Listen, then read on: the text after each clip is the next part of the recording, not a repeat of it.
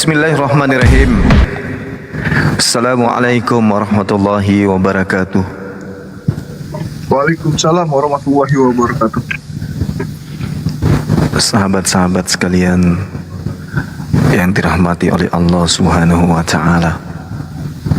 Alhamdulillah, puji syukur kita panjatkan kepada Allah Subhanahu wa taala berkat rahmat hidayah Islam dan iman kepada kita semua, sehingga kita mampu menapaki kehidupan ini dengan tetap teguh, kuat, ya.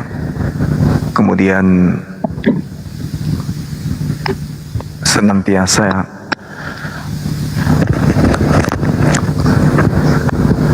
Bajuman Ois. Iya, ini AC-nya. Bisa nggak AC-nya di ini? Nggak usah menuju ini. Bukan, ini AC ke atas saja. Oke. AC-nya menuju Roma.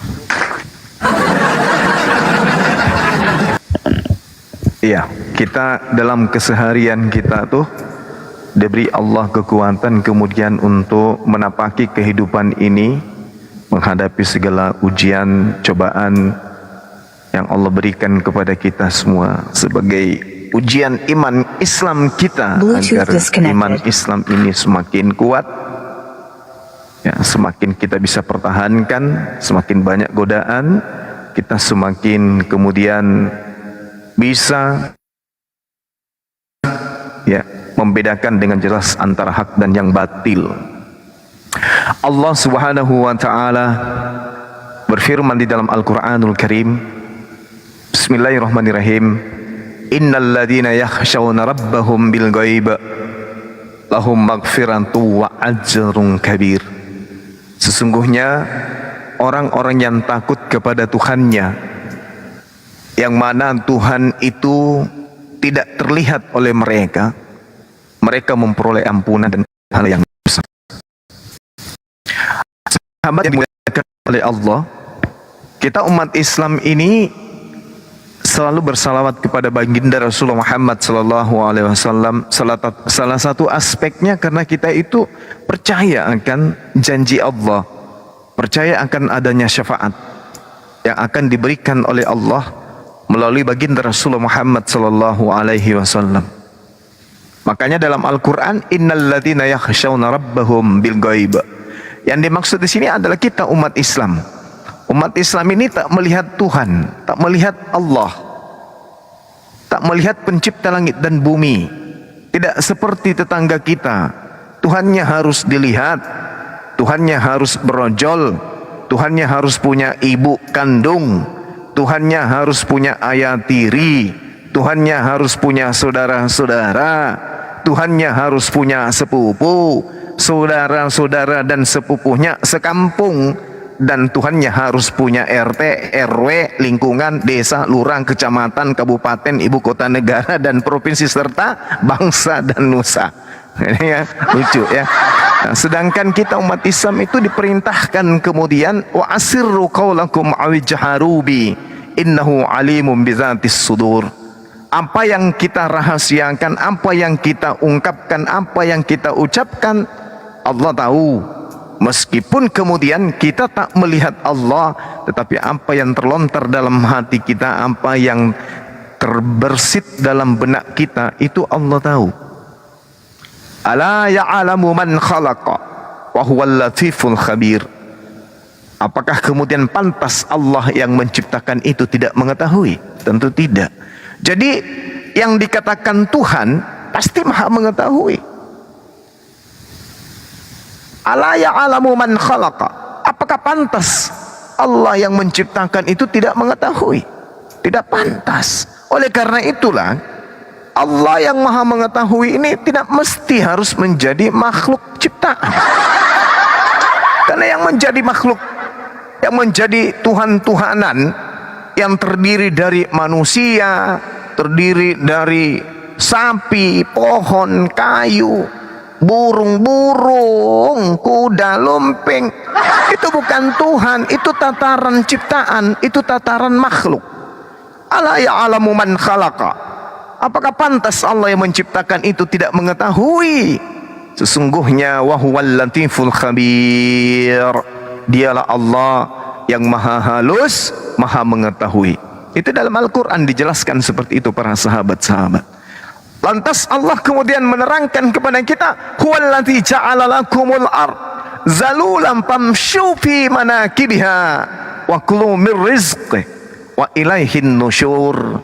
Dialah Allah yang menjadikan bumi untuk manusia agar mudah dijelajahi, maka jelajahilah di segala penjuru bumi ini, kata Allah, dan makanlah sebagian dari rezeki Allah, dan hanya kepadanya lah kamu kembali setelah dibangkitkan dari kematian. Yang mengherankan kemudian para sahabat, yang mengherankan, ada sosok Tuhan, maksud saya ada sosok sembahan yang sudah nyata-nyata manusia, makhluk ciptaan, bayi, kanak-kanak, remaja, bahkan katanya dia pernah sekolah, bahkan lagi viral sembahan mereka sekolah dan punya rapor. Tapi mereka itu tidak pernah mau paham, mereka tidak mau ngerti, padahal Al-Quran mengajarkan kepada kita umat yang berakal, huwallazi ja'ala lakumul arda zalulan famshu fi manakibiha wa kulu mir rizqih. Dialah Allah yang menjadikan bumi untuk kamu yang mudah dijelajahi, maka jelajahilah di segala penjurunya dan makanlah sebagian dari rezekinya, dan hanya kepadanya lah kamu kembali setelah dibangkitkan. Wa ilaihin nusyur. Ada manusia mengaku pintar, mengaku cerdas, mengaku anak-anak dewa, tapi yang mereka sembah itu adalah makhluk yang dibangkitkan dari kematian. Ini yang lucu ya teman-teman. Mereka menyembah sosok yang bangkit dari kubur. Biasanya waktu kita kecil, kalau ada orang yang bercerita tentang makhluk yang keluar dari kubur, itu apa namanya? Ada makhluk nih, makhluk. Ada istilahnya kalau teman-teman kita di Jawa sana tuh, Jumat Kliwon. Ngeri, takut. Kenapa takut? Karena kalau di daerah saya, teman-teman, daerah saya tuh di Makassar ini, Sulawesi Selatan. Tempat lahir saya itu sebuah kota kecil di Kairo Tengah, namanya kota Monte Carlo. Saya lahir di sana ya, di Monte Carlo itu saya lahir. Itu kota terkecil di Kairo. Nama kecamatannya Kecamatan Bone-Bone, kabupatennya Kabupaten Luwu. Ya, di seputar perkampungan saya, kok perkampungan pula, salah ngomong.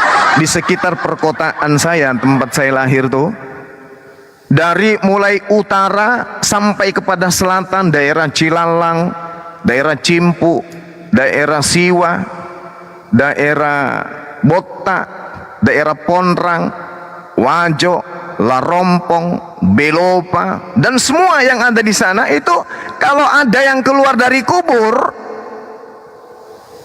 orang bilangnya popo, ada juga yang bilang parakang, ada juga yang bilang kuntilanak, ada juga yang bilang zombie, ada juga yang bilang pakoni, ada juga yang bilang pocong, ada juga yang bilang padale, ada juga yang bilang bom-bom, ada yang bilang demit, ada yang bilang pararang, ada juga yang bilang jurik. Tetangga kita bilangnya nyuhang. Tapi nggak apa-apa lah, kita tepuk tangan lah bagi mereka yang makhluk bangkit dari kubur dibilangnya nyuhang. Mungkin isi perut dengan isi kepala dekatan kali, beda cetakan sama kita. Itulah luar biasanya Islam ya. Di Islam itu Allah mengatakan apa? Huwallazi ja'ala lakumul arda zalulan famshu fi manakibiha wa kulu mir rizqih wa ilaihin nusyur. Dan hanya kepada Allah kamu kembali setelah dibangkitkan dari kematian. Jadi siapapun yang bangkit dari kematian, mau dia orangnya kurus, gemuk, tinggi, pendek, bayi, tua, remaja, dewasa, yang namanya bangkit dari kematian itu mah makhluk coy, bukan nyuhang. Bukan nyuhang. Kalau yang bangkit dari kematian Anda nyuhangkan, berarti ada yang nggak beres dengan otak ente. Nah, itulah ya teman-teman, keistimewaan Islam itu di situ. Karena kenapa? Pola Islam itu diwahyukan oleh Allah ada dua perangkat, yaitu wahyu dan akal. Ini harus seia sekata, harus sejalan, gak boleh tidak. Jadi kalau ada yang bangkit dari kematian, kalau bukan tuyul, popok, parakang, pakoni, sundel bolong, kuntilanak, ya satu lagi tambahan. Apa lagi satu tambahannya teman-teman? Uka-uka. Masih ada tuh uka-uka. Tapi di seberang merek barat disebutnya nyuhang. Ini yang lucu nih. Ini yang lucu. Jadi sekali lagi saya katakan, di tempat saya lahir, di kota kecil di Kairo, itu namanya Monte Carlo, ya, diajarkan secara turun-temurun waktu kita kecil, hati-hati ada orang baru-baru dikubur, jangan sering keluar habis maghrib, harus di rumah ngaji, sholat, habis itu sholat tahajud, karena ditakutkan yang mati ini bangkit dari kubur. Namanya orang tua kita suka nakut-nakutin kan, jadinya kita itu selalu mawas diri dari sejak kecil tuh, supaya kita itu jangan menyuhangkan kemudian orang yang keluar dari liang kubur. Tapi di sebelah sana bukan di sini, sono, jauh, sono, jauh kali, jauh, nggak ada di peta. Orang yang mati lalu bangkit dari kubur dinyuhangkan. Tapi di sono nggak ada di sini, nggak ada di peta kita, nggak ada. Saya kira begitu sahabat-sahabat sekalian. Sebagai pengantar, kebetulan ada adik kita di sini di tengah-tengah kita. Tumben dia naik pagi-pagi gini. Kayaknya dia mau promosi rendang kali ya. Kita sambut. Iya. Assalamualaikum warahmatullahi wabarakatuh. Waalaikumsalam warahmatullahi wabarakatuh. Jadi kalau di kampung saya ya, ada juga daerahnya di namanya Golgota, ada. Tapi kisahnya beda sih. Jadi kalau di kampung saya itu kalau ada makhluk halus, dan ini sudah ada di literasi ya Bang, boleh dicek di KBBI ya. Karena saya ini kan di Golgota itu kebetulan dosen pengampu untuk manusia-manusia terkutuk memang. Jadi di KBBI di kampung saya di Golgota itu tertulisnya begini Bang. Istilah untuk makhluk astral, makhluk yang tadinya tak terlihat, kemudian menjelma jadi manusia, makhluk yang tak terlihat. Pokoknya tidak terlihat. Tadinya dia tak terlihat, belum terlihat tadi astral. Astral. Makhluk astral itu mobil, beca, motor. Bang, astral. Makhluk gaib gitu Bang. Lalu dia jadi manusia. Bukan, lalu dia jadi manusia ya kan Bang. Tadinya dia kan nggak terlihat, terus jadi manusia ya kan Bang. Terus hidup di tengah-tengah manusia gitu Bang. Jadi tukang kayu makan sate, sate goreng. Makan ikan goreng bisa jadi kan. Ikan goreng, kirain sate goreng. Istilahnya itu Bang, kalau di kampung saya di Golgota itu siluman Bang. Wallahi Bang, siluman. Siluman, giginya nongol dong. Siluman itu Bang. Siluman. Itu beda siluman dengan siluman beda ya? Beda Bang, kalau siluman itu Pak si seger-seger Bang. Kalau siluman ini iya. Jadi tadinya dia kan nggak kelihatan, terus tiba-tiba jadi manusia. Abang lihat, kalau nggak percaya Bang, ada itu di KBBI itu begitu tulisannya. Jadi ada yang menyembah kepada siluman ini Bang. Jadi ada kawanku namanya kalau nggak salah Agatha namanya ya. Kalau Agatha ini yang mau niru-niru cara umat Islam sholat gitu, yang baru baca buku. Pakai mukena. baru baca buku dibilangnya ini sudah tradisi ortodoks, padahal dia baca Iya. buku, artinya baru belajar tadi pagi, mau nipu-nipu ala ini, ala Nah, apa? iya. Ala bulus. Iya, Kasihan dia kali ngikutin, lah. dia niru kita karena nggak punya identitas. Sulit bang, agamanya kan ya begitulah nggak kalau jelas kan. pengikut nggak jelas, ya kan? Emaknya siapa, bapaknya siapa, kok tiba-tiba jadi rasul? Ada bapaknya Paulus. Ajarannya pun Abang kayak ini nggak gitu, paham. ajarannya pun nggak tahu asalnya dari mana, kok tiba-tiba pakai mukena, baca buku, habis itu gerakan sholat, cie. Yang kepengen mirip kita ya bang ya. Ini akibat nih, ini yang makhluk yang keluar dari kubur nih. Apa sih? Keluar dari dubur Siluman. apa ada kubur? Tunggu. Makhluk keluar dari dubur atau kubur? Salah, lupa saya. Saya lupa bukunya. Coba saya baca lagi ya. Oh, makhluknya keluar dari lubang kubur. Bukan lubang kubur, salah. Alamak. Udah harus Tapi pakai nggak salah sih kacamata, abang Bang sih. Suma ini. Salah baca. Abang nggak salah. Nggak salah. Maksudnya bukan dari lubang dubur, tapi depannya gitu. Dari situ keluarnya memang. Oh, tetanggaan dengan dubur. Oh iyalah. Ada ceritanya loh itu, Uni. Mau dengar nggak ceritanya? Silakan bang. Jadi ada ceritanya sebuah pesta, ya kan? Ada pesta. Tiba-tiba begitu orang lagi seru-serunya di pesta itu pada nongkrong semua anak muda-mudi, ya kan? Tapi ada juga orang tua di situ. Tiba-tiba ada yang terlentuk.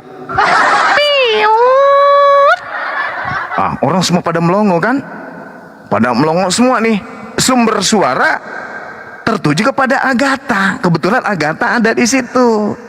Jadi orang semua tertuju pada Agatha, lihatnya, Agatha kentut kata dia kan. Jadi anak-anak muda itu pura-pura tanya, "Loh, siapa sih yang kentut?"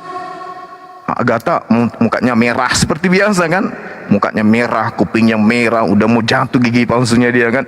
Ada anak muda di sampingnya, Pak Bombom, masih muda waktu itu. Pas ditanya, karena Pak Bombom ini pingin nolong si Agatel kan, ditanya lah, "Siapa yang kentut? Lu ya?" Tiba-tiba Pak Bombom bilang gini, bukan. Maaf kawan-kawan, saya yang kentut, Bom. Jadi orang semua pada tertawa. Memalukan lu, Bom, memalukan. Jadi si Agatel ini merasa tertolong. Si Agatel merasa tertolong. Ya, puji syukur batu sakar. Haluludah. Terima kasih Bom, kata dia. Pas orang pada bubar acaranya kan, si Agatel ini dekatin si Bom. Agatel dekatin si Bom. Bom, kamu baik kali Bom. Ya, kenapa? Aduh, haleluya. Tadi kalau si Bom tidak tolong saya, taruh mana muka saya? Aduh, untung ada saudara Bom. Haleluya, menolong saya. Terus bilang gini, si Agatel bilang gini, aduh, Bom, saya harus bayar apa kamu? Karena kamu sudah membuat aib saya ketutup tadi di pesta. Terus bilang Bom begini, malu-malu kan Bom sambil gigit bibir. Bom bilang gini, coba teman-teman gayanya si Bom, bayangin aja wajahnya gigit bibir sambil lipat jari dua-duanya, disimpannya di depan kemaluannya, digosok-gosoknya kan tangannya, malu-malu dia kan. Dan gayanya bilangnya gini, ganteng ada-ada aja, nggak usah repot-repot ganteng. Ya terus aku harus bayar ini semua Bom. Tadi tuh malu kali loh. Nggak usah Gatel, cukup tetangganya yang bunyi tadi kasih ke aku katanya.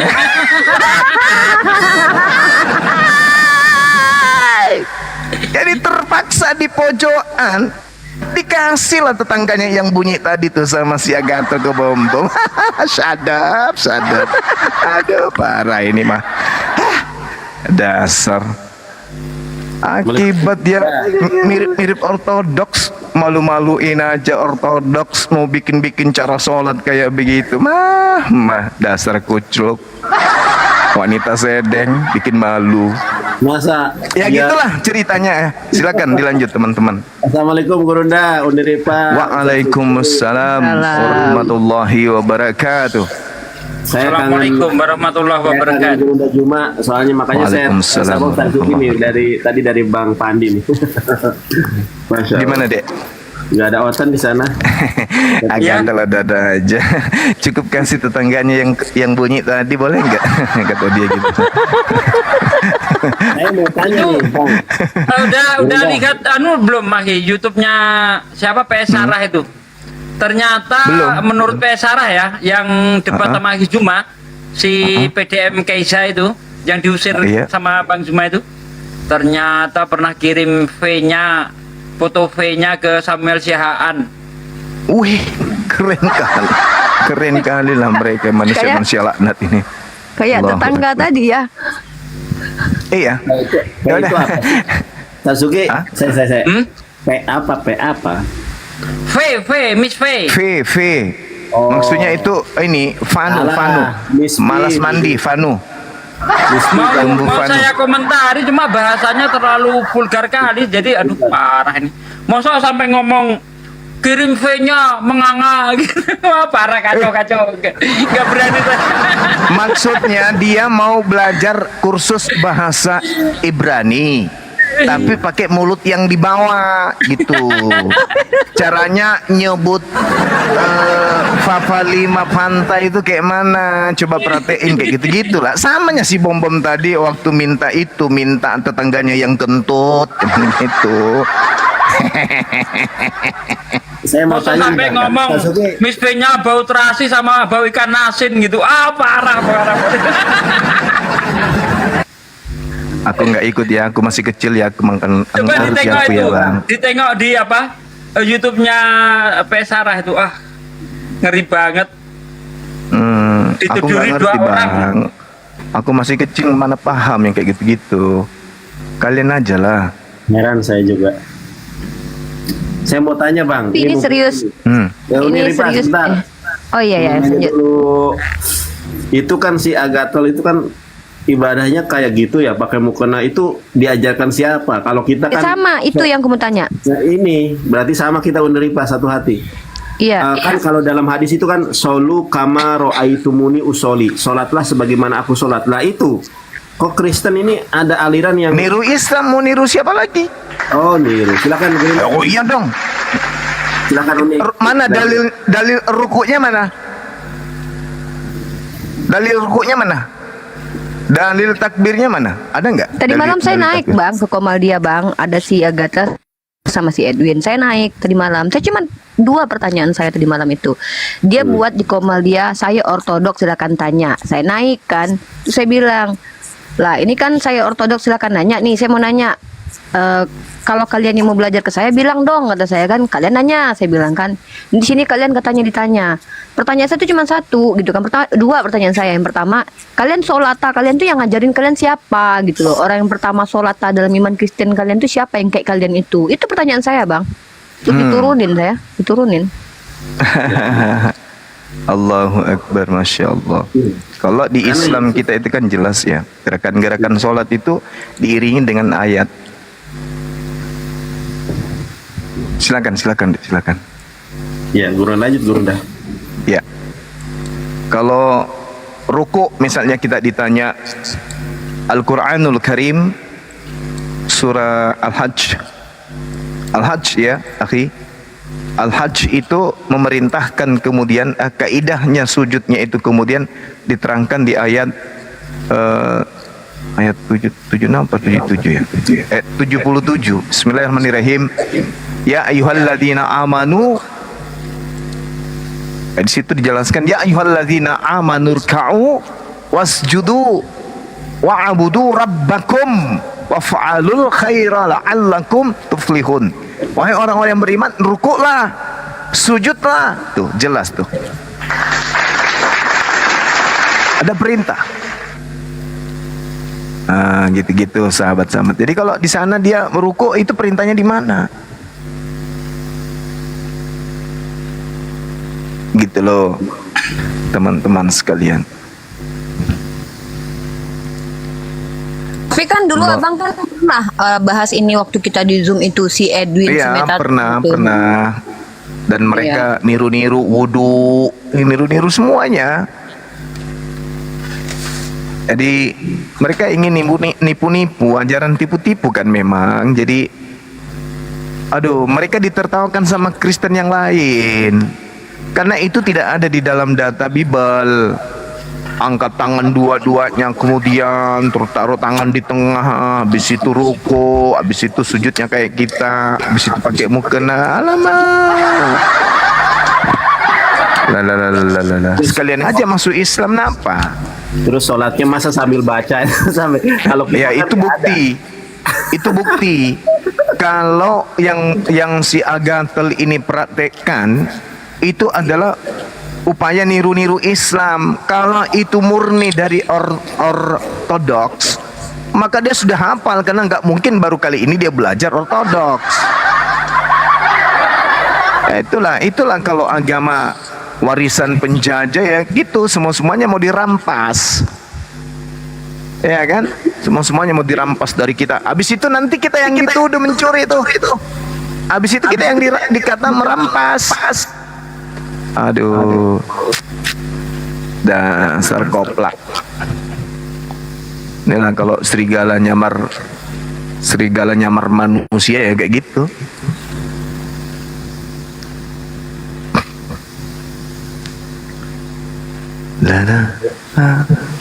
Silakan dilanjut. Kalau misalnya ada teman di bawah dinaikkan aja.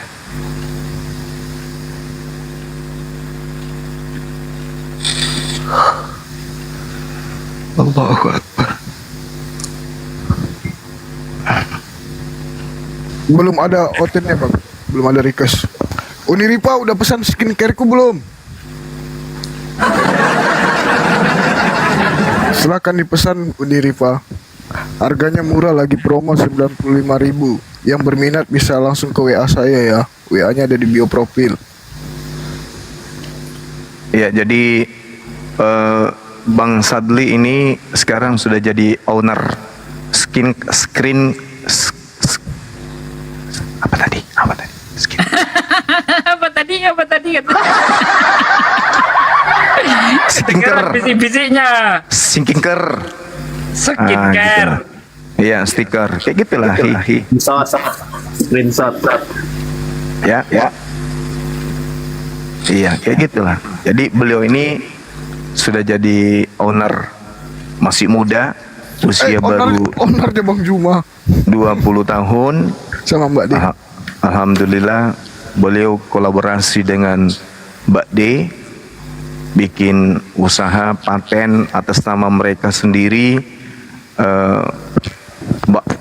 Balai POM-nya sudah keluar semuanya, pokoknya alhamdulillah ya, saya bangga sama anak kecil ini ya. Meskipun dia malas mandi, ternyata dia bosan kemudian tiap hari minta duit untuk sekedar beli peniti ya kan. Hanya dia berusaha untuk bagaimana caranya bisa hidup di atas kaki, bukan minta uang sama jemaat. Salut saya sama beliau, masih muda. Iya, soalnya THR sampai sekarang belum cair-cair guys. Jangan lagi dibahas itu.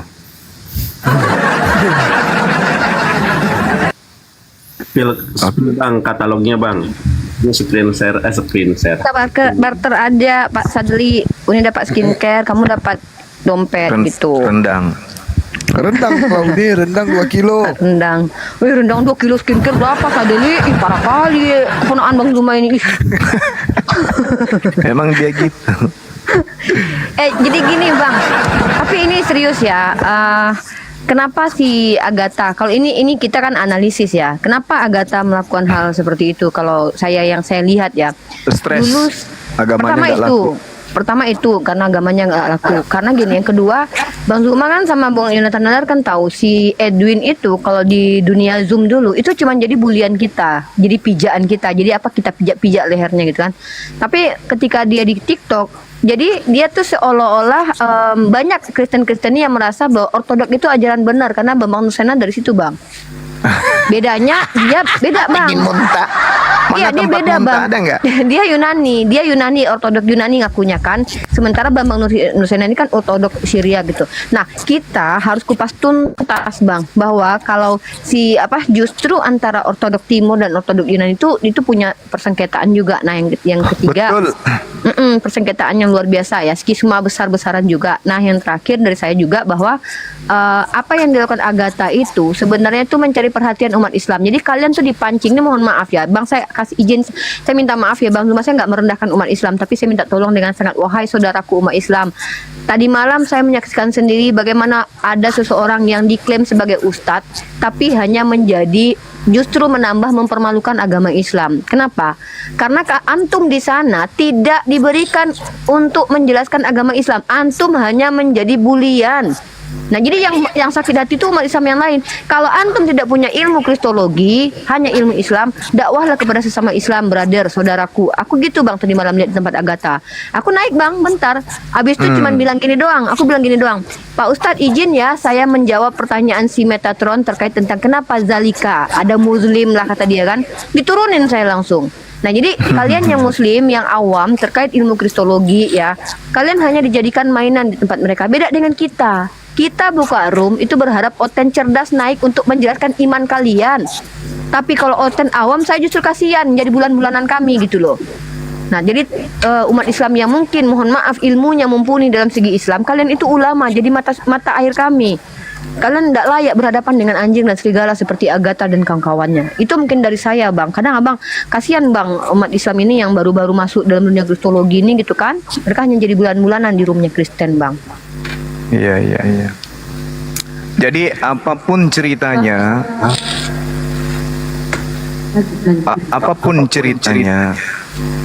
kalau berbicara sesuatu yang ada hubungannya dengan Kristen, mau ortodoks, mau apapun itu, maka yakinilah bahwa itu tidak berasal dari Nabi Isa, ya, alias Nabi dan Rasul yang datang di tengah-tengah Bani Israel. Karena kenapa? Kalau kita berbicara mengenai suksesi apostolik dalam internal mereka, itu bagaimana 5 patriarkat yang dibentuk untuk mengatur atau mengorganisir dunia kekristenan, dan ada 4 komponen dari patriarkat ini yang kelak akan menjadi gereja ortodoks. Jadi kalau kita melihat puncak daripada keemasan ortodoks ini kan itu di abad ketiga sampai abad ke-8, yang mana hal ini kita bisa lihat di sejarah digerakkannya kemudian diselenggarakannya kemudian konsili ekumenes. Nah, pertanyaannya kemudian, orang-orang ini apakah mendapatkan titah legalitas dari internal Yudaism untuk mengajarkan kaidah-kaidah keagamaan yang mereka kemudian anut dan mengatasnamakan diri mereka sebagai ortodoks Kristen. Nah, ini kita orang Indonesia jangan mau tertipu. Kebetulan ada Akhi Billy di sini, tadi sempat kami japrian terkait ini. Ini sudah jatuh sampai kepada penistaan. Karena banyak unsur Islam yang dilibatkan di dalam mempraktekkan kemudian apa yang sebenarnya tidak berasal dari indungnya. Mereka hanya buat-buat sendiri, dan apa yang mereka lakukan, apa yang si Agatha lakukan ini, itu tidak berdasar terhadap kitab mereka, nggak ada. Murni karena hanya ingin popularitas, ingin menyamakan cara ibadah mereka dengan antara Islam dan Yudaism. Dengan kata lain, saudara-saudara Muslim dengarkan ini. Dengan kata lain, Kristen Indonesia sudah sampai kepada keputusasaan mencari jati diri. Mereka meneguhkan cara ibadahnya yang ada sekarang tidak pernah dicontoh oleh para nabi. Mereka ingin keluar dari sana, larinya ke Yahudi atau larinya ke Islam. Jadi harusnya mereka ini sudah nyerah, angkat tangan. Udahlah, kami udah capek kayak gini-gini. Tapi pemuka-pemuka mereka mana mau, namanya uang fulus. Gak bisa ditinggal. Karena duniawi itu pengaruhnya sangat besar. Orang yang disumpah hari ini pakai kitab suci kemudian tidak akan korupsi, tidak akan ini nepotisme, tidak akan ini dan itu. Tapi ketika sudah berhadapan dengan duit, udahlah. Segala-galanya bisa halal. Sumpah dilanggar, ikrar dilanggar, nama Tuhan yang dibawa-bawa dan dilanggar semuanya. Nah, inilah yang terjadi. Sehingga keputusasaan itu terlihat sangat jelas kemudian di tengah-tengah kita. Sejak kapan ada Kristen di Indonesia ini pakai mukena, pakai cara ibadahnya umat Islam? Sejak kapan? Nanti setelah dunia dialog lintas agama Islam Kristen baru muncul yang kayak gini-gini. Dulu-dulu tak ada yang kayak gitu-gitu. Mustahil mereka melakukan gerakan seperti umat Islam. Mustahil. Kenapa? Karena mereka dari sejak dulu, jauh sebelum Indonesia merdeka, selalu menista gerakan ibadahnya umat Islam.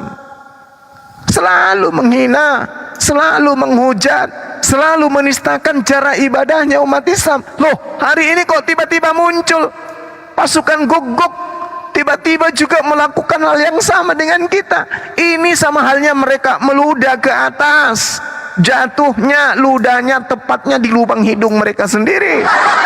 Dengan sering mereka melakukan kemudian praktek-praktek ibadah seperti pakai mukena, pakai jilbab, kemudian tampil depan umum, tampil sebagai pembela agama mereka, apalagi mempraktekkan cara sholat, lalu kemudian dia publikasikan. Itu sama dengan kemunduran bagi agama Kristen 1340 derajat.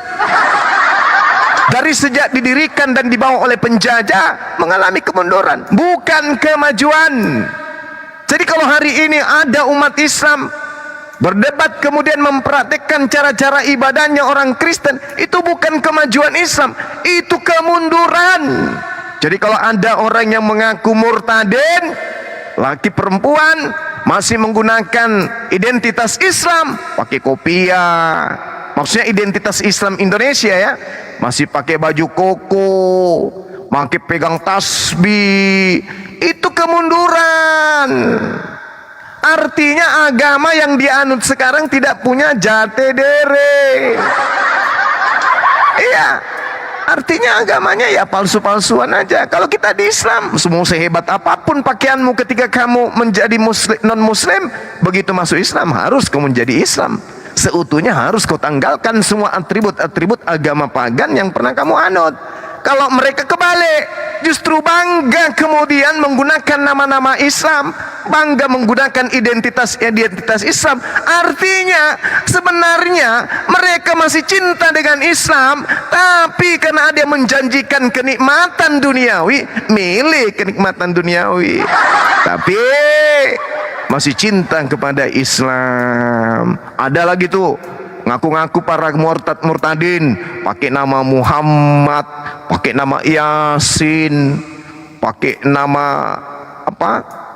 Banyak pokoknya nama-nama Islam dibawanya, nama-nama Iqbal. Bahkan ada yang sengaja membawa nama daerah. Oh, karena Aceh identik dengan Islam, maka dibawanya nama-nama Aceh. Ada lagi tuh, karena Palopo itu adalah kerajaan tertua di Sulawesi Selatan, Tedung Riluwu, wah dipakailah namanya Iksan Palopo. Ya untung aja Saifuddin Ibrahim tidak dibilangnya Saifuddin Bima. Untung aja. Untung aja, tapi malu dia itu. Nyesal, bukan malu, nyesal. Kenapa nggak dari dulu ya, sejak aku murtad ku bawa nama Saifuddin Bima ya, seperti dengan apa si pendek Aceh itu. Aduh, nyesal saya kenapa nggak terkenal dengan nama Bima gitu kan. Bima identik dengan orang yang religius kan, orang-orang yang taat ibadah di sana. Ahli ibadah tuh orang Bima tuh, orang NTB. Nyesal dia. Nah, bedanya kita di Islam, begitu mereka mu'alaf, jijik untuk menggunakan identitas agama yang lalu, karena sesadar-sadarnya agama yang lalu itu sesat bagi dia. Tapi yang murtad ini lucu. Semakin dia murtad, dulu sebelum murtad waktu dia Islam nggak pernah pakai kopiah, nggak pernah pakai baju koko. Begitu mu'alaf cie di mana-mana ke gereja bersaksi pakai Islaman, pakai baju koko coy, pakai kopiah, pegang tasbih. Masya Allah, bukti bahwa mereka ini adalah serigala nyamar manusia. Segera begitu sahabat-sahabat sekalian, silakan dilanjut. Ada lagi murtadin. Waalaikumsalam. Ada lagi murtadin tapi orangnya udah modar, yaitu Junadi Salat. Jadi dia itu kenapa pakai nama Junadi Salat, karena waktu Islamnya itu rajin sholat. Nah setelah ternyata ya, ini ada yang kontradiksi ini Aki. Dia katanya ketika Islam rajin sholat, tapi dia murtad itu gara-gara suka main perempuan dan kasus narkoba. Lah katanya rajin sholat, gimana sih?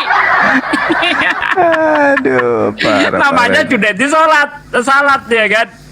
Itu membuktikan waktu Islam rajin sholat, tapi murtadnya gara-gara wanita dan narkoba. Nyambung nggak kalau orang rajin sholat kok suka main wanita dan narkoba? Kan nggak nyambung. Nggak nyambung. Ada aja. Aduh. Allahu Akbar, Masya Allah. Ada juga yang gini, nama saya itu Anissa. Kenapa? Karena di dalam surah Anissa ada ayat yang berbunyi insana ila tipasti kala ila tiba ti aza corporation. Ini ayat Quran mana yang dikutip itu? Anissa 51 katanya bunyinya insana ila tipasti kala. Ini aduh ya Allah. Ada lagi tuh dalam hadits katanya si Muhammad Yasin tuh. Apa lupa aku ya? Di dalam hadis ada namanya surah Al-Hadid. Gila. Maryam. Bukan hadis Maryam. Ini katanya gini loh. Di dalam Al-Qur'an itu ada ayat yang berbunyi gini. Wala tamta ala Yahuda wala nasoro ala Yahudi. Yang artinya Bukan tuh Pak De. iya. Yang artinya orang mukmin tidak akan pernah senang melihat orang-orang Kristen itu merdeka, kata dia. Tarsugi, yang baru bukan itu. Yang baru Apa itu tuh? ada dalam hadis inna dina indolul Islam. Betul. Betul. Ya itu katanya. Yang merasa dirinya kiai, orang tuanya kiai punya pesantren tuh, si Muhammad Yasin yang pernah kita permalukan di Zoom. Iya, Dia betul. masuk di Zoom kita. Kemudian kita pura-pura jadi, waktu itu dia tidak tahu kalau kita ini Oten Muslim. Nama saya ganti, kita ganti nama Oten. Masuk dia bersaksi di dalam. Dulu waktu saya masih Islam, kata dia kan gitu. Bakar gereja lah segala macam. Akhirnya kita buka bahwa kita ini Muslim semua. Malu dia. Kabur. Aku masih simpan, Bang. Aku masih Masih ada simpan dokumennya videonya itu, Bang. Masih Masih simpan dokumen Ada di YouTube kita kan ada itu. kebohongan-kebohongan dia. Iya, dia bohong waktu itu. Masya Allah. Katanya waktu di Islam dia pernah bakar gereja. Jadi gue bilang, mampus sudah kau. Berarti pelaku pembakaran gereja itu kamu. Ternyata dia Oten dari lahir. Ngaku-ngaku murtadin si Muhammad Yasin itu. Aduh. Siapa nama lengkapnya? Muhammad Yasin Yosua ya? Yosua. Muhammad Yasin. Yosua Muhammad Yasin. Ada si penipu.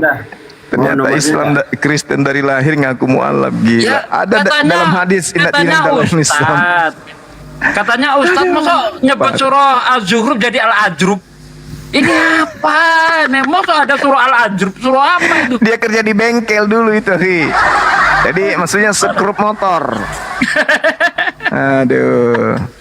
Parah ini Suruh murtadi. dibaca Al-Ajrub. Ada lagi ku nonton tadi kan fotonya Dinda Nathan sama si Sofiantul ngaku-ngaku mu'alaf garis keras.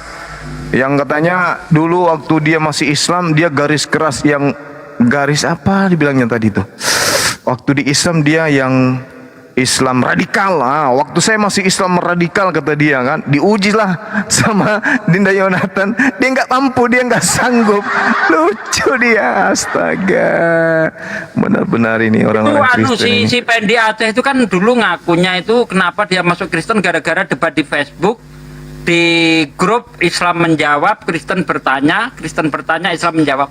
Perasaan nggak ada orang itu ya, Aki ya. Kita kan di situ kita. Nggak ada.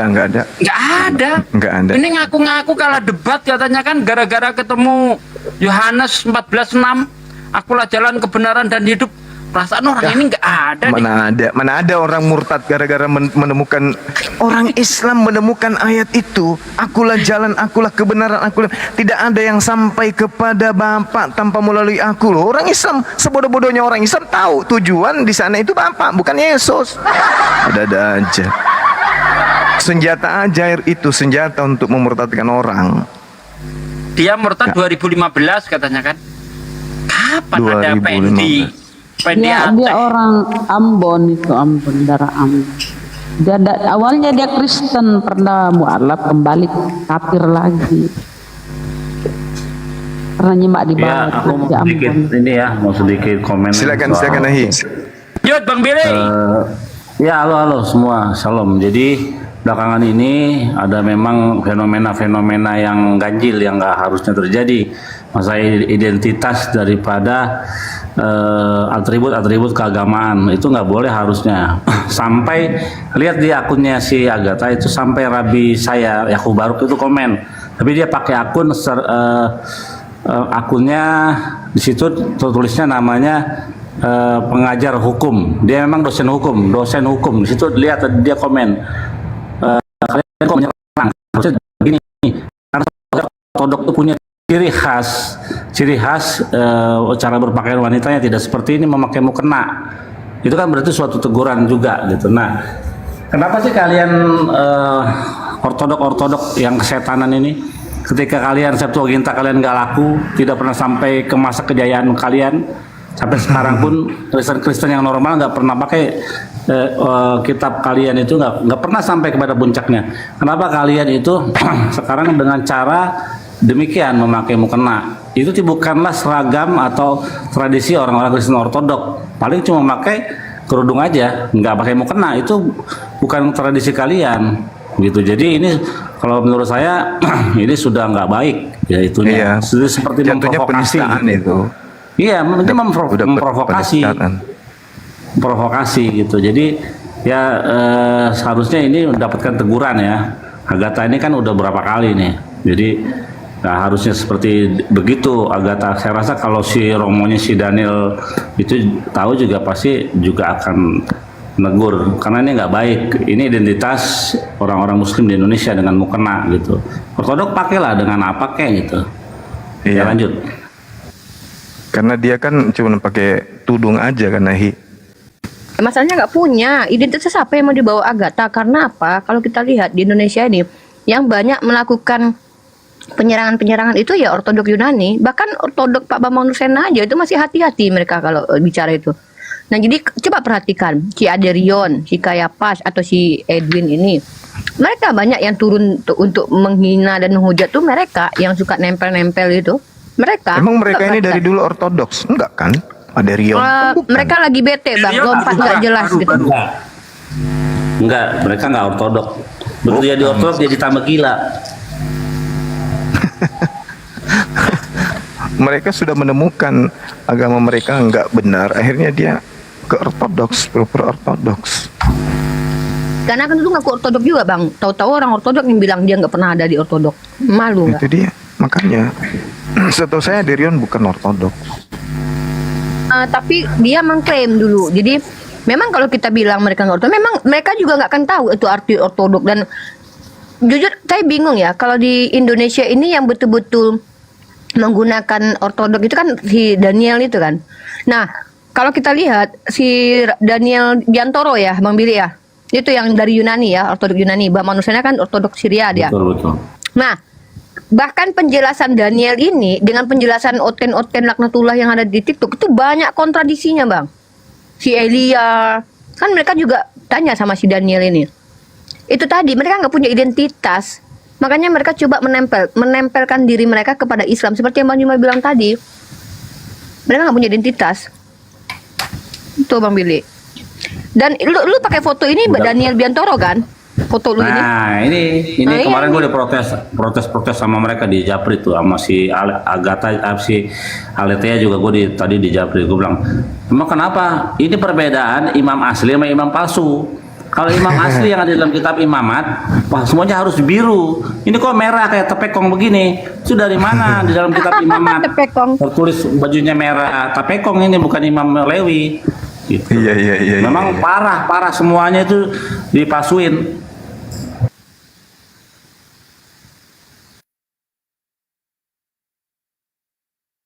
Itu baru-baru juga. Dulu nggak kayak gitu. Izin ini kita sapa dulu ya, ada tamu kita nih. Pertama ada Bang Leo. Selamat malam, assalamualaikum kalau muslim. Bang Leo, silakan dibuka mic-nya Bang. Oh kabur. Sanjireng, selamat malam, assalamualaikum kalau muslim. Waalaikumsalam warahmatullahi wabarakatuh. Ya Bang, silakan Bang, apa yang ingin disampaikan? Oke, assalamualaikum Bang Zuma. Waalaikumsalam warahmatullahi wabarakatuh. Oke. Bang Sanjireng. Oke. Ini Sanjireng ini saya ambil dari kepanjangan santri ngaji bareng Bang Zuma. Wes, mantap sekali, insyaallah. Yang dari Jawa Timur kemarin, Lumajang, sempat masuk. Iya. Yang Iya, ingin Bang. saya tanyakan Bang Zuma, apakah mungkin mau bikin apologet di Jawa Timur, itu bagaimana caranya? Apakah nggak ada harus dari pihak dari Bang Zuma sana yang menunjuk, apa kita harus punya ide sendiri di sini apa bagaimana? Gitu. Ya, kita sudah seringkali menyampaikan kepada teman-teman, kalau di tempat abang itu ada yang bersedia jadi pengurus, jadi ketua, jadi pembina, mereka sudah kompak dan bisa amanah, ya silakan tinggal dilaporkan ke API pengurus pusat untuk kemudian memberikan SK. Iya, tapi orang yang benar-benar punya ini visioner, artinya dia punya misi untuk mengembangkan dakwah lintas agama. Betul. Itu untuk melakukan gerakan untuk meminimalisir terjadinya pemurtadan di wilayah kerja. Artinya siap kerja offline. Gitu Bang. Betul. Apakah sudah ada di Jawa Timur Bang Zuma apologet? Gimana Ahi? Apakah sudah ada di Jawa Timur? Jawa Timur, Ahi Sugi sudah ada nggak di Jawa Timur ya? Yang resmi Jawa Timur ada nggak ya? Jawa Ada. Timur setahu saya. API Jatim kalau nggak salah. Sudah ada. Jatim sudah ada Ustaz, Burunda sudah ada. Jatim ya? Sudah Jawa Timur ya. Jatim. Sudah diresmikan ya berarti ya? Sudah. Jatim, Jabar sudah ada. Oh Jatim, di mana ya Bang posisinya kira-kira? Jawa Timur. Maksudnya Jawa Timurnya di Nanti Bang Sanjireng langsung aja ketik di pencarian di TikTok API Jatim. API, betul. Oh, Ya, nanti Tinggal dicek aja DM di ke sana Bang, API-nya. Selamat malam Bang. untuk aktif sebagai Ya malam. pengurus atau anggota. Ini pasar malam nggak tahu apa ini Bang? Bukan, ini bukan pasar malam. Ini adalah ini kelompok pikiran, Bang. untuk mensucikan nama Yesus dari penyembah-penyembahnya. Iya, Ya betul Bang, betul sekali Bang. Terima kasih banyak Bang. iya. Ya, Jadi Abang bukan ini pasar minta malam. maaf Bang ya, minta maaf sebesar-besarnya ya. Iya, Nah, perkenalkan nama saya Ronald. iya. Saya berasal dari NTT. Siap. Nah, yang saya mau tanya, di grup ini membahas tentang Ya. apa? Di sini membahas tentang mewaspadai gerakan ajakan penyembahan terhadap manusia terkutuk di atas pohon. Manusia Bang. terkutuk di atas pohon. Iya. Jadi kami sedang rapat di sini untuk mewaspadai adanya gerakan-gerakan yang diwariskan penjajah. Nah, Ada gini, pelanjutnya, gini. Stop ada dulu, pelanjutnya untuk ngajak anak pribumi menyembah manusia terkutuk yang mati di atas pohon. Gini bang, jangan ambil kesimpulannya bang. Anda kan Anda nanya ini ngapain Ya aku jawab apa adanya. Ya betul ha. Ambillah yang sederhana aja lah bang. Maksudnya Iya. tujuannya ini apa? Saya ndak paham itu yang manusia terkutuk di dalam pohon itu. Maksudnya jelaskan lebih yang detail lah. Maksudnya tujuannya Kan apa? waktu penjajah Belanda datang, dia mewariskan agama di mana agamanya itu mengajak pribumi untuk menyembah kepada manusia terkutuk yang mati yang digantung di atas pohon. Iya ya betul. Iya bang, gitu. Jadi bagaimana kalau dengan saya bang? Saya nggak tahu penderitaan abang itu apa, sakitnya Nah, apa, keluhannya seperti apa. Betul ya. Saya kasih jelas sama bang. Abang Bisa tinggal kita curhat aja apanya yang sakit, nanti kami akan kasih resep bagaimana supaya bisa sembuh. Gitu Oke, bang. terima kasih. Terima kasih banyak. Baik saudaraku, ya. Gini bang. Kayaknya Ya, ini abangnya ini saya. ikuti Tuhan yang nggak Saya pakai ini, baju. saya ini bang. Gini. Saya ini agama Muslim ada, Kristen ada. Bagaimana itu bang tanggapannya? Oh, sama. Di sini juga ada. Ada di sini Muslim, ada Kristen, ada. Sama. Bukan masalah beda agama. Saya dua agama saya bang. Hah? Dua agama saya. Berarti Anda tidak punya jati diri dong kalau begitu. Kenapa Anda punya jati diri bang? Dari mana asal usulnya? Saya Ya, organisasi. sekali mengikuti agama yang diwariskan penjajah, yang ngikuti dong agama Saya warisan tidak mau, penjajah. Hah? Saya tidak mau begitu bang, karena organisasi saya, guru besar saya orang Muslim. Guru Berarti besar Anda saya. sama seperti Paulus dalam 1 Korintus 9 nomor 20. Kepada orang Yahudi saya ngaku Yahudi, kepada orang yang taat hukum Taurat saya ngaku taat hukum Taurat meskipun saya tidak taat hukum Taurat. Berarti termanya serigala nyamar manusia bang. Bahaya itu. Jadi ajarannya yang paling betul sekali bang. Nah, saya Itu betul tahu. Bagus lah kalau gitu. betul sekali. Ah. Tapi tanggapan keperimanusiaan itu yang lebih detail dan lebih mantap itu bagaimana bang? Untuk pemikiran manusiawi lah, untuk pemikiran kita, jalan yang terbaik untuk manusia itulah adalah apa? Untuk saya lah. Dari abang lah untuk Berat ini Bang Rima, obatnya banyak Bang. Lanjut Bang. Kalau saya sederhana aja, jadilah warga negara Indonesia yang baik. Apa itu? Nah, betul, Berasaskan Oke, kepada yang pertama. ketuhanan yang Maha Esa. Nah, Itu aja, jangan bertuhan kepada 3 sembahan, tidak bagus karena tidak sesuai dengan Indonesia. Indonesia itu asasnya adalah 1 Tuhan, bukan 3 Tuhan, coy. Jadi kalau Anda bertanya kepada saya, kita harus seperti apa ya? Ikuti daripada amanat negara. Kita warga negara Indonesia wajib hukumnya memiliki 1 Tuhan, jangan 3. siap bang. Ya, Nah itu kan menurut kepribadian ini kan Bang Juma kata ini bang. saya Bang Zuma, iya, saya teman Minta maaf, sekolahnya Bang. dulu Minta maaf Paulus sekali. waktu kami sekolah di Antioquia sama-sama. Cuman Paham, saya Bang. sering Saya tahu, bolos. saya tahu, Bang. Iya. Saya tahu. Maksudnya minta maaf sebesar-besarnya bang ya. Ya, Saya sama-sama, dari mayoritas Katolik, nah, Ya. gitu. Mayoritas Katolik bang. Tapi saya ini ikut ajaran Margaluyu 151. Nah, Wih, bahaya itu. Bahaya Enggak, itu. bukan. Abang ini bisa terbang-terbang nanti. enggak bang, enggak. Sumpah bang. Minta maaf. Bukan apa ya, keislaman Margoloyo nggak ada hubungannya dengan Islam, Bang. Jangan campur-campur. Gini bang, bukan masalah Islamnya. Guru besar kami itu namanya Haji Eyang Effendi namanya. Agamanya apa, Bang? Minta maaf ya. Islam bang, minta maaf sekali Kenapa ya. nggak ikut aja sama gurunya Islam? Karena begini ajarannya bang, menurut kalau kita sebelum masuk lapangan itu Baca basmalah istilahnya- dulu. Iya betul sekali, maksudnya menurut ajaran agama dan kepercayaan masing-masing begitu bang. Bayar berapa per bulan? Kalau untuk bayarnya enggak ada bang. Nah, untuk bayarnya Nggak mungkin lah orang masuk Margaluyu itu bayar lah. Minimal beli Maksudnya- baju.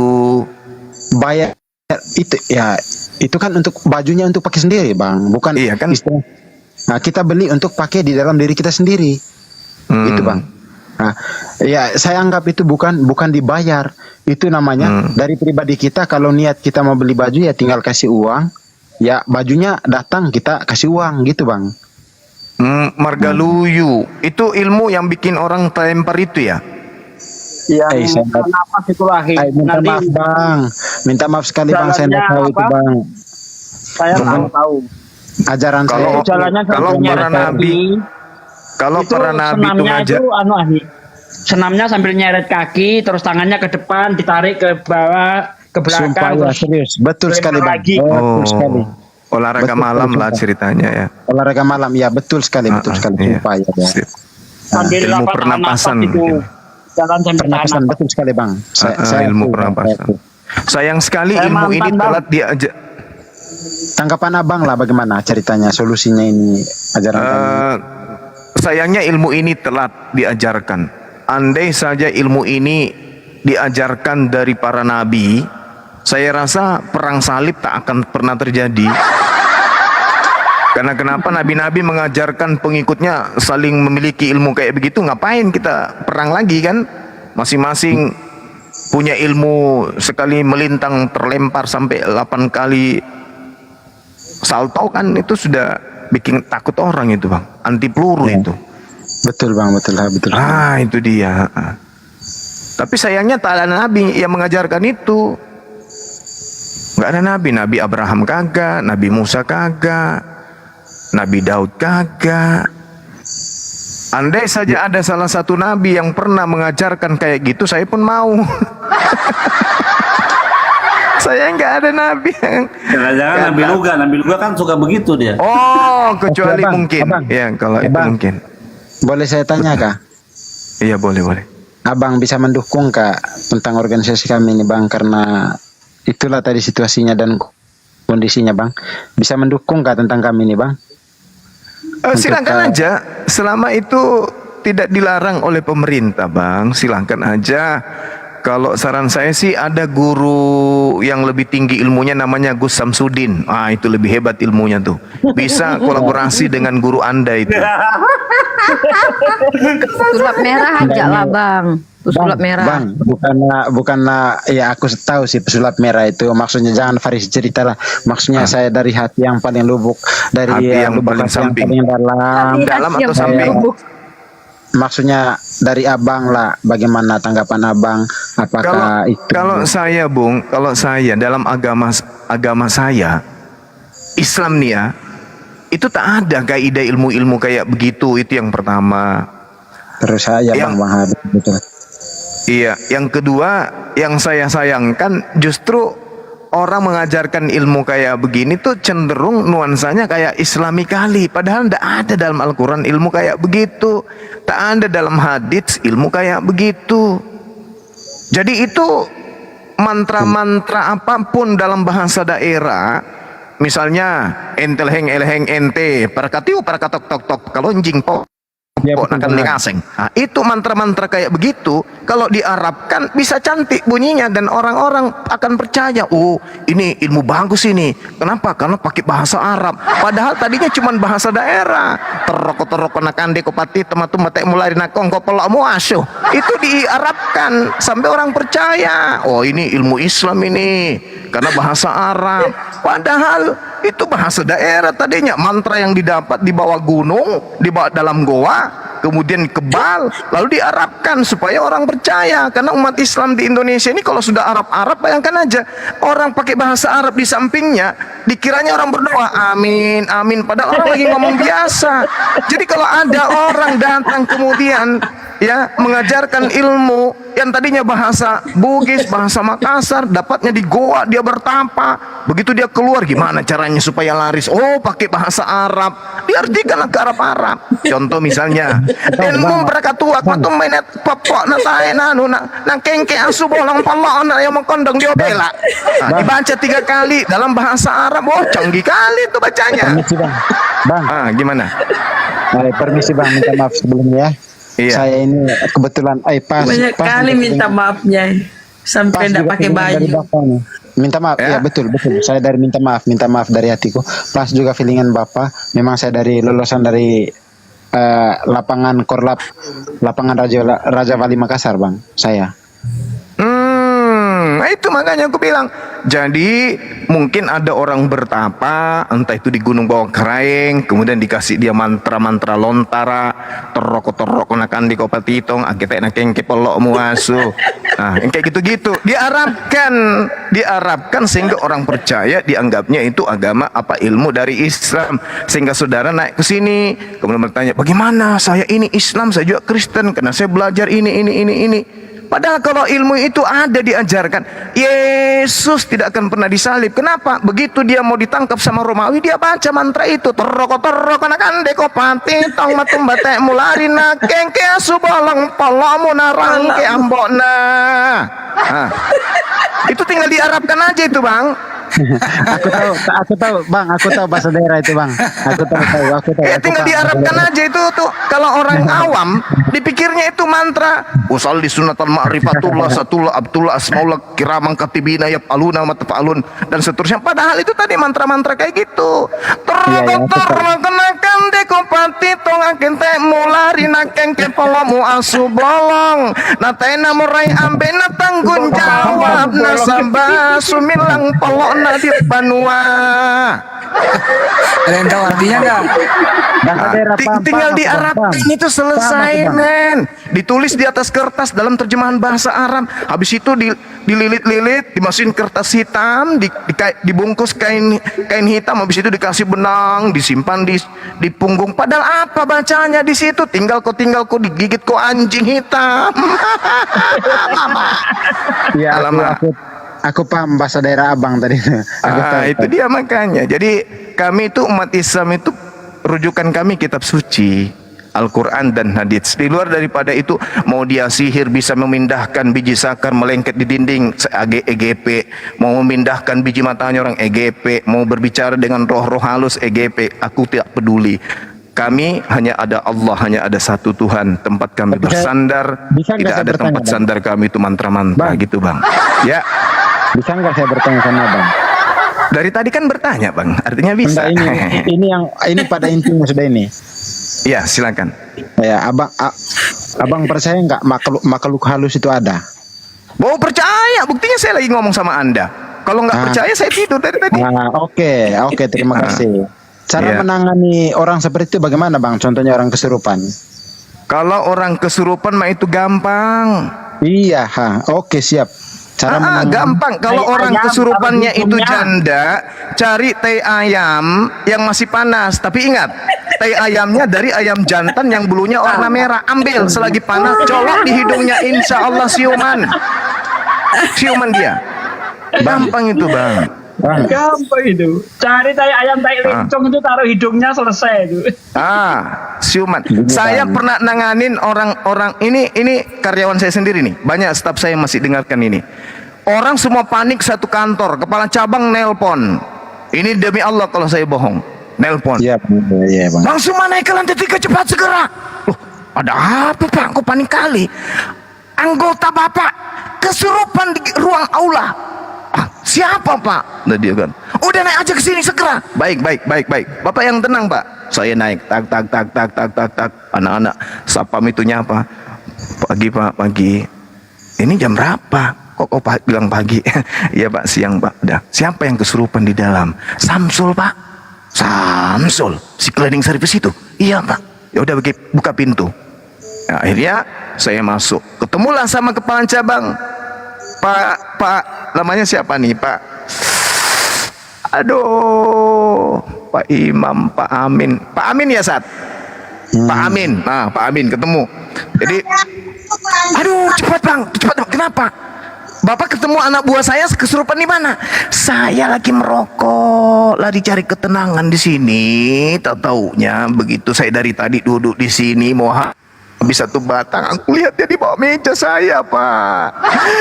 Dari tadi rupanya dia di bawah meja saya. Begitu saya lihat baru kelepek-kelepek tiba-tiba. Oh sudah Pak, Bapak keluar. Ini anak tanggung jawab saya. Kalau dia tidak siuman dalam waktu 5 menit, jangan sebut nama saya Bang Suma. Oke, segera Pak ya. Kalau ada apa-apa langsung aja dibawa ke rumah sakit. Siap, Komandan. Keluar dia, kepala cabang waktu itu. Begitu keluar, begitu tinggal saya berdua, aku kunci pintu dari dalam. Kesurupan dia, golek sana, golek sini, mata kayak gitu-gitulah, kayak mau keluar setan di mukanya.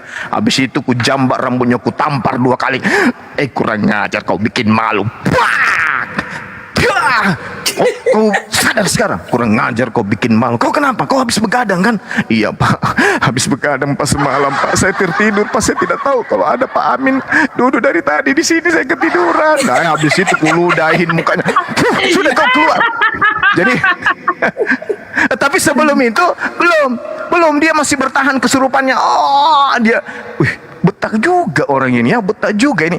Ternyata rupa-rupanya orang di kantin itu mengheboh. Si Samsul kesurupan lantai 3. Sensei sudah naik duluan. Jadi ikutlah teman-teman dari bawah. Ada Hamzah. Sabar bang. Ada Hamzah segala macam. Minta maaf. Lobet bateri. Lihat sendiri. Lobet. Minta maaf. Iya, jadi saya teruskan. Dipegang lah ya kan, dipegang sama orang-orang kuat, dipegang, sabar. Dipegang, ada Hamzah pegang dua-dua. Seperti belut. Akhirnya karena tidak kuat orang ini pegang, saya bilang lepas, jangan dipegang. Kalian keluar, terkunci pintu. Oh, saya udah tahu mati-matian, ternyata ini kurang ngajar. Saya jambar rambutnya, tampar 2 kali, buak, tampar paling kencang, robek bibir, siuman dia seketika. Kamu itu bikin malu saya. Saya berharap tadi pada saat Hamzah pegang itu kamu sudah siuman. Saya tahu kau pura-pura. Maaf Pak, saya takut, saya malu tadi Pak. Saya tidur di bawah situ Pak. Ternyata Pak Amin tadi injak-injak saya pakai sepatu, tapi dia tidak rasa kalau orang diinjak. Begitu lihat Pak Amin langsung angkat kaki, kan kaget dia, teriak panik karena dipikirnya orang mau mati, matanya sudah ke atas. Tahu-taunya ini anak tidak mau ketahuan kalau dia tertidur di situ, jadi pura-pura kesurupan.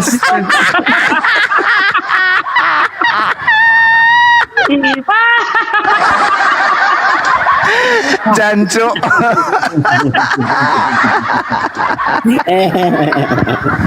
Akhirnya tadinya mau diangkat ke rumah sakit, datang saya enggak diangkat, rambutnya yang kupegang dari lantai 3 kusuruh jalan. Habis itu kusuruh, waktu itu saya hukum dia membersihkan halaman masjid sampai sore. Jadi Pak Amin nelpon, bagaimana Pak? Udah dibawa ke rumah sakit? Iya Pak, udah dibawa ke rumah sakit. Apa di masjid kena hukum dia? Gila benar-benar. Jadi gampang itu kalau orang kesurupan kayak gitu, gampang. Saya bisa ngobatin kalau orang kesurupan. Yang penting jangan cewek, bahaya. Kalau cewek kesurupan, yang hadapi Bang Suma hati-hati. Ya. Jadi kalau kesurupan kayak gitu mah biasa. Teman kita tadi mana? Lobet otaknya atau apanya yang lobet tadi dibilang? HP-nya? Iya Bang. Itu kejadian betul. Saat kamu belum pensiun dini waktu itu kan? Belum ada aku di situ. Oh kamu belum dinas. Iya. Lucu kejadian itu, lucu pokoknya. Anak-anak yang dengar ini pasti tertawa. Karena itu sejarah pernah terjadi di kantor. Akhirnya saya dikenal. Pas ada acara di Klaro, ada Pak Amin ini udah pindah tugas di Kalimantan.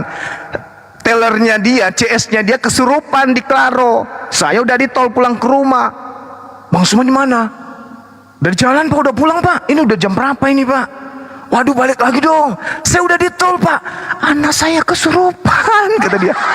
Jadi saya mikir, kalau udah kejadian itu udah beberapa tahun yang lalu kan. Loh, kesurupan. Ada apa saya yang ditelepon? Kenapa jadinya saya? Datang Om Edi, nelpon lagi. Nak, kamu di mana? Dicari sama Pak Amin. Kenapa?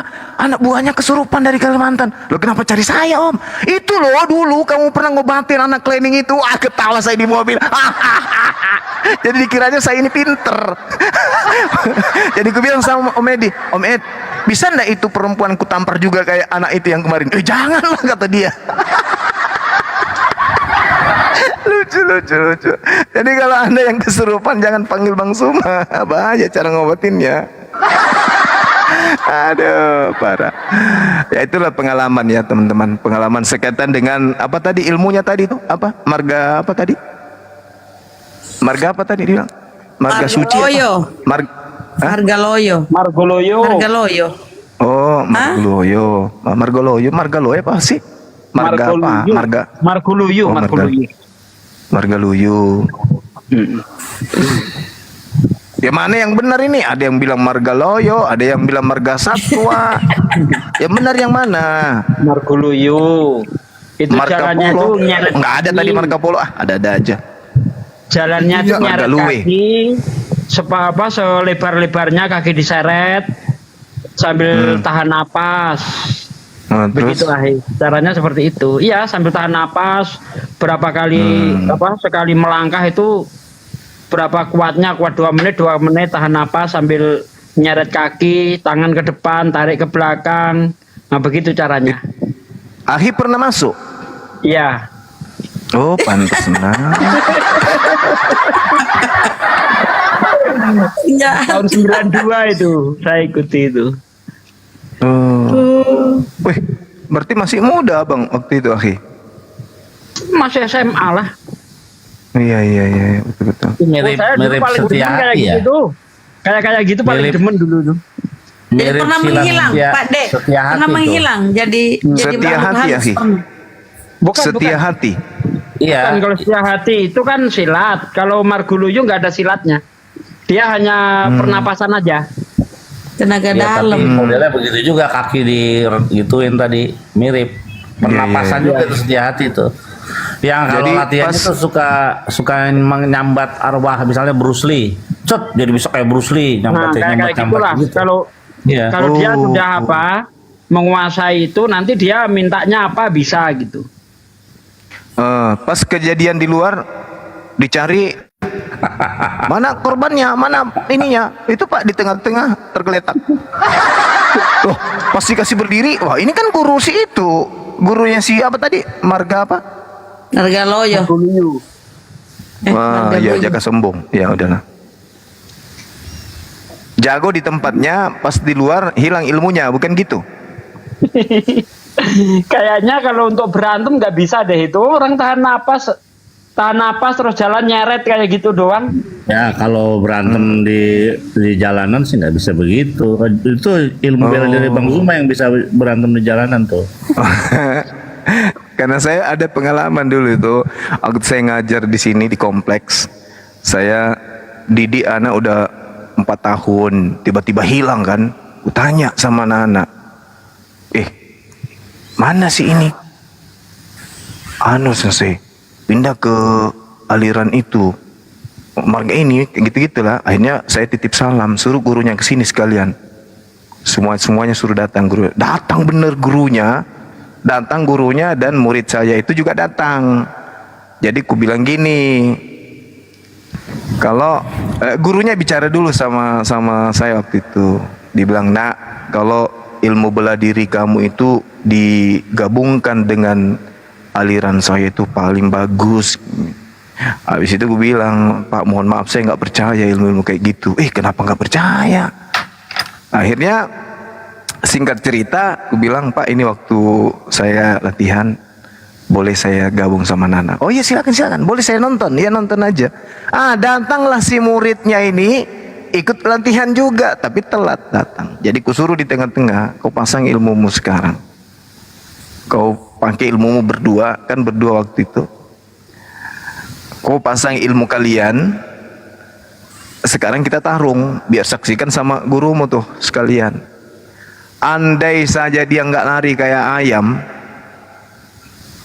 habis dia kubabatnya habis, karena saya udah jengkel memang kan. Saya latih kau bertahun-tahun, giliran ada ilmu kayak gitu kau berpindah, berkhianat, masuk lagi sekarang kau hadir, tiba kamu janjian sama gurumu mau datang ke situ, kau hadir, pura-pura hadir. Lillahi ta'ala, kuburu kayak anak ayam, itu benjol-benjol pantatnya ku tendang. sambil lari kuburu, ku tendang, lari terantuk dia lagi, berdiri, lari, tendang lagi. Akhirnya malu sendiri, tapi alhamdulillah anak itu sepekan kemudian berhenti di sana dan kembali bergabung sama kita. Masya Allah. Karena yang satu itu anak polisi, yang satu anak PNS. Saya laporan sama bapaknya sih, si Dirwan namanya, Dirwan sama Syawal waktu itu. Ini Pak ada masuk di aliran ini. Jangan, anak saya tidak biarkan. Pokoknya harus kembali ke sensi latihan. Akhirnya gabung lagi sama saya waktu itu sampai sabuk biru. Di aliran saya sabuk biru itu kalau di tempat lain itu setingkat sabuk hitam. Sampai anak-anak ini kuliah, mereka jarang lagi latihan karena mereka udah sibuk. Jadi tak ada manfaatnya ilmu itu. Saya sudah lakukan kok. Buktinya saya 2 orang saya robohkan sekaligus di depan gurunya. Malu dia, gurunya hilang. Tadinya nonton, hilang pelan-pelan, sembunyi pergi. Pergi sembunyi-sembunyi. Malu sendiri kan. Jadi kalau untuk mungkin pernapasan boleh lah, tapi kalau untuk dipakai bertarung, nonsen. Beresiko. Kelamaan itu, abah-abahnya kelamaan keburu dipukul dulu. Sambil napas dulu, ya. Goyang-goyang dulu, keburu digebukin. Baru tarik napas, belum menyatu napasnya di perut, nah udah masuk pukulan duluan, benjol duluan. Tapi Yesus sabar ya, ditinggal ke murid-muridnya, dia sabar. Jadi saya mulai mulai berhenti nggak kayak gitu, mulai sadar itu kita membaca sejarah. Umar mati ditusuk, Utsman mati dipotong, disembelih. Hasan Husain mati diracun, mati ditombak. Berarti Rasulullah nggak mengajarkan ilmu-ilmu kayak gitu kan? Nah dari situlah saya sadar. Jadi para sahabat nggak pernah diajari kayak gitu. Padahal masa itu masa perang, ya kan? Seharusnya kalau memang diajarkan ya diajarkan betul. Masa itu kan untuk membentengi diri. Ternyata nggak ada. Kenapa nggak niat Rasulullah cari dilempar ilmu? batu juga berdarah-darah waktu di Taif. Waktu perang Uhud Rasulullah giginya tanggal 1.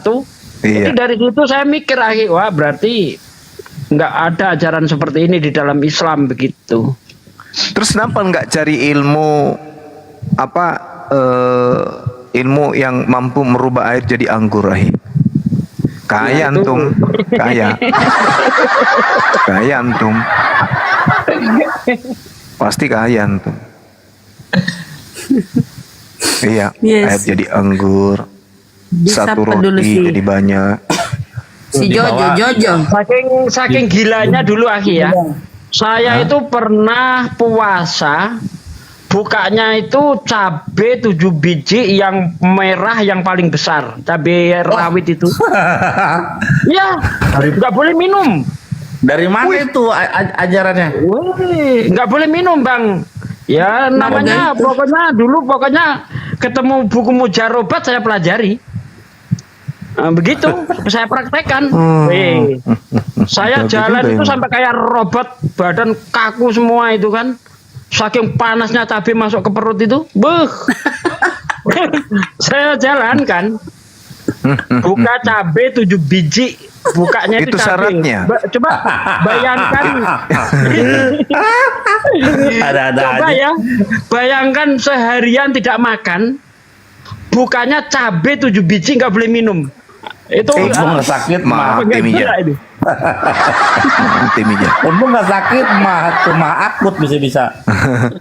Terus apa manfaatnya ya cabenya? Maksudnya untuk apa? Untuk semprot orang, ludahin orang gitu biar ludahnya sakti gitu. Itu saya praktekkan, saya pukul batang pisang seminggu layu. Pukul pakai balok? Enggak, pakai tangan. Oh, kirain pakai balok. Gimana dipukul gimana? Batang pisang saya pukul seminggu layu dia, kayak Yesus ngutuk pohon ara itu. Iya. Oh, berarti ilmunya itu mungkin. Cuma nggak tertulis di Bible kalau habis 40 hari 40 malam dia makan cabe. Mungkin. Makanya kalau Luga Tambunan itu pamer mujizat, leh. Itu mainan anak-anak itu Luga. Iya. Itu berapa hari puasa makan cabai gitu, akhi? Sehari itu aja. Oh, sehari ya. Besoknya enggak lagi? Enggak. Doanya begini, Kirain hari kedua cabainya dimata, enggak? Enggak. Ini kalau Supaya saya dibilang matanya bohong, doanya tajam pun, bisa melihat. ini kalau saya dibilang bohong, doanya pun saya masih hafal. Bardanas, Bardatas, Bardi Anas, Nurus, Soleman, Malikil Jibi, Wal Jini, Kulu Nafsin, Daikotul Maut. Itu ini. Atau. Kan sudah kuliah tadi terak kan di kopat itu kita muter kita lari nang keke pelamu asu bolong. Udah ku bilang tadi kan bahasa-bahasa begitu aja pun diartikan kemudian habis itu disambung-sambung dengan ayat biar kelihatan Iya, Islam-Islaman. Ya Allah ya Karim. Benar-benar lah. Pernah saya puasa ini untuk kekebalan. Itu telur 7 biji, dimakan telurnya, Bijinya kulitnya tidak. itu digoreng sampai hangus, terus kita lembutkan, kita minum.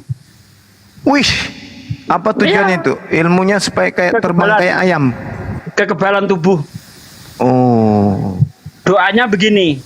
Duka awukuhu lakum lam jalid walam yulat yulamat sahula ahad ahula wahukul. Campur-campur ayat.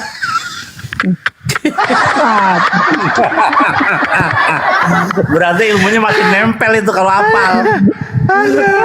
Ada parah ini parah. Ada parah.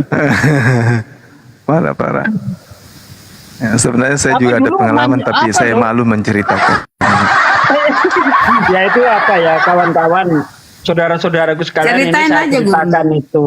Sudah pernah diceritain. Tujuannya bukan untuk membanggakan, tujuannya jangan ditiru. Itu sesat, itu nggak boleh kayak gitu.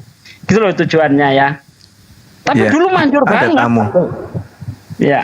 Ada tamu Ahi, dia guru Jojo. dari marga yang Selamat tadi. malam. Jojo Margaloyo. Jojo, selamat malam Mus. Oh, bukan Margaloyo, margain. Kristen Muslim. Muslim, alhamdulillah. Oh, mau Pernah pertunjukan belajar juga ilmunya. Iya. Udah bisa ilmu, Oh, Terus mau naik ngapain, Pak? cuman tes tadi. silaturahmi tahu. Iya. Mau tanya-tanya.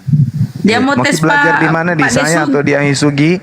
Pak Desugi Kalau mau di dites. Ahisugi siap-siapkan cabai 7 biji. Ayam apa? Ayam mati. Kalau saya ayam hitam beras ketan 2 liter. Cabe 7 biji sama ini Telur. apa gula Jawa, bikinlah rujak.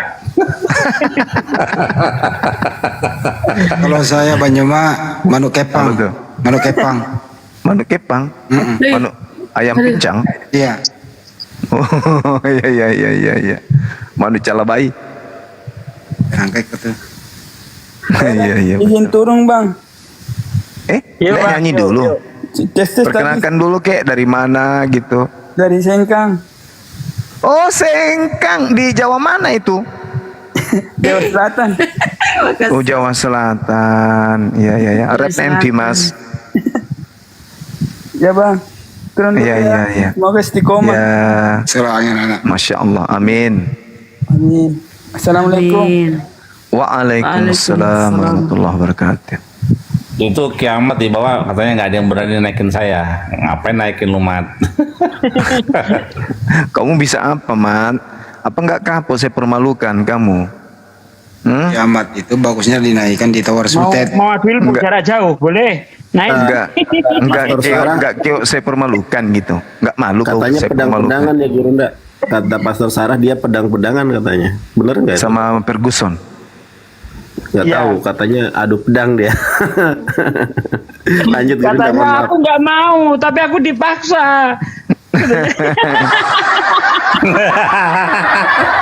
Segitu lemahnya kau, Mat. Parah. Oh, cara Kesian bicaranya juga udah ketahuan kok. Ikan presto Melambai. ini si kiamat ini ikan presto. Informasi Ada. terakhir kiamat itu 16 jahitan loh. Oh ya? Wow, keren. Ya, berarti ini botol panta ditusuk pantatnya ya. Woi, Ya, Mendres sih. Indra sila berupa. Ah, ini ketemu dengan Ahisugi berarti salah dengan saya ngomongnya bang, sama Ahi Sugi cocoknya, ternyata kalian sealiran gitu loh. Ayo kalian adu sakti dulu, adu sakti kita mau lihat. Kalau menurut saya Kristen nggak perlu belajar kayak gitu kan, karena menurut Yesus di dalam Markus 16 ayat 16-18 itu kan tanda-tanda orang percaya itu kalau dia minum racun nggak mati. Kalau tangannya ditaruh di atas Jurus orang ular. sakit, orang itu akan sembuh. Jurus ular juga Dia dikuasai kan? Ya, nah itu. Jadi nggak perlu belajar kayak gitu, Bang. Cukup itu percaya Yesus sudah. Anda bisa semuanya itu. Anda bisa bicara bahasa ini, Bang. baru. Bang, halo. Ya. Karena ada bukti bang, gitu bang. Apa Udah ada yang bukti? Seperti apa buktinya bang? Saya buktinya begini bang, membantu orang bisa diselamati dari ya dari digigit cacing. abang bilang tadi kan dibaca-baca kayak makan tai ayam, abang bilang tadi kan saya saya tanggapi aja lah. Maksudnya gini bang, dengan ajaran Tai ayam. Iya. Ada orang sakit gigi bisa disembuhkan dengan hanya memahat paku di dinding. Itu juga dipelajari. Tapi tidak pernah begitu bang, tidak pernah. Ada. Oh, tidak pernah. Jadi yang abang ngobatin apa, saja orang sakit apa? pengalamannya? Apa saja pengalamanmu itu yang kau obati apa? Tidak bisa bang. Kan kalau Margaluyo itu bisa ngobatin orang juga. Ya bang. Betul? Iya. Apa aja pengalamannya bang? Kita pingin dengar. Mana tahu Bang Handi tertarik gitu. Enggak, gitu aja bang. Sempat ada pengalaman membantu orang yang kemasukan begitu bang. Saya membantu tapi dia pulih bang. Gitu aja. Oh, bagus orang ini. kemasukan. Kemudian Anda obatin, sembuh. Ya. Mati. Berapa lama? Dengan sesaat itulah bang, pas dia begitu kemasukan dengan sebutan aula kan, ya kalau istilahnya kami punya itu Allah, Tuhan. Nah, jadi langsung sembuh bang, begitu aja. Oh, perempuan atau cewek? Sembarang bang, kemarin saya yang bantu itu perempuan. Oh, perempuan. Ya. Langsung siuman. Langsung sembuh bang. Ya Allah. Jadi menurut abang ini susah nggak sekarang cari orang yang kesurupan supaya laku ilmunya? Saya tidak mencari bang, kecuali orang meminta. Masalahnya kalau nggak ada kesurupan ilmunya nggak bermanfaat. Iya, saya ndak maksudnya dalam diri saya bang, ndak juga saya mencari. Di gereja banyak bang orang kesurupan bang. Coba di gereja Sadri, obatin. coba besarin Sadri coba besarin. Kamu bisa kayak gini nggak bang? Coba besarin bang Sadri. Ya saya setel ya. Nih saya pengisian tenaga dalam nih. Itu kami itu diangkat kuat bukan? Tuh. Bang. Minta maaf. Bentar. Ya, Ya, kita nonton dulu bang, baru tanggapi. Iya bang, ya. Bentar.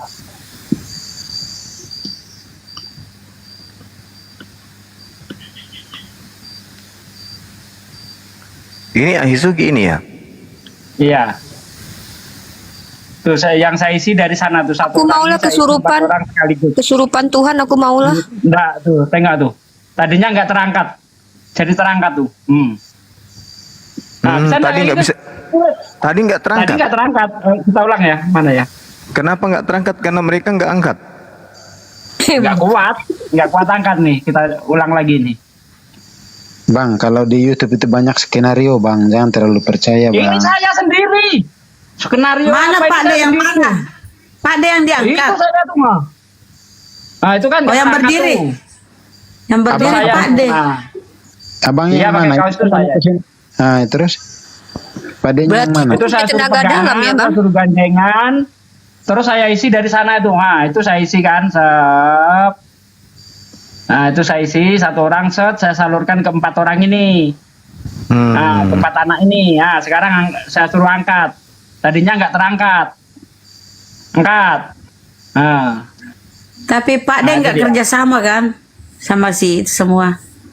Nggak kerja sama. Kerjasama Pak De gimana? Sugi berarti Ya, bisa enggak lah. membuat kami terangkat ke surga ya? Bisa Pak De?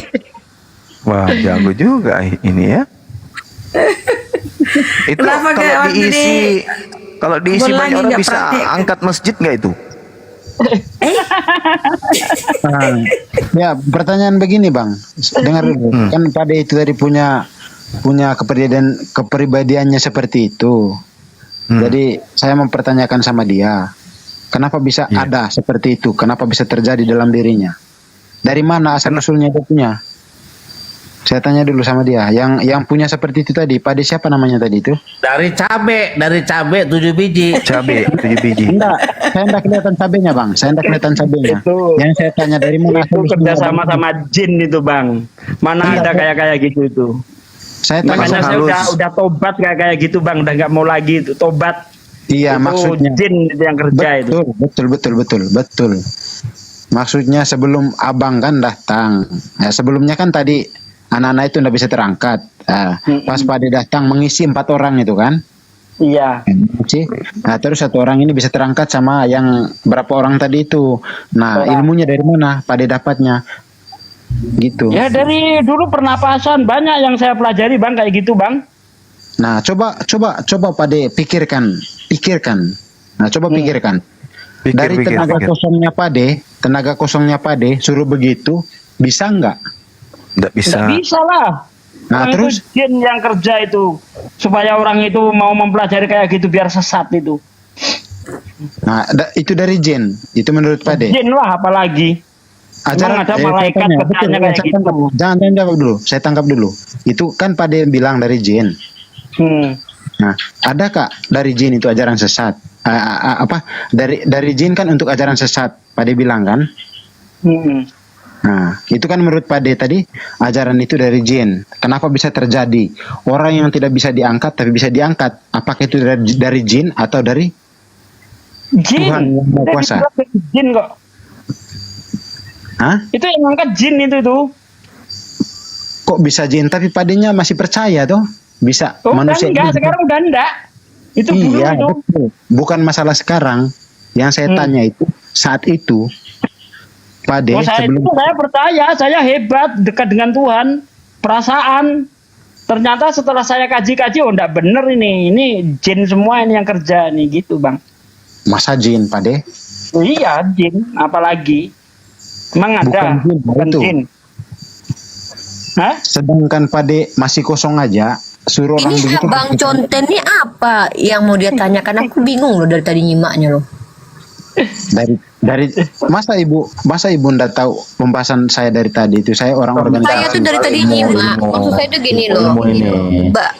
Pak Desugi tuh udah bilang, dulu waktu dia bisa melakukan itu, dia merasa itu dari Tuhan. Tapi setelah dia mempelajari lebih jauh dalam Islam itu, ternyata itu bukan dari, maksudnya bukan sesuatu yang baik, tapi itu adalah ikut campur jin atau makhluk lain, kan begitu. Nah, sekarang Anda mau tanya apa sama Pak Desugi biar nggak berulang-ulang gitu loh. Saya menyimak. Saya tanya dulu, saya balik nanya dulu, Dinda. Kira-kira menurut saudara konten, setan bisa nggak melakukan itu? Setan? Iya. Setan saya tidak kenal bang. Hah? Bisa tapi jadi. kalau Iblis bisa nggak iblis melakukan itu? Saya tidak kenal iblis. Lah Yesus aja dibawa, diangkat iya sama waktu dibawa betul iblis Tuhan bawa yang Tuhan. Anda sembah aja dibawa, diangkat sama setan. Masa nggak percaya? Diangkat sama siapa? Sama jin, sama iblis. Yesus dibawa oleh roh jahat, roh iblis. Tuhannya Anda aja itu bisa digendong sama roh jahat. Masa Anda nggak percaya? Dalam ajarannya itu tidak ada bang. Tidak ada. Ada Matius 6. Katanya apa? Matius 4. Apa katanya di situ bang? Lalu Yesus dibawa oleh roh jahat ke bumbungan bait suci. Gimana tuh? Itu ajaran baru ke ajaran lama bang? Ajaran baru itu. Dia ada di dalam Bibelmu itu. Ayatnya suruh baca sendiri. Matius 4 itu.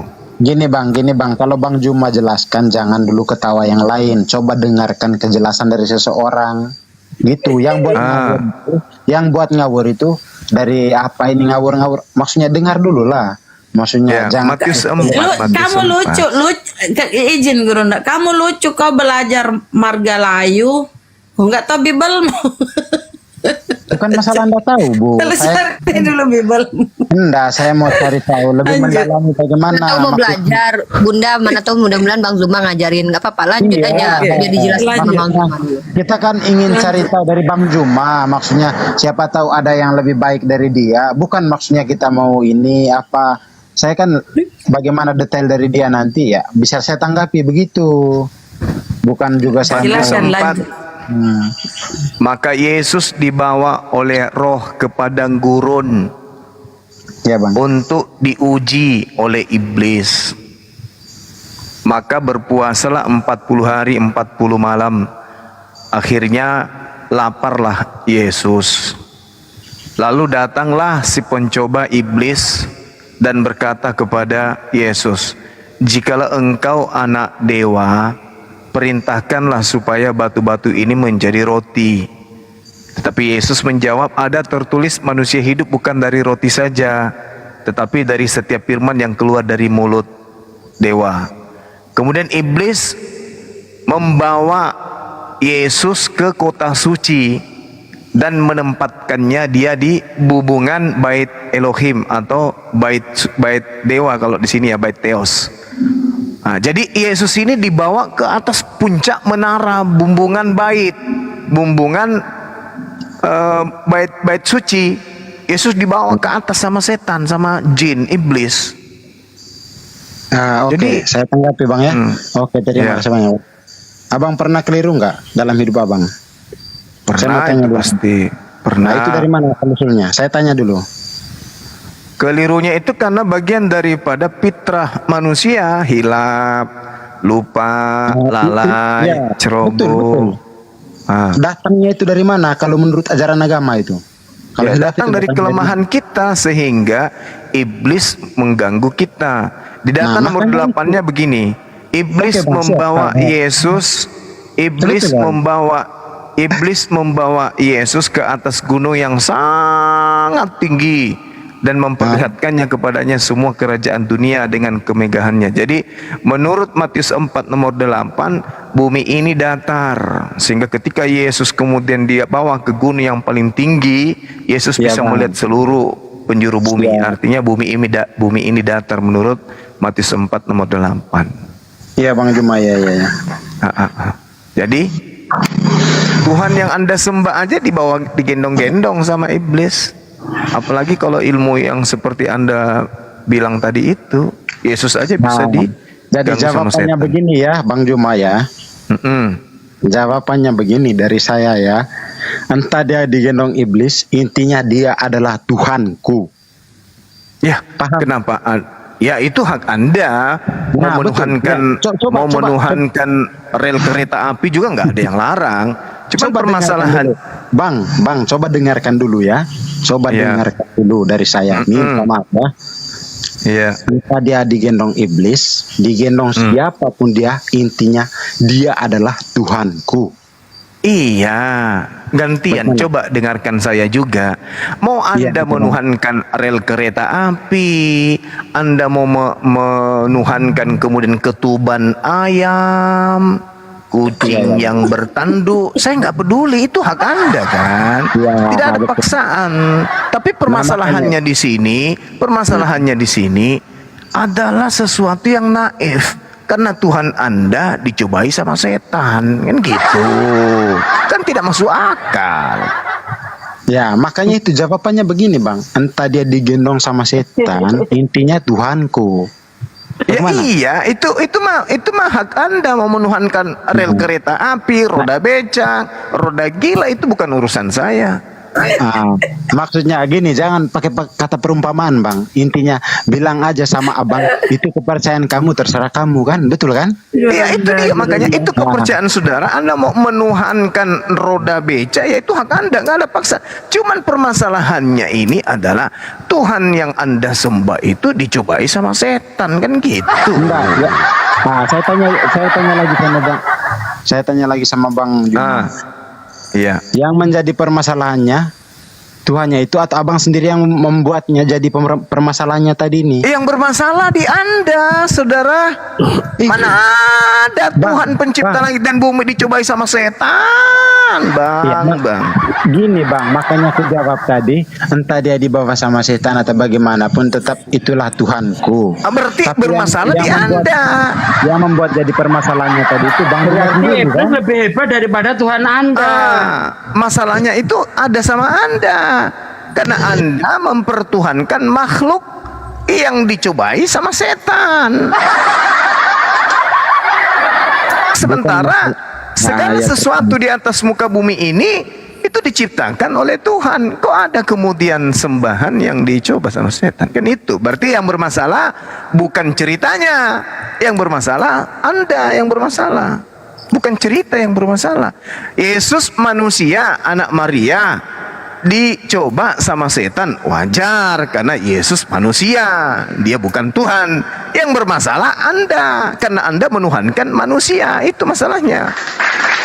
Tapi separah-parahnya permasalahan saudara, itu hak saudara. Tidak ada paksaan bagi saya bagi Anda untuk meninggalkan penyembahan terhadap manusia ini, manusia Yesus. Ya itu hak Anda. Anda mau menuhankan manusia anak orang, terserah. Bang, ya gimana?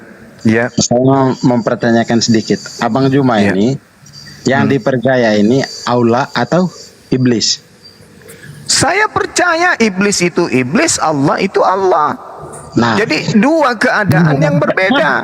Iblis adalah makhluk Allah, Allah adalah Tuhannya iblis. Nah makanya itu. Bang, jangan pakai filsafat dan filosofi lah Bang ya.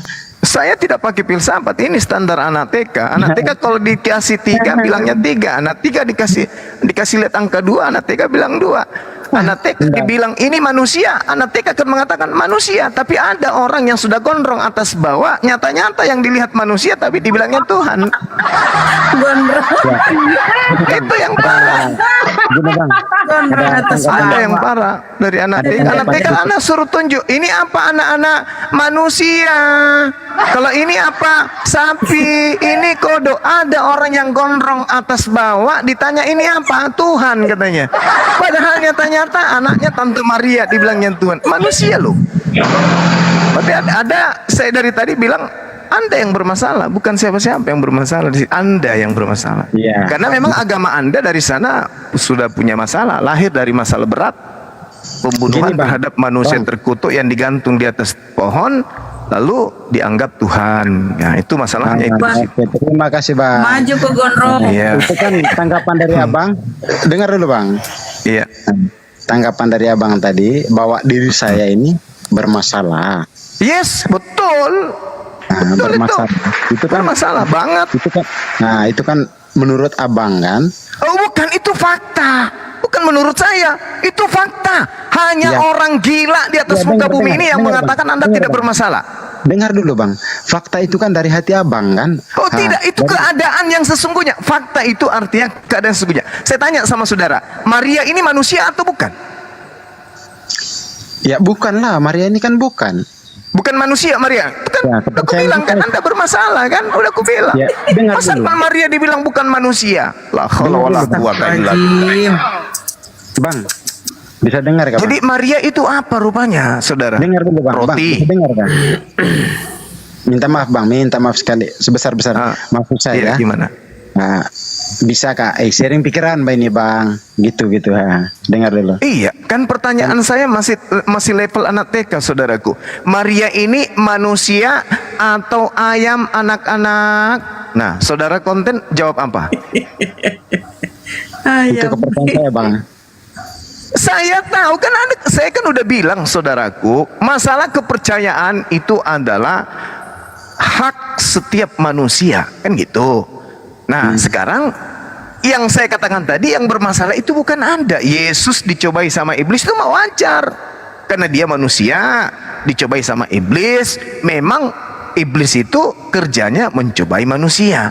Yang bermasalah itu Anda, karena jelas-jelas manusia Anda katakan Tuhan. Itu masalahnya itu di situ. Saya tanya, Maria ada yang ini saya mau manusia tanya, atau bukan? Anda mengatakan bukan. Lalu kalau bukan manusia, Maria ini apa? Sayur lontong. Enggak, saya mau tanya Bang. Bisakah saya bertanya? Oh bisa. Bang Silakan. Juma ini agama apa? Saya agamanya Islam. Nah, pernahkah ajaran agama Islam itu mengkritik agama orang lain?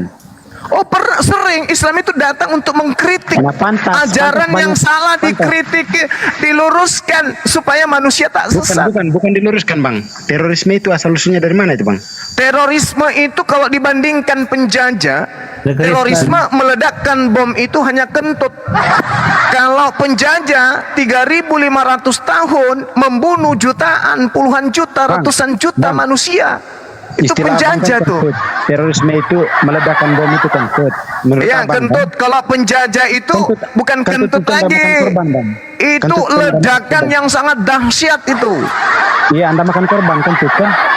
Ya kalau teroris itu misalnya di bom Bali, misalnya di bom Bali, yang mati puluhan orang misalnya, dan itu dikutuk oleh umat Islam karena di Islam tak ada, nggak boleh membunuh manusia, itu haram hukumnya di Islam.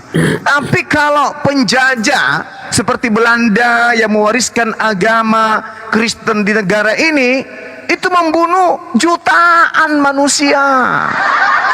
Iya, maksudnya terorisme itu bilangnya bom-bom tadi itu istilahnya kentut. Ya kalau dibandingkan perlakuan atau kelakuan atau perbuatan Kristen Belanda, kalau diibaratkan, maka teroris yang meledakkan bom di Bali itu hanya ibarat kentut.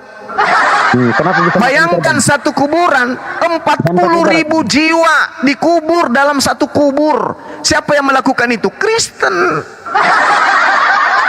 Bernegara Belanda, agamanya Kristen, Tuhannya Yesus, kitabnya itu Bible, rumah ibadahnya gereja namanya. Tapi mereka membuat makam-makam di Nusantara ini banyak korban 40.000 jiwa. Anda pikir 40.000 jiwa itu sedikit? Satu lubang loh, sekali meledak. Siapa pelakunya? Siapa pelakunya? Ya Kristen. Agamanya Kristen, Tuhannya bernama Yesus. Gini Bang. Rumah ibadahnya gereja. Dengar dulu Bang. Begitu coy. Bisa dengar kah Bang? Oh bisa. Yang kita bahas tadi bukan negara luar, dalam wilayah negara NKRI. Oh bukan negara luar, kebetulan memang bukan negara luar. Negara kita ini pernah dijajah oleh agama Kristen. Enggak ada terorisme dari negara luar di sini Bang. Lah yang menjajah itu Kristen itu dari situ. KKB itu KKB Kristen, KKB loh. KKB sekarang yang di Papua itu Kristen. Nah, ngabur. Loh, ngawur ya? Oh, jadi Anda ingin mengatakan KKB itu Islam? Jangan bilang itu ndak ajaran sesat Bang, bukan orang Kristen. Oh, jadi kalau bom itu, teroris itu ajaran Islam, bukan ajaran sesat gitu. Tapi kalau KKB yang melakukan pembunuhan, oh itu sesat. Ya, saya tanya sama Bang. Kenapa gitu? Kenapa orang Kristen dibunuh, di gereja dibunuh juga? Apakah itu orang Kristen? Oh, ya. Saya tanya sama Bang. Apakah itu orang Kristen? Maksudnya? Orang di dalam gereja lagi ibadah aja ditembak, dibunuh. Oh, di mana itu? Di mana itu terjadi? Di Papua, KKB. Di Selandia Baru. Itu orang itu lagi Jumatan ditembakin mati semua. Nggak pernah aku dengarkan ada orang ibadah di Papua ditembak. Nah, ada itu. Yang ada masjid di Tolikara dibakar oleh Kristen, itu yang ada. Ada bang yang masuk ada bang. Coba abang lihat. Sekarang begini aja deh. Negara agama yang sampai ke Nusantara dengan cara menjajah itu agama Islam atau agama Kristen, itu aja dulu. Itu aja dulu. Nggak usah terlalu jauh kemana-mana. Oke, saya tanggapi bang. Begini. Sederhananya, Belanda yang menjajah 350 tahun menjadikan puluhan wanita menjadi janda, puluhan juta anak menjadi yatim piatu. itu mewariskan agama apa? Agama Islam apa agama Kristen? Jawab dengan jujur, silakan. Dorang kan datang menjajah Indonesia kan? Enggak, pertanyaan saya, oknum-oknum yang pernah membunuh sehingga menyebabkan puluhan juta wanita menjadi janda, puluhan juta anak-anak menjadi yatim piatu, oknum-oknum ini mewariskan agama apa? Islam atau Kristen? Jawab. Saya tidak tahu itu bang, dia agama apa? Oh, nggak tahu. Tapi kalau bom Bali pelakunya tahu. Bom Bali? Iya. Saya tahu lah bang. Siapa pelakunya? Ya orang kalian lah. Orang Islam. Tapi kalau ya oknum-oknum yang melakukan penjajahan 350 tahun lamanya, itu Anda nggak tahu siapa dan beragama apa? Nggak Saya tahu. tidak tahu itu bang. Berhenti jadi ilmu tadi, karena ilmu tadi membuat Anda jadi pembohong. Enggak, saya tetap jalan nih bang. Itulah hebatnya orang Kristen gitu ya. Kalau bom itu terjadi satu hari, wah membekas di otak, Islam teroris. Tapi kalau Kristen membunuh, bukan sehari, bukan 2 hari, bukan seminggu, bukan sebulan, bukan setahun, 350 tahun. Tapi apa ditanya, itu agamanya apa? Saya nggak tahu. Nggak tahu. Coba dengar penjelasan dari saya. Memalukan kalian ini. Kamu enggak diam kau enggak jujur, diam kau. Dengar dulu. Enggak. Kau enggak tahu. Kau diam.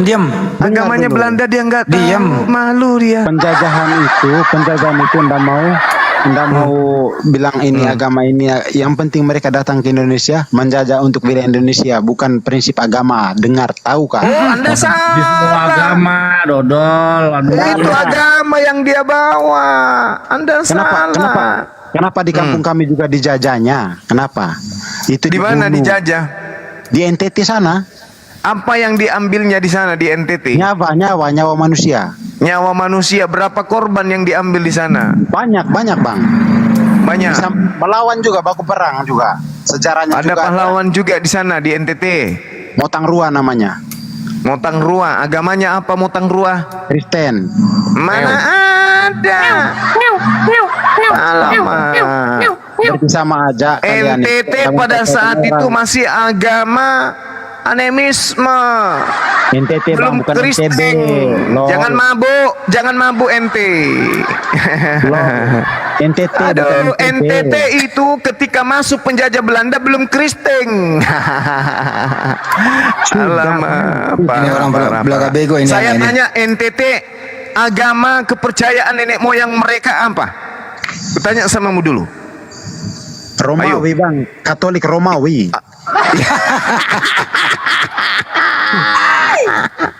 Aduh. Katolik itu yang bawa Portugis, coy. Alamak. Iya memang keturunannya dari Portugis bang, NTT. Aduh, parah. Portugis datang ke NTT ngapain? Menjajah atau rekreasi? Menurut sejarah dari nenek moyang kami bang. Enggak, dengarkan pertanyaannya dulu tuh. NTT datang ke Portugis datang ke NTT itu menjajah atau rekreasi? Dagang rokok. Gini bang, kalau Ya, jangan begini, kucu lu nggak mau jujur banyak percuma. saya nggak tahu itu bang. Saya jawab ya. Nah, saya jawab ini kan abang kan tanya soal dia mau. Apa pertanyaannya? Ya pertanyaan dari abang tadi kan. Portugis datangnya ke NTT itu menjadi penjajah atau rekreasi?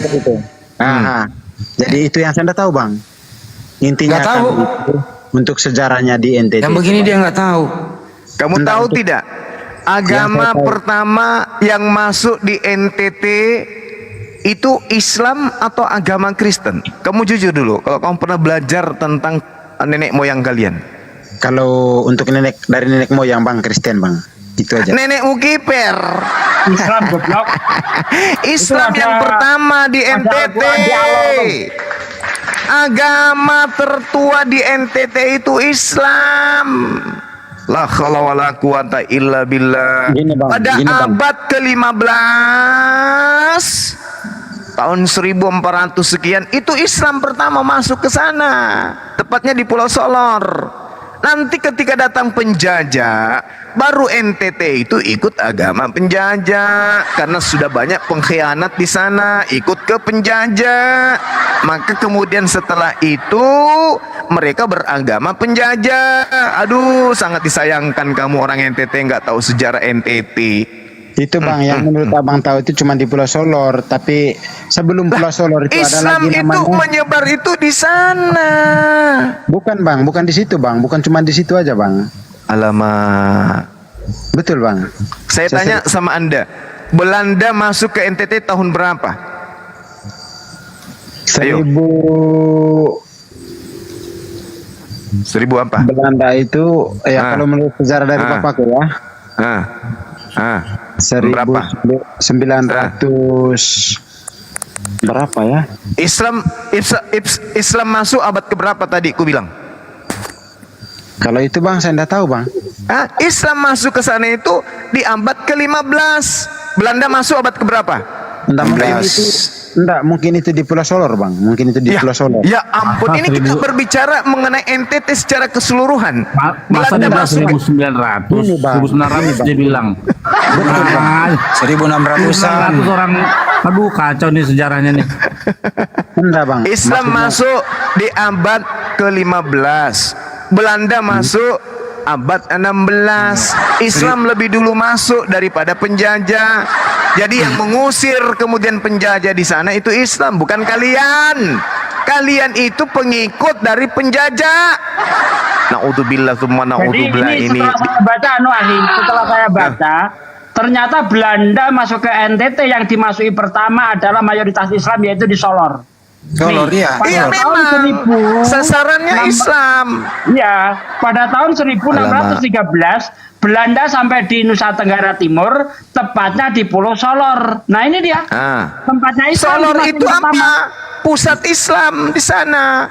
Jadi yang mereka serang itu adalah pesantren-pesantren, kiai-kiai, ulama-ulama yang dihantam duluan sama Kristen Belanda. Nah, untuk melumpuhkan kemudian Islam di Solor, maka Belanda mengadakan apa? Taktik adu domba. Jadi dia merekrut orang-orang pengkhianat masuk menjadi krunya untuk menjadi mata-mata, memata-matai Islam Solor. Inilah yang mata-mata yang mengurus pakaian kotornya Belanda yang menjadi sekarang ini gitu. Sejarah kok nggak tahu kampungnya sendiri gimana ini Cak Ayu. Bukan subhanallah. Gini kan sejarah ini kan dari nenek moyang kita gitu. Iya, nenek moyang Anda itu temannya Belanda, temannya penjajah. Sementara nenek moyang kami dari abad 15 itu memperjuangkan kemerdekaan. Nenek Anda tertidur. Enggak mungkin nenek Anda Kristen, Belanda Kristen, baku tembak satu tempat ibadah. Enggak mungkin. Jadi maksud Anda Senin sampai Sabtu perang, hari Minggu Belanda dengan nenek Anda satu tempat ibadah gitu. Masuk permisi menir, iya. Ini pujang-pujang Indonesia ya? Iya. Masuk, kalian ibadah. Masuk dari dalam satu tempat ibadah. Begitu kemudian selesai kebaktian, 3 langkah mereka saling membelakangi. Begitu 3 langkah saling berhadapan, balik 1, 2, 3, gitu maksudnya. Lah nggak masuk akal. Yang ada itu kalian dipanggil, nenek kalian itu dipanggil, sini. Di rumah masih ada beras, tinggal sedikit menir. Nah ini kamu bawa ini 1 karung pulang ke rumah. Tapi ingat, Raden ini kami ingin tahu di mana tempat pengajiannya. Baik menir. Nah itu keturunannya itulah yang sekarang menjadi bulu landak. Aduh kayak mana ini? Belajar sejarah lah. Gini bang, di setiap daerah itu pasti ada sejarahnya bang. Ya tahu lah kita Islam masuk di abad ke-15, Belanda masuk di abad ke-16. Duluan mana? Masa abang memaksa saya pahlawan saya sementara Kristen, masa mau disuruh Muslim pahlawannya? Sementara dia Kristen, Motang Rua tadi itu namanya. Dia orang Kristen kok melawan Belanda. La haula wala quwata illa billah. Sekarang pahlawan kamu beragama Kristen itu dari mana dia beragama Kristen? Memang dari dulu bang, dari dulu sebelum Belanda. Siapa yang membawa agama Kristen masuk di situ? Dari pribadinya. Dari mana dia memeluk Kristen? Dari pribadinya, Bang. Nenek moyangku. Nenek moyangmu dapat agama Kristen dari mana? Dari pribadinya, paham gak? Nenek mau kiper dari pribadinya lah. Serius, Bang. Kalau saya Tiba-tiba dia bawa agama Kristen, gak ada yang bawa gitu. Kalau saya tanya sama Abang, dari mana juga bawa datang agama Islam ke nenek moyang Abang? Dari mana? Ya daripada orang Arab lah yang datang berdagang di Nusantara. Begitu juga saya jawab. Oh, berarti dari penjajah dong kalau begitu. Penjajah, Bang. Oh, dari penjajah. Udah selesai. Bukan, Bang. Terus dari mana? Abang kan dari Arab. Terus dari Yerusalem. Yerusalem.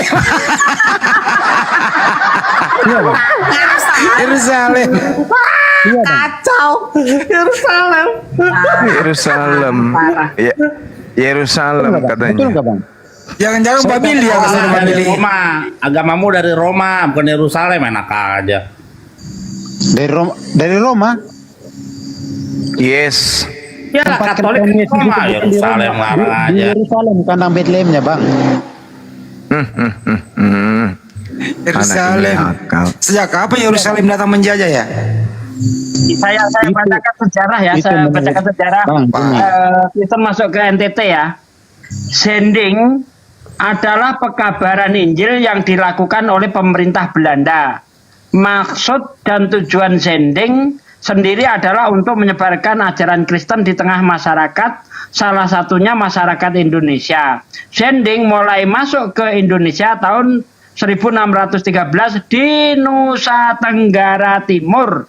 Sejak saat itu pengabaran Injil di Indonesia semakin meluas sampai ke Ambon, Sumatera, dan Jawa. Jadi ini si Sending ini atau ya Sending ialah organisasi-organisasi yang melakukan pengabaran Injil atau penyebar luasan agama Kristen Protestan. Munculnya Sending bermula dari segolongan orang di Eropa Barat yang mementingkan kesalehan. Nah, ini dia dari Belanda. Nggak usah lah malu-malu mengakui. Gini aja, Bro.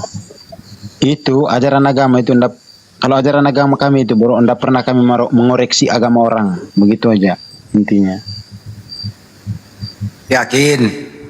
Jadi gini nih guys, sebenarnya suku asli suku NTT itu punya agama asli namanya Jingtiu nih, coba cek deh. Suku Sabu mempunyai agama aslinya itu namanya Jingtiu. Ya, jadi sebelum datang Belanda, orang NTT udah punya agama sendiri, agama Nusantaranya yang namanya Jingtiu. Lah, baca dong di sini nih. Suku Sabu, tahu suku Sabu? Itu, Bang, gampang aja dia akalin itu, namanya sosmed sekarang, Bang, gampang. Lah, nggak percaya dia. Kacau nih orang nih. Suku Sabu dikenal juga sebagai suku Sau atau suku Hau di Kabupaten Namata, Pulau Sabu, Kabupaten Sabu, Provinsi Nusa Tenggara Timur. Sejak dulu sudah mempunyai agama kepercayaan agama kepercayaannya namanya Jingtiu. Jingtiu tuh. Jingtiu itu namanya. Sebelum Kristen itu.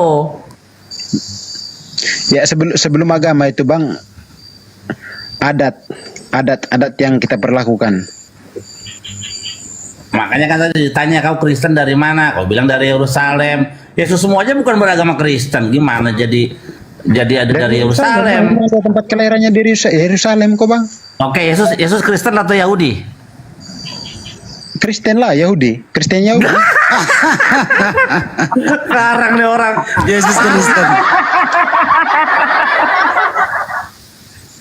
Kenapa ngarang, Bang? Kenapa Cukup menghibur. Anda mengatakan saya ngarang? Kalau Yesus Kristen, Yesus Tuhannya siapa? Allah lah. Kalau kau Tuhanmu siapa? Yesus. Tuhanmu beda. Dua dong, jadi dua. Makanya aku jelaskan sama Abang. Itu kan kepercayaan saya. Jadi kepercayaan Abang kan saya pahami juga gitu, Bang. Kalau mengoreksi tentang agama lain itu, Bang, tidak ada titik temunya, Bang. Masing-masing mempertahankan kepercayaan itu penting. Begitu, Bang, pada intinya. Hanya jadi kalau Abang mau mengoreksi, lu kan nggak paham agama. Lu aja nggak tahu agama asli lu Bukan paham, Bang. apa. Saya itu namanya masuk agama itu pasti sudah paham, Bang. Bukan udah paham. Ya, sekarang lu agama Kristen betul? Katolik saya, Bang. Oke, salah 10 perintah Tuhan 1 sampai 10 coba apa? Oh, itu nggak bisa saya dicoba, Bang. Lah, Ya coba abang yang saya tanya. Kalau memang abang lebih pintar dari saya lah. oke, anoke ase meleka asal sika mari misalnya beta dia lo iya leka oleh makrimal panai. Lo ta seleka bisa be kotemu nasir bahasa memal faser bahasa Itu apa itu? Bahasa apa itu, Bang? Saya nggak tahu. Bahasanya Yesus. Bahasanya Yesus itu. Yesus. Nggak ada itu, Bang. Itu Kami bahasanya terkenal Yesus dalam yang bahasa dia baca itu tadi 10 hukum Taurat tuh. Ini Bang Itu, Billy, ini dia Yahudi. Ngerti enggak? Dengar dulu, Bang. Bahasa yang kami pakai itu adalah bangsa kebangsaan negara Indonesia, bukan bahasa Iya, orang makanya luar coba negeri. 10 perintah Tuhan kan kau ngaku Kristen Katolik. 10 perintah Tuhan apa coba? Jangan memakai bahasa orang lain. Makailah bahasa negara kita sendiri. Parah. Nah, gitu, Bang. Jangan mencobai Tuhanmu katanya kan, dia contoh Yesus. Jangan cobai Tuhanmu. Kalau abang memang Tapi gini, ini pertama kali kamu naik di sini. Udah tahu sering, kalau ini aku komal. sering nonton sama Bang Duma ini, Bang. Oh, terus kenapa kok heran kalau ada diskusi mengkoreksi ini itu? Wajar kalau ada diskusi, Bang. Silakan. Ada diskusi, memang wajar maksudnya sharing pikiran ini kan. Tapi kalau namanya sharing pikiran itu ya menurut saya itu saling menerima pendapat, bukan saling menekan, bukan saling mencelakakan agama orang lain, bukan. Gitu. Nah, kan kalau sudah 10 perintah jangan saling di dalam 10 perintah jangan membuat bagimu patung yang menyerupai apapun. Nah, kenapa kau membuat patung di gerejamu? Kenapa, Bang? Coba jelaskan lagi, Bang. Apa kau membuat patung? Nah, Dilarang itu membuat patung itu 10 hukum Taurat. Janganlah itu membuat kau patung bagimu. Nah, gini, Bang, itu tadi kan itu kan dari kepercayaan saya. Jadi kalau ada orang yang mengoreksi, contohnya kan, orang kan nggak bisa Iya, kenapa di dalam Alkitabmu tertulis jangan membuat bagimu patung yang menyerupai apapun yang ada di langit, di bawah bumi atau di bawah air. Nah, kenapa sekarang di gerejamu ada patung? Kenapa itu? Itu di ajaran baru ke ajaran lama itu, Bang, yang ada kata-kata seperti itu, Bang. Apa tadi Nah, bilang? itu 10 perintah Tuhan, astaga Tuhan. Itu Asarah Devarot 10 perintah Tuhan. Jangan membuat bagimu patung yang menyerupai apapun. Enggak ada, Bang. Kalau ajaran kami itu, Bang, enggak ada kata-kata seperti itu, Bang. Ya makanya 10 perintah Tuhan apa? Tuhan, ampun dah, lu mah Kristen kagak paham apa-apa. Yang Coba pertama 10 perintah Tuhan. 10 perintah Allah kan, itu bagi kami. Iya, apa coba?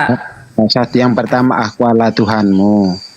Yang Terus? kedua, jangan menyebut Allah di sembarang tempat. Itu ketiga, salah sayang, itu salah. Itu ketiga, yang menyebut Ya, nama yang Tuhan Allah pertama, itu. aku Allah Tuhanmu, yang pertama. Terus, Nah, yang kedua, itu juga aku ndak ini, Bang, ndak terlalu apa namanya ya. Soalnya sulit iya, juga. bagaimana kamu mau menjalankan ajaranmu kalau kau tidak tahu aturan dasar? Tuhan, ampun, aduh, susah ini orang. Bagaimana kamu mengamalkan ajaran Kristen dengan 10 perintahnya itu yang adalah dasar landasan iman? Tapi kau tidak paham bagaimana kau bisa menjalan bagaimana kau bisa jalan tanpa Google Map? Bagaimana kau bisa nyasar? Aduh. Masalahnya begini, Bang. Situ dikatakan lo iya lo makanya malpane lo tasele kafesel, jangan membuat bagimu patung yang menyerupai apapun yang ada di atas langit, di bawah bumi, di bawah air. Lo tistakafe lo jangan kau sujud menyembah kepadanya. Nah, kenapa di dalam gereja kalian itu Katolik ada patung yang disembah, disujudkan, diberi penghormatan? Kenapa?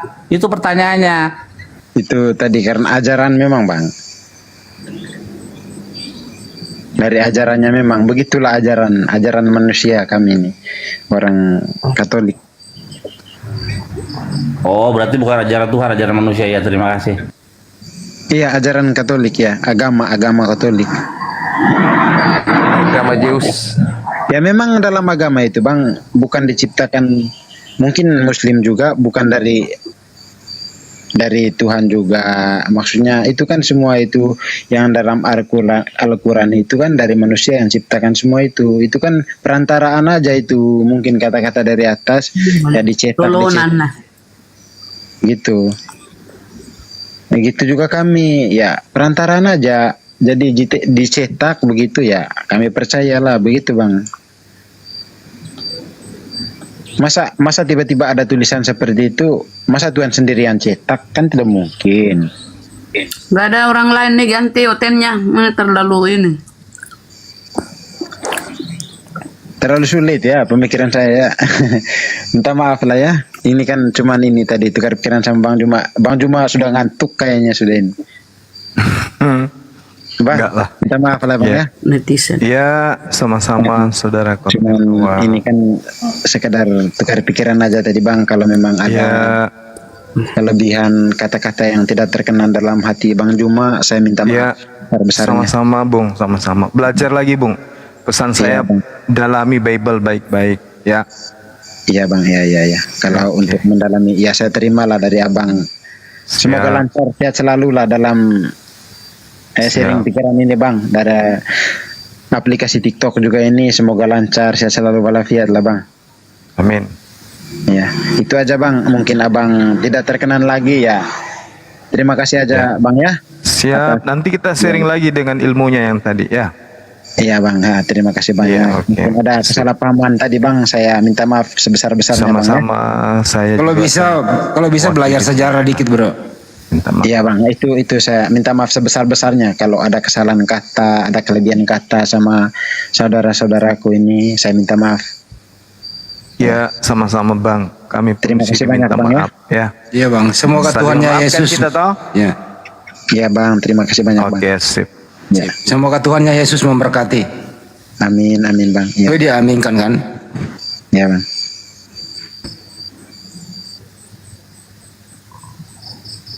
Ini siapa pakai nama Zulkifli Abbas nih? Fansnya Om. Nggak boleh begitu. Apa coba ngomong? Assalamualaikum. Waalaikumsalam. Waalaikumsalam. Fans sama Bang Zuma nggak apa-apa. Soalnya tadi saya mau naik pakai akun satunya nggak disuruh, nggak dijambak loh sama host. Iya. Tinggal di mana Abang ini? Lampung. Udah pernah siap-siap aja kalau kelamaan pakai nama itu nanti dibully sama orang. Enggak Bang, ini nanti langsung diganti lagi namanya. Oh, enggak. Semalam itu kan aku kan habis dengerin Abang live, nggak sengaja nge-scroll ke bawah. Nah ternyata di situ ada Ibu Darmis apa Darnis gitu yang bermasalah sama Bunda Rifa. Oh, Darni. Iya, itu si Darni itu kenapa dia? Ada chat host kayaknya kok nggak salah chat sahabat. Jadi begini, Bang. Aku debat sama dia hatuha. Aku membangun narasi lah ya kan. Nah, aku buktikan pakai dalil-dalil. Tiba-tiba dia kepentok. Langsung dia bilang, apa itu Muhammad itu mengambil istri ponaannya. Kata dia kan. Oke, aku pertamanya santai. Oke, tunjukkan dalilnya mana Nabi Muhammad mengambil istri ponaannya. Ada itu surah ini Al-Ajab kata dia kan. Mana dalilnya bahwa Nabi Muhammad itu tuduhan gitu kan. Pertama aku masih santai Bang. Lama-lama muak juga aku kan, dia bukannya malah koreksi dirinya, bukan perbaiki, bukan malah minta maaf. Langsung ku tantang dia, kataku mana dalilnya kalau itu ada ini ya kesel aku, berkali-kali kita tanya, itu kan fitnah itu jadinya. Aku kalau seandainya sempat aku dalam diksiku berdialektika itu pernah aku memfitnah nggak pakai dasar, dan bahkan bukan kalimat tanya yang kuajukan, laporkan aku kantor polisi. Akan ku bertanggung jawab aku pasti, itu karena kita udah tahu konsekuensi kenapa kita hadir sini kan. Tapi dia berkali-kali udah diperbaiki sama Bang Handi, bukan Bang Handi udah bilang tuh bukan ponaannya. Nah iya enggak juga dia minta maaf gitu loh. Akhirnya ya itu tadi dia masuk menghujat lah karena sudah memfitnah dia gitu Bang. Dia didatengin sama api Medan apa? Datengin ke rumahnya. Iya. Ya, ada fotonya didatangin sama API Medan. Lain kali ya kalau Oten udah menghujat terus kita punya komel, lebih baik dia di mute. kemudian dijawab. Jangan dia dibiarkan bernarasi bebas loh. Karena itu hatuha Bunda. Kalau kita hatuha kan kita kasih ke dia kesempatan bicara kan. Kecuali kita nggak hatuha. Terus menghujat kan di situ makanya karena dia itu orang yang sudah lama dalam berdiskusi. Karena aku tahu dia tuh jarang kebablasan. Dia kalau udah terpojok kali, aku suruh dia tuh maksudnya kasih kesempatan dia untuk klarifikasi omongannya bahwa itu tidak pernah ada. Rasulullah itu tidak pernah mengambil istri keponakannya, itu semua tidak pernah ada. Nah mungkin karena dia sudah terpojok atau apa, dia nggak klarifikasi sampai akhir, baru aku suruh kick sama host.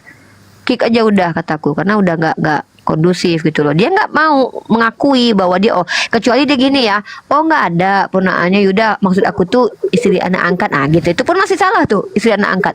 Nabi Muhammad nggak pernah ngambil istri anak angkat, karena itu diksinya udah tuduhan itu. Jadi itu makanya dia diturunkan, di kick sama Julius gitu.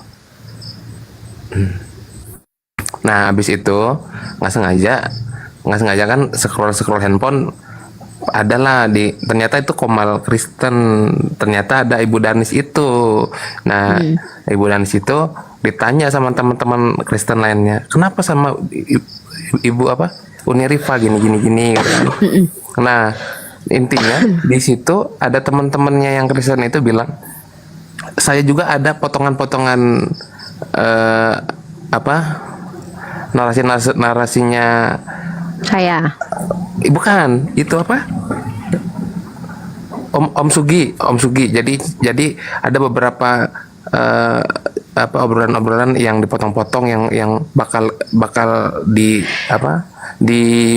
diviralin, maksudnya biar buat paham, untuk orang-orang Islam gitu. Gini, brother, kami saya yang ada di sini, kita tuh bukan orang botol yang hadir tanpa mau menanggung konsekuensi. Artinya begini, kalau memang saya bahkan tantang saya tantang, kalian kan punya hak warga negara yang sama dengan saya. Dan masalah agama ini kan delik umum, bukan pendebat saja loh. Kalian yang merasa tersinggung dengan diskusi lintas agama ini, silahkan laporkan ke kantor polisi. Kalian punya hak. Masalahnya nanti ketika kalian melaporkan saya ke kantor polisi, kalian siap nggak dengan pembelaan saya terhadap hujah saya? Karena kalau seandainya nanti mental, saya bisa laporkan balik. Penistaan, pencemaran nama baik itu bisa saya laporkan. Siapkan argumentasi. Siap nggak kita diskusi di meja hijau? Saya ini orang yang bahkan sering sekali berkata, silahkan kalian potong, karena saya punya dokumentasi setiap live saya itu saya livekan, saya ada di YouTube. Jadi saya bisa ambil nanti, peristiwa ini kejadiannya begini. Kan kita nggak gampang-gampang aja masuk penjara ini. Jadi insya Allah dan dengar ya teman makanya Muslim. semalam sebentar. Jangan kamu nyimak di sana terus kamu sampaikan lagi di sini. Nggak usah nyimak di tempat Kristen. Usah bawa ke sini lagi. Kita udah tahu itu Uni Rifa udah tahu, semua udah tahu. Kalau misalnya di persidangan, misalnya di itu kenapa kau begini? Kita kan ada dalilnya sesuai ayat begini, justru itu bisa hancur. Bahkan saya punya latar belakangnya Bang Bil. Ini mohon maaf ya. Saya dalam sebulan ini memang mendeklarasikan perang argumentasi dengan Polycardos. Kenapa saya punya potongan-potongan video? Polycardos itu mempelintir ayat Al-Quran tanpa mengizinkan pembelaan terhadap agama Islam. Beda. Mohon maaf nih. Komal Bang Luma ini bahkan kita mengundang orang Kristen untuk meluruskan kalau memang menurut mereka kita salah. Saya berhujah di komal saya, yang saya prioritaskan itu kalian yang Kristen aja naik, yang Muslim kadang saya tidak naikkan loh. Saking inginnya saya dibantah argumen saya. Contoh saya katakan, Paulus itu adalah orang yang banyak mengutuk, atau Paulus adalah antikristus. Saya punya data itu.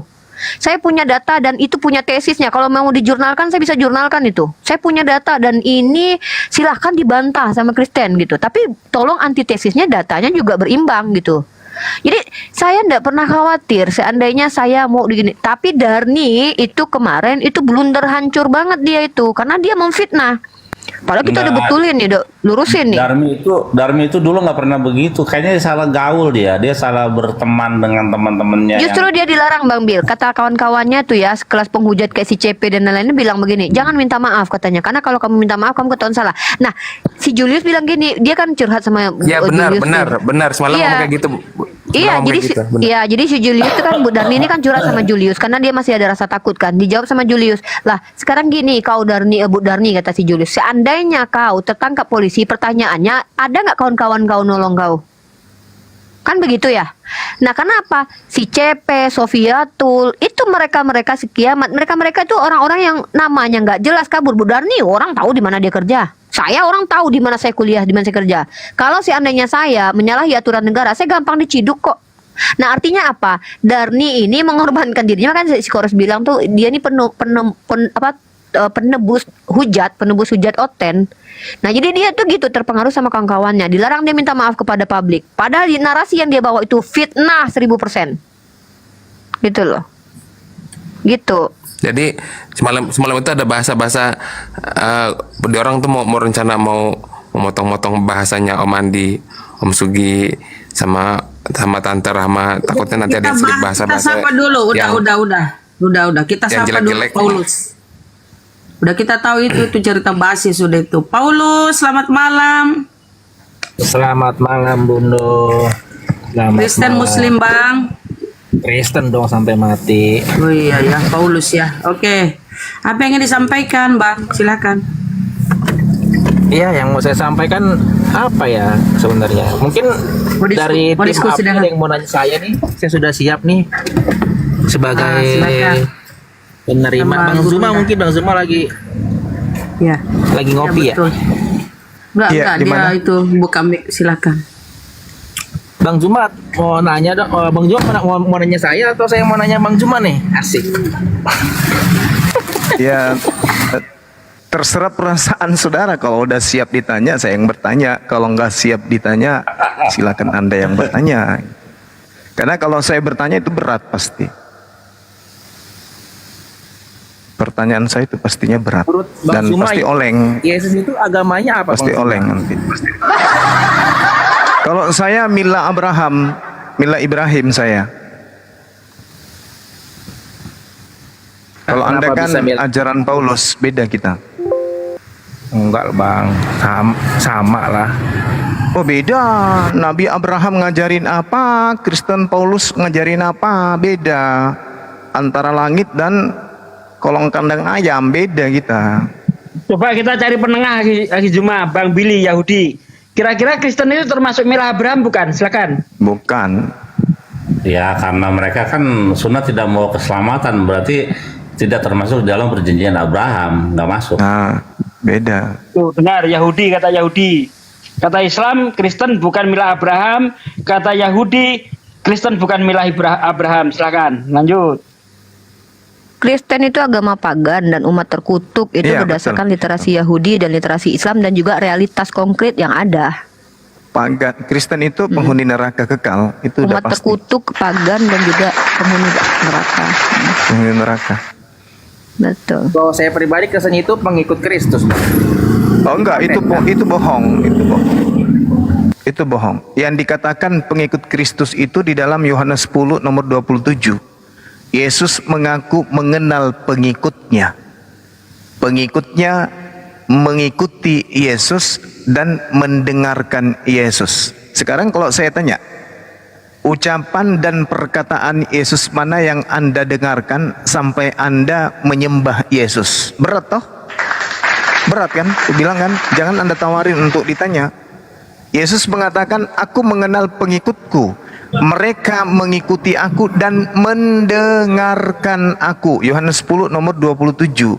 Matius 28 nomor 20. Dan ajarlah mereka melakukan segala sesuatu yang telah kuperintahkan kepadamu. Mana perintah Yesus untuk menyembah dirinya? Berat kan? Berat kan pertanyaan itu? Karena Yesus tidak pernah mengajarkan itu.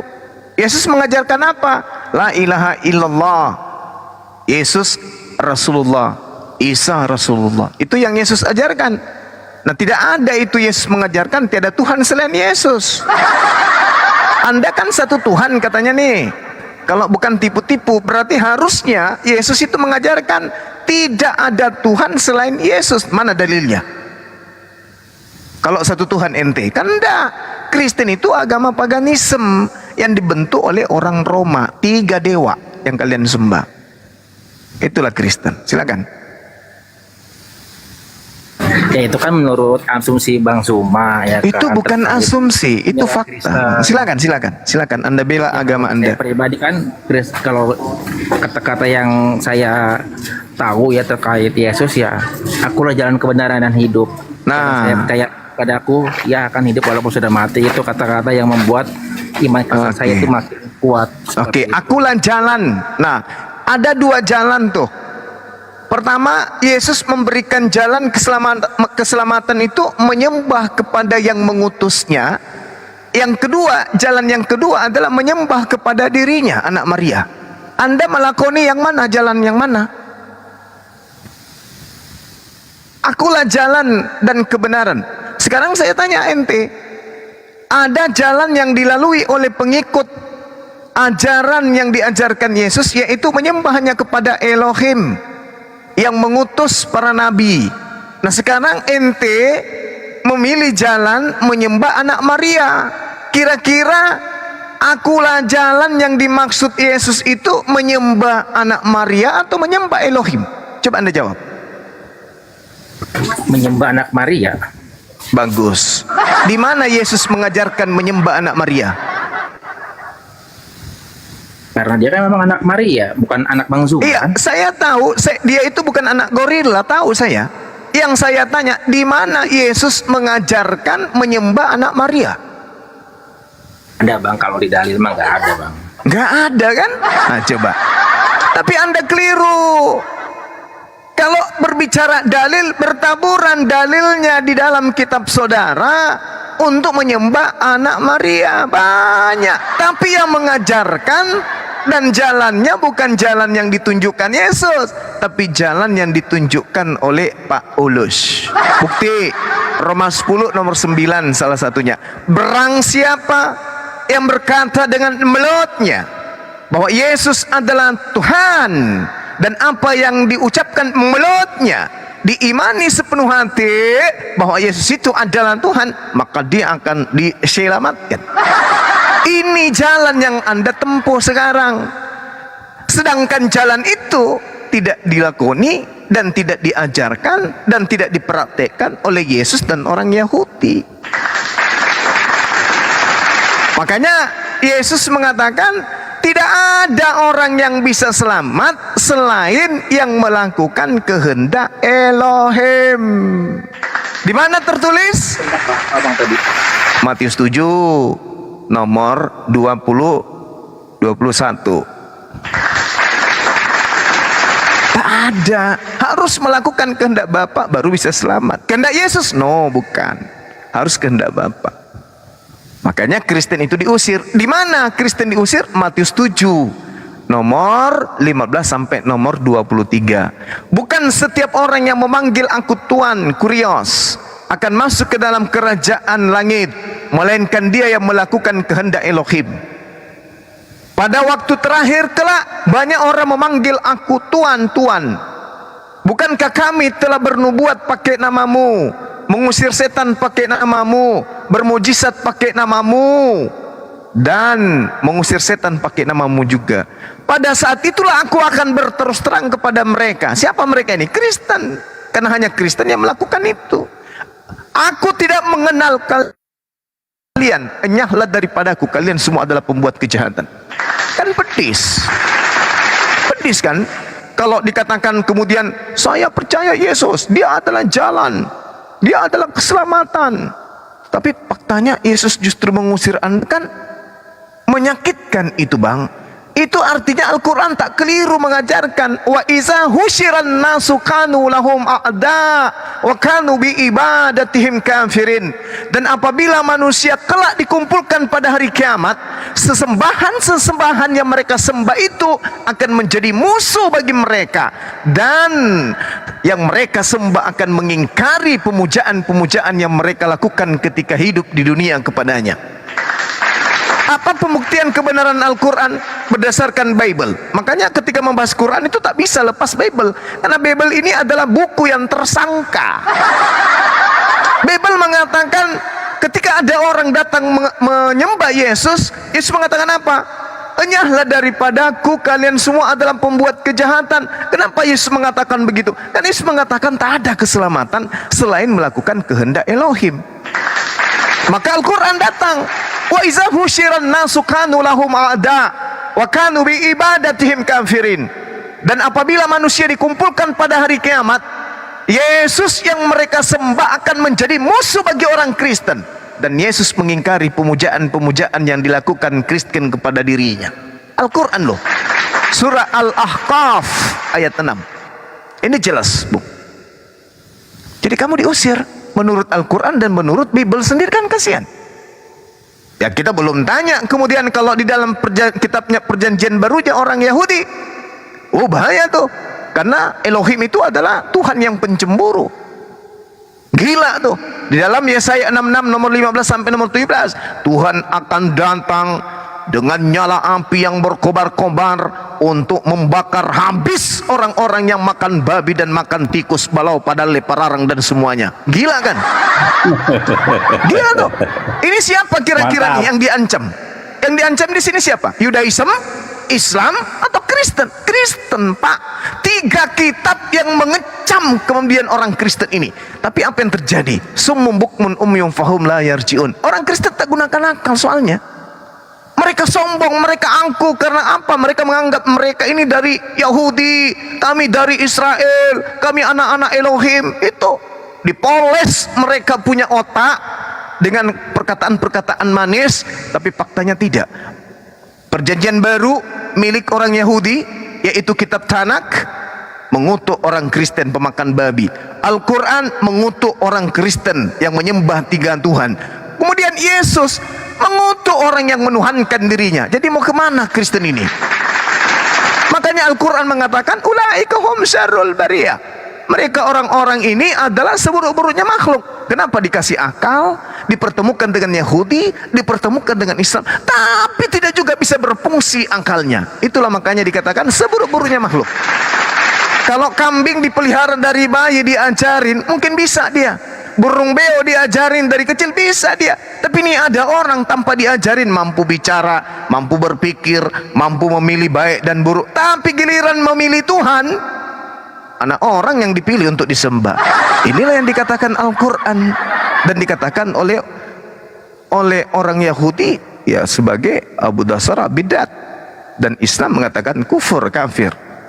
Itu bahaya itu, Bung. Nah, berbahagialah ente pade yang ketemu dengan Islam, yang ketemu dengan praktisi Yudaism, karena kalian bisa belajar keluar dari cangkang penjara dari doktrin dan dogma gereja. Ayo keluar, belajar ke Islam. Gimana sih menurut Al-Quran tentang kami ini?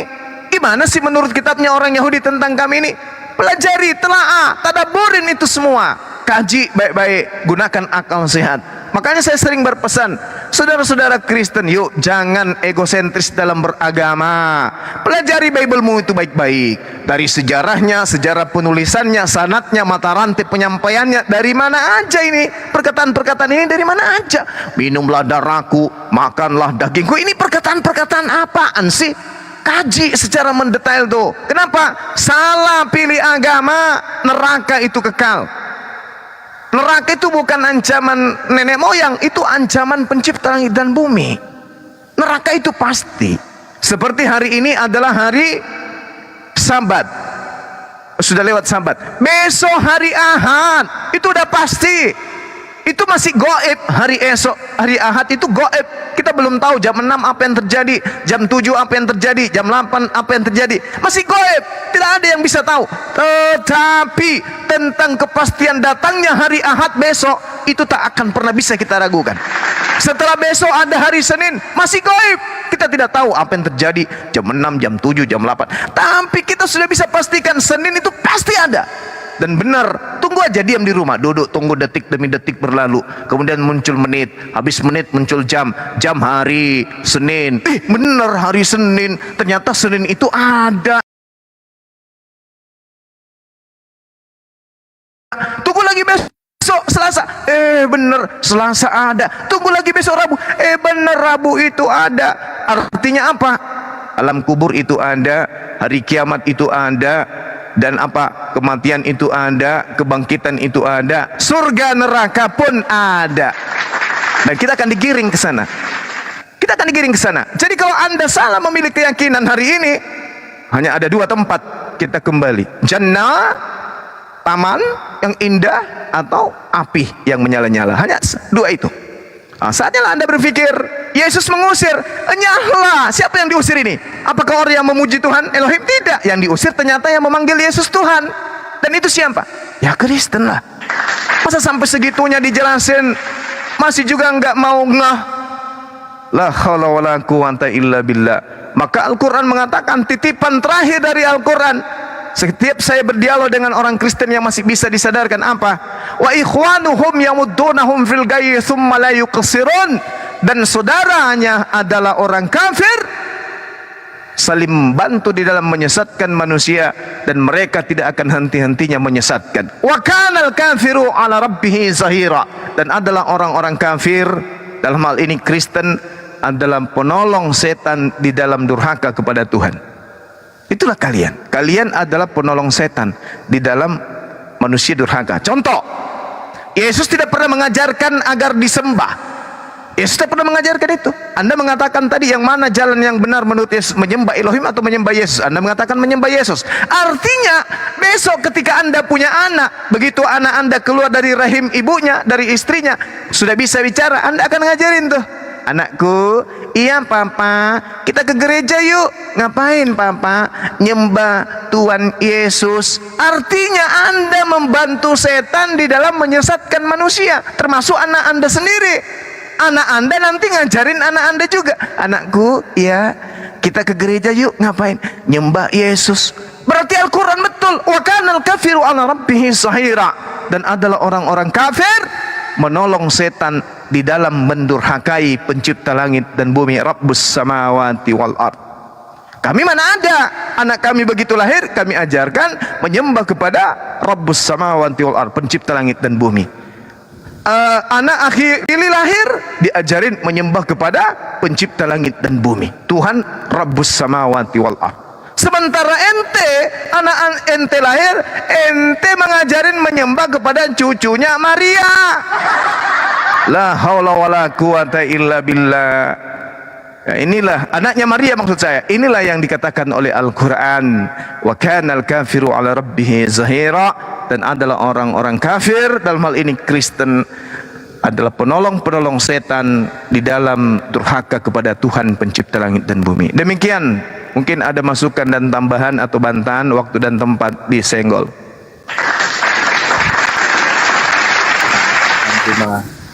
Ya, ini mungkin senjata dari Bang Zuma ya, terkait menyalah daripada aku, kalian ada nabi palsu. Emang itu selalu senjata buat Bang Zuma untuk dipakai buat mengkibas orang-orang, buat yang mengkibas untuk agama Kristen supaya nanti imannya luluh dan runtuh. Asik.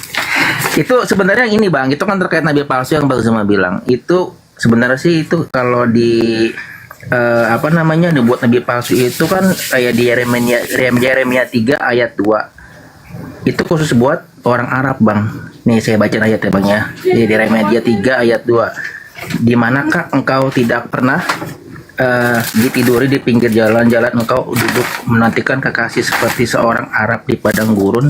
Engkau telah mencemarkan negeri dengan zinamu dan dengan kejahatanmu. Itu terkait nubuat nabi palsu juga Bang. Banyak Bang kalau terkait nubuat nabi nabi palsu itu ada di Yeremia. Terus banyak lah pokoknya lah seperti itu. Itu sebenarnya sih khusus buat orang Arab Bang. Itu sih ya, mungkin kalau Bang Zuma mau percaya atau tidak ya itu sih ya mungkin ya terserahlah dari Bang Zuma sendiri deh, seperti itu. Itu sih bahasa Indonesia ya Bang ya, tapi buat orang Arab Timur ya Bang, seperti itu. Bang Zuma kepental ya? Sadli, Bang Zuma kepental. Saya sedikit tanggapi boleh nggak ini? Tadi ayatnya apa? Coba baca ulang lagi Bang. Ya, boleh. Itu terkait ya, buat nabi palsu. Ya, saya berapa? Itu di luar dari bangsa Israel enggak. dan bangsa. Baca ayatnya dulu. Gini loh, kalau kita diskusi itu Gini loh Bang. Kalau kami umat Islam bisa mengatakan nabi palsu itu Paulus berdasarkan konteks dan teks ayat Anda, bukan cocokologi apalagi cocokmologi. Ya, nih silakan Bang Zuma ya. Itu tadi dari Paulus mengatakan bahwa nabi palsu itu dari Arab katanya berdasarkan ayat yang dibaca. Monggo Bang Zuma. Oh enggak, jangan coba-coba mengatakan nabi palsu itu dari Arab. Coba Anda lihat, sederhana aja kita melihat tuh. Jangan Anda kemana-mana. Di situ tidak ada dikatakan nabi palsu dari Arab, nggak ada cerita di dalam perjanjian barunya orang Yahudi dan perjanjian barunya orang Kristen yang mengatakan nabi palsu itu dari Arab, nggak ada. Bisa kita taruhan. Di ayatnya Bang, di Yeremia 3 ayat 2. Sabar dulu. Jangan Anda mengarahkan ke orang Yahudi. Ini Kristen dengan Islam nih yang berbicara. Jangan kita bawa kitabnya orang Yahudi. Nanti Anda bisa gondol kubuat. Sekarang permasalahannya adalah Yesus dulu. Yesus dulu yang Anda pahamkan kepada saya. Coba Anda baca Matius 24. Apa yang dikatakan di sana? Jadi apabila kamu melihat pembinasa keji berdiri di tempat kudus menurut firman yang disampaikan oleh Nabi Daniel. Ini Yesus mulu. Ia mengatakan pembinasa keji itu berdiri di tempat suci menurut firman yang disampaikan oleh Nabi Daniel. Berarti kalau berbicara mengenai Nabi Daniel, ya harus berbicara tentang apa yang diuraikan oleh Nabi Daniel. Jangan berbicara ke Yeremia, karena Yesus tidak pernah mengatakan tentang pembinasa keji atau nabi palsu di Yeremia. Jangan. Kalau Daniel yang dijadikan rujukan oleh Yesus, ya kudu harus Daniel dong yang harus menjadi rujukan, karena Yesus mengatakan itu. Jangan kemudian Anda pindah kemana-mana. Malu kita ngambil kemudian pengajaran-pengajaran yang tidak berkesesuaian dengan agama kita. Kalau Anda Kristen, gunakan perjanjian baru. Apa kata Yesus, itulah yang Anda gunakan. Jangan larinya kemana-mana. Apa kata Nabi Daniel? Contoh, sejak dihentikan korban sehari-hari dan ditegakkan teos-teos kekejian yang membinasakan. Sekarang permasalahannya, sejak dihentikan korban sehari-hari, ini yang menghentikan korban sehari-hari siapa?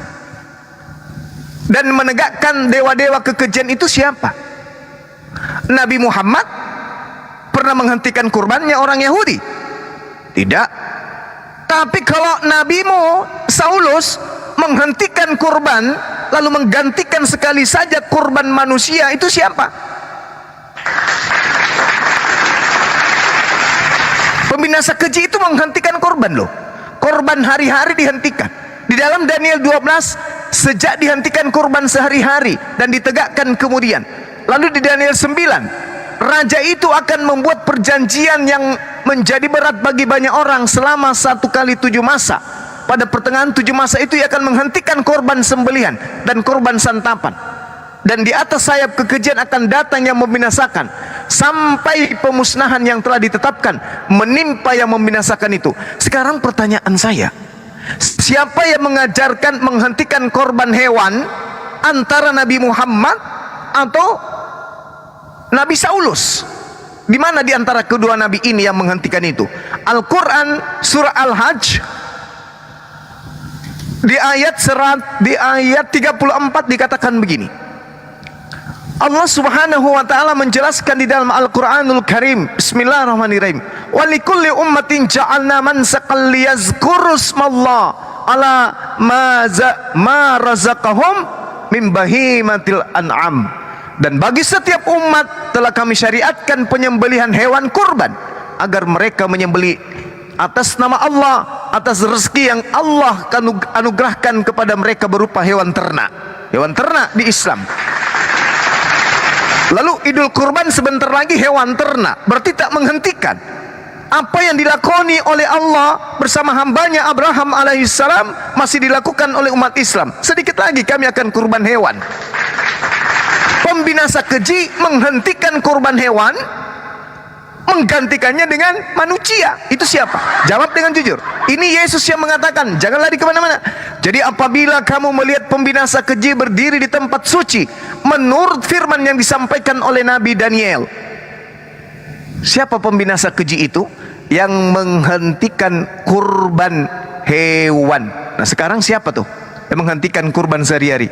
Orang Yahudi kan setiap hari tadinya, kemudian berkurban ketika ada di antara mereka yang kemudian melakukan pelanggaran. Kita lihat di dalam Daniel 7 nomor 25. Dia akan mengucapkan perkataan yang menentang yang maha tinggi dan akan menganiaya orang yang kudus milik yang maha tinggi. Dia berusaha untuk mengubah waktu dan hukum, dan mereka akan diserahkan ke dalam tangannya selama 1 masa, 2 masa, dan setengah masa. Maksudnya ada oknum yang membantah firman Tuhan dalam kitabnya para nabi, menganiaya orang-orang suci, lalu kemudian berusaha mengubah hukum, dan mereka diserahkan ke dalam tangan selama 1 masa, 2 masa, 3 masa sampai datangnya Islam. Saya ingin Anda jujur kepada saya malam ini juga. Apakah Paulus ini menentang firman Tuhan yang ada di dalam kitab Taurat? Apakah Paulus ini berusaha merubah hukum Tuhan yang ada di dalam hukum Taurat? Atau tidak? Jawab. Tidaklah Bang Zuma. Hah? Tidak merubah. Tidak merubah. Jadi hukum Taurat itu tetap berlaku. Tetap berlaku. Tetap berlaku. Berarti Yesus mati di atas tiang salib untuk membatalkan apa? Untuk menyelamatkan manusia.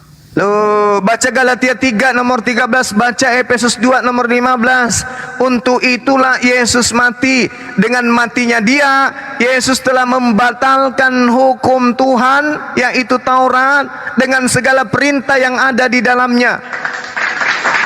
Kena enggak Paulus di sini? Kenalah.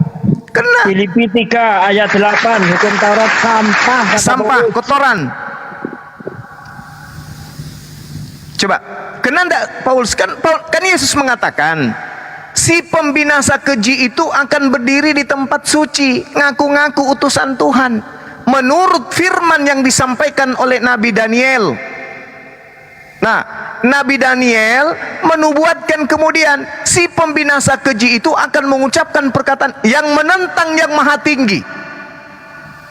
Coba, kalau Nabi Muhammad menentang nama yang maha tinggi, firman maha tinggi itu yang mana?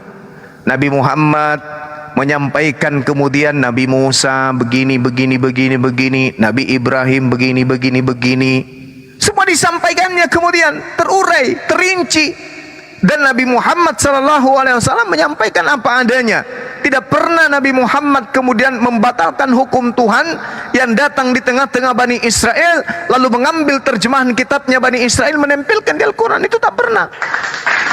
Tidak pernah Nabi Muhammad mengambil satu keadaan dengan matinya Pak Bom maka hukum Taurat dibatalkan dan hukum yang berlaku sekarang adalah ini. Tidak pernah. Tapi kalau Paulus, dengan matinya anak Maria di atas tiang salib, dia telah membatalkan firman Tuhan dengan segala ketetapan yang ada di dalamnya. Artinya Yesus itu membatalkan hukum Taurat. Kata Paulus. Kata saya berarti kata Paulus. Ya iya, kata ente. Kata pendiri agama Anda, si pembinasa keji. Kenapa saya mengatakan bahwa si pembinasa keji itu adalah Paulus? Coba Anda lihat Matius 24, buka sekarang. Baca satu perikop. Apa yang dikatakan? Jadi apabila kamu melihat si pembinasa keji berdiri di tempat suci, menurut firman yang disampaikan oleh Nabi Daniel, maka orang-orang yang di Yudea haruslah melarikan diri ke pegunungan. Ini pernah enggak Nabi Muhammad melakukan ini? Membuat orang-orang yang ada di Yudea itu melarikan diri. Orang yang sedang di peranginan di atas rumah, janganlah ia turun mengambil barang-barang dari rumah. Dan orang yang sedang di ladang, janganlah ia kembali untuk mengambil pakaiannya. Ini ketika kemudian orang Katolik membumi hanguskan Yerusalem ini, cerita ini. Lalu dikatakan apa? Pada waktu itu, jika orang berkata kepadamu, lihat ada Yesus di sini, ada Yesus di sana, jangan kau percaya. Sebab Mesias palsu dan nabi-nabi palsu akan muncul dan mereka akan mengadakan tanda-tanda yang dahsyat dan mujizat-mujizat sehingga sekiranya mungkin mereka menyesatkan orang pilihan juga. Camkanlah, kata Yesus. Yesus mengulang kedua kalinya. Camkanlah wahai murid-muridku Bani Israel, aku sudah mengatakannya terlebih dahulu kepadamu. Jadi apabila orang berkata kepadamu, lihat ada Yesus di padang gurun, jangan kau pergi ke situ. Atau lihat Yesus ada di dalam bilik penjara, jangan kau percaya. Ini kata Yesus. Berarti si pembinasa keji ini menurut Yesus ngaku-ngaku bertemu Yesus. Sekarang siapa yang pernah mengaku bertemu Yesus? Paulus atau Nabi Muhammad sallallahu alaihi wasallam? Ya, saya yakin Paulus. Ya, berarti kan pembinasa kejinya adalah pembinasa keji, tapi kenapa dia bisa membangkitkan orang mati dan dipakai sama Tuhan, Bang? Ini kan sudah dikatakan oleh Yesus, pada saat itu kamu melihat ada orang berkata, dia katakan gini, sebab nabi-nabi palsu akan muncul, mereka akan mengadakan tanda-tanda yang dahsyat dan mujizat-mujizat sehingga sekiranya mungkin mereka menyesatkan orang-orang pilihan juga. Ketika Anda terheran-heran, ya Paulus itu adalah pembinasa keji, tapi kenapa dia bisa kemudian ini dan itu? Kan Yesus sudah mengatakan tanda-tandanya melakukan mujizat, sampai akibat dari mujizat yang dilakukan itu menyesatkan banyak orang, karena orang terheran-heran seperti Anda. Ini Bible yang mengatakan itu loh. Saya hanya membantu untuk menguraikannya, karena kalau pendeta Anda nggak mungkin lah, habis perpuluhan kalau Anda punya pendeta menjelaskan ini, habis. Saya nggak ada tendensi, saya sayang sama ente, hanya karena kasih sayang Islam yang makanya saya mau menyampaikan ini. Anda nggak bayar saya tidak butuh ketenaran, tapi karena Anda adalah saudara saya sampaikan. Sebab nabi-nabi palsu akan muncul, mereka akan mengadakan tanda-tanda yang dahsyat dan mujizat-mujizat sehingga sekiranya mungkin mereka akan menyesatkan orang pilihan juga. Yesus mengulangnya di data nomor 25. Camkanlah, aku sudah mengatakannya terlebih dahulu kepadamu. Ingat, Yesus sedang berbicara dengan orang Yahudi, bukan dengan orang Kristen.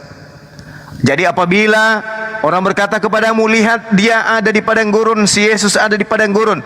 Ketika Paulus ke Damsyik, dia mengatakan bertemu dengan Yesus, dia mendengarkan suara, dia melihat cahaya. Sedangkan Yesus mengatakan dalam Matius 12 nomor 22, tanda-tanda orang yang kerasukan roh setan adalah buta. Paulus ketika sedang mendengarkan suara dari langit, menurut dia, siapakah engkau? Apakah engkau Tuhan? Akulah Yesus yang kau aniaya. Tiba-tiba dia buta.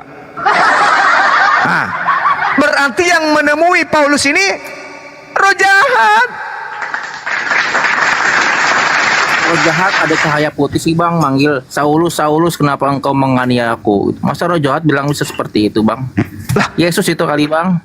Bukan, coba Anda baca di dalam Matius 12 nomor 22. Yesus sudah mengatakan itu. Yesus sudah menjelaskan itu, bahwa tanda-tanda orang kerasukan roh jahat adalah buta. Coba dah baca. Udah pernah dengar sih, Bang. Tapi kenapa buta? Kenapa dari salah satu ada murid Yesus itu yang menyembuhkan dia, Bang? Dari siapa yang mana ya? Ananias kan? Iya betul, Ananias. Nah, sekarang permasalahannya adalah kejadian itu setelah Yesus mengaku terangkat ke langit. Sekarang mari kita urai. Di dalam Yohanes 16 nomor 7, apa kata Yesus? Apa kata Yesus? Adalah lebih baik aku pergi, sebab kalau aku tidak pergi, roh kebenaran atau penghibur itu tidak akan datang. Maka Yesus harus pergi, sebab kalau Yesus tidak pergi, roh kebenaran tidak akan datang, penghibur itu tidak akan datang. Oke. Nah, pergilah si Yesus ceritanya kan. Lalu kemudian yang datang setelah Yesus menurut Yesus itu siapa? Ayo. Menurut Yesus dalam Yohanes 16:7, yang datang setelah dia terangkat ke langit itu siapa? Bung. Menurut siapa bang? Maaf, menurut Yesus. Menurut Yesus, yang datang setelah dia terangkat ke langit untuk menggantikan misi kedatangannya itu roh kebenaran atau Yesus? Gak bisa disimpulkan juga sih bang, mau dibilang roh kebenaran atau dibilang Yesus sih. Bagaimana Kalau menurut ceritanya? saya, Di dalam kitab saudara, saya ulang lagi, di dalam kitab saudara Yohanes nih pernah aku baca sih, 16 bang. Nah, roh kebenaran kan? Iya, benar kalau Nah, aku- roh kebenaran. Ya. Tapi kenapa di dalam kisah pewarta 9 yang datang kepada Ananias itu adalah Yesus? Yang mana yang benar? Bohong dong. Yang mana yang benar? Yang datang kepada Ananias ini benar Yesus? Benar bang.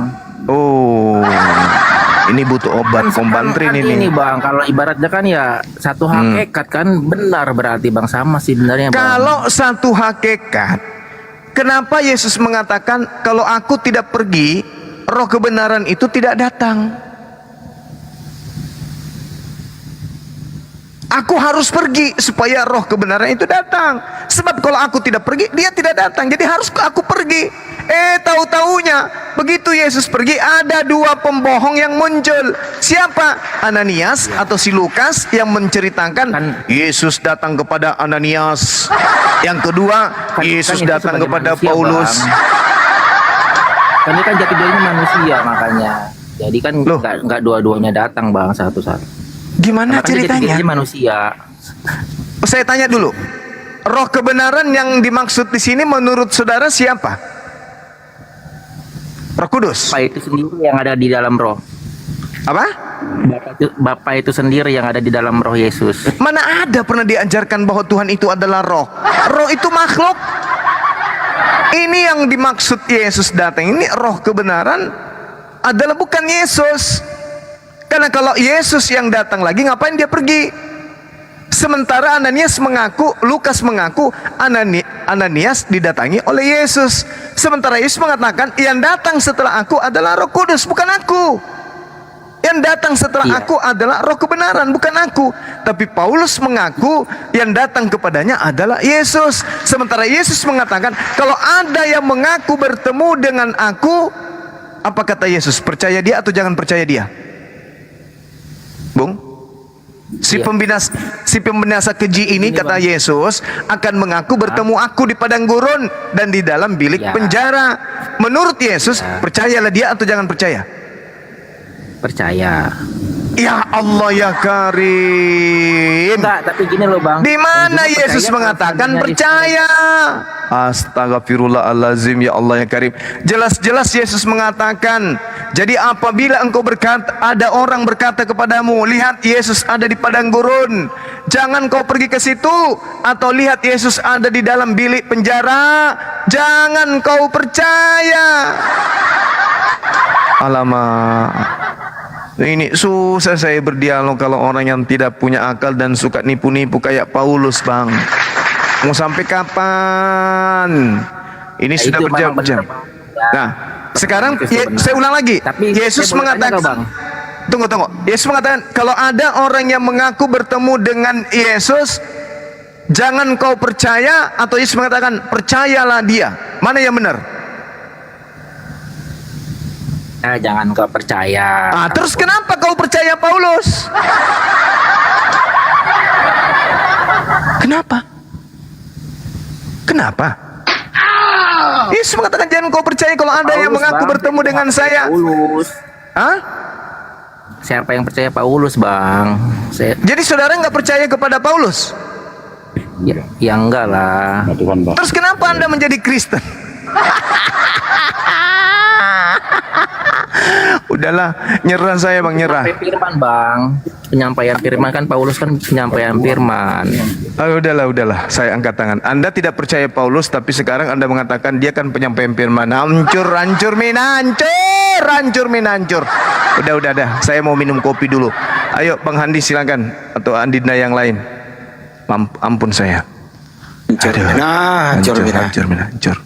Lanjut Bang Handi. Bang Zumanya udah ampun lah. Ampun saya Bang, ampun. Gimana ceritanya? Saya menghadapi ini manusia tulang presto. Ya nggak ada lawan. Oke. Asal jangan Anda mati dalam kekonyolan aja lah. Bang Bang Zuma katanya ampun, katanya dibilang. Udah. Ya nggak apa-apa. Sekarang pesan saya, dalami Bible Anda itu ya, meskipun Bible Anda itu hanya selevel surat kabar robek bagi saya, tapi minimal Anda dalami lah baik-baik. Oke saudara, thank you ya. Iya Bang. Silakan yang lain. Iya Bang. Bro.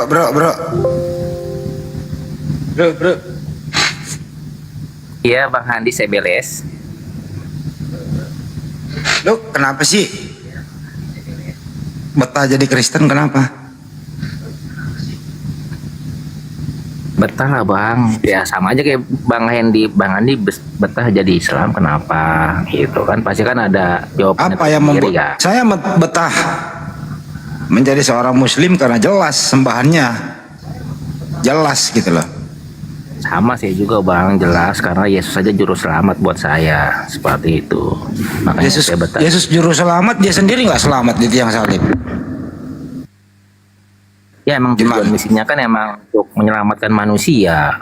Menyelamatkan manusia, dia sendiri mati di tiang salib. Gimana? Ya kan dia kan akan bangkit lagi pada hari ketiga. Makanya kan dia menyelamatkan Bang Handi, semua yang ada di Indonesia itu diselamatkan. Seperti dia sendiri nggak selamat, mana bisa menyelamatkan? Meskipun yang nggak selamat kan dia tetap bangkit Bang. Siapa yang bunuh dia di tiang salib? Bukan di surga. Bang, siapa yang bunuh dia di tiang salib? Dia nggak bunuh diri. Siapa yang bunuh dia? Misinya dia itu ya untuk disalibkan Bang. Dia nggak bunuh diri. Saya nggak bilang bunuh diri. Siapa yang bunuh dia?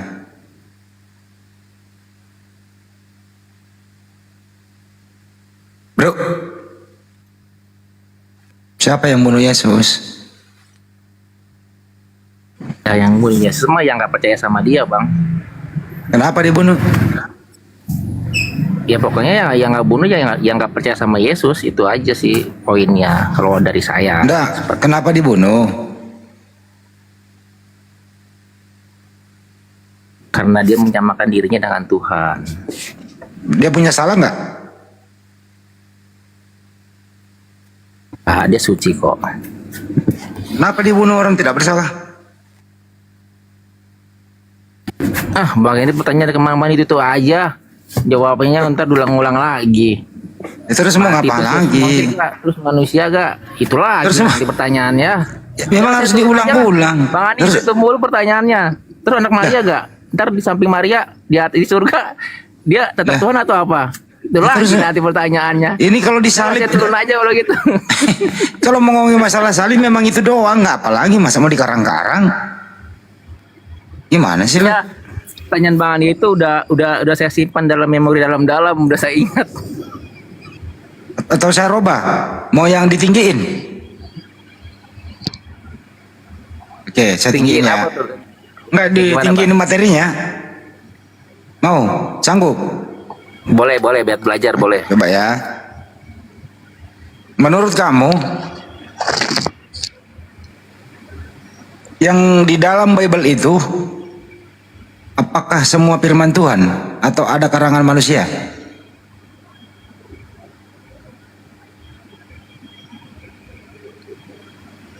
Itu pengetahuan baik dan buruk Bang.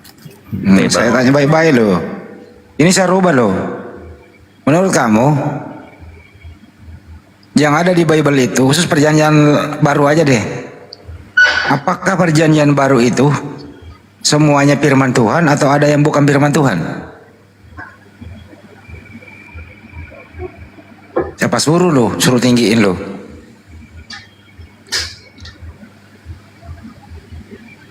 Gak bisa jawab kan? Makanya gue kasih pertanyaan anak SD biar lancar lo. Bentar ya, gue sambut dulu tamu yang naik. Victor, selamat pagi Victor. Ya, selamat pagi Bang Andi. Apa kabar? Baik, baik. Puji Tuhan baik.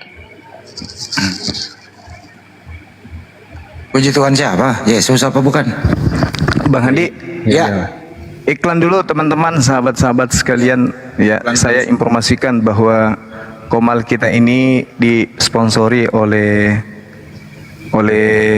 Desain Skincare. Nah, udah pintar kan saya sekarang.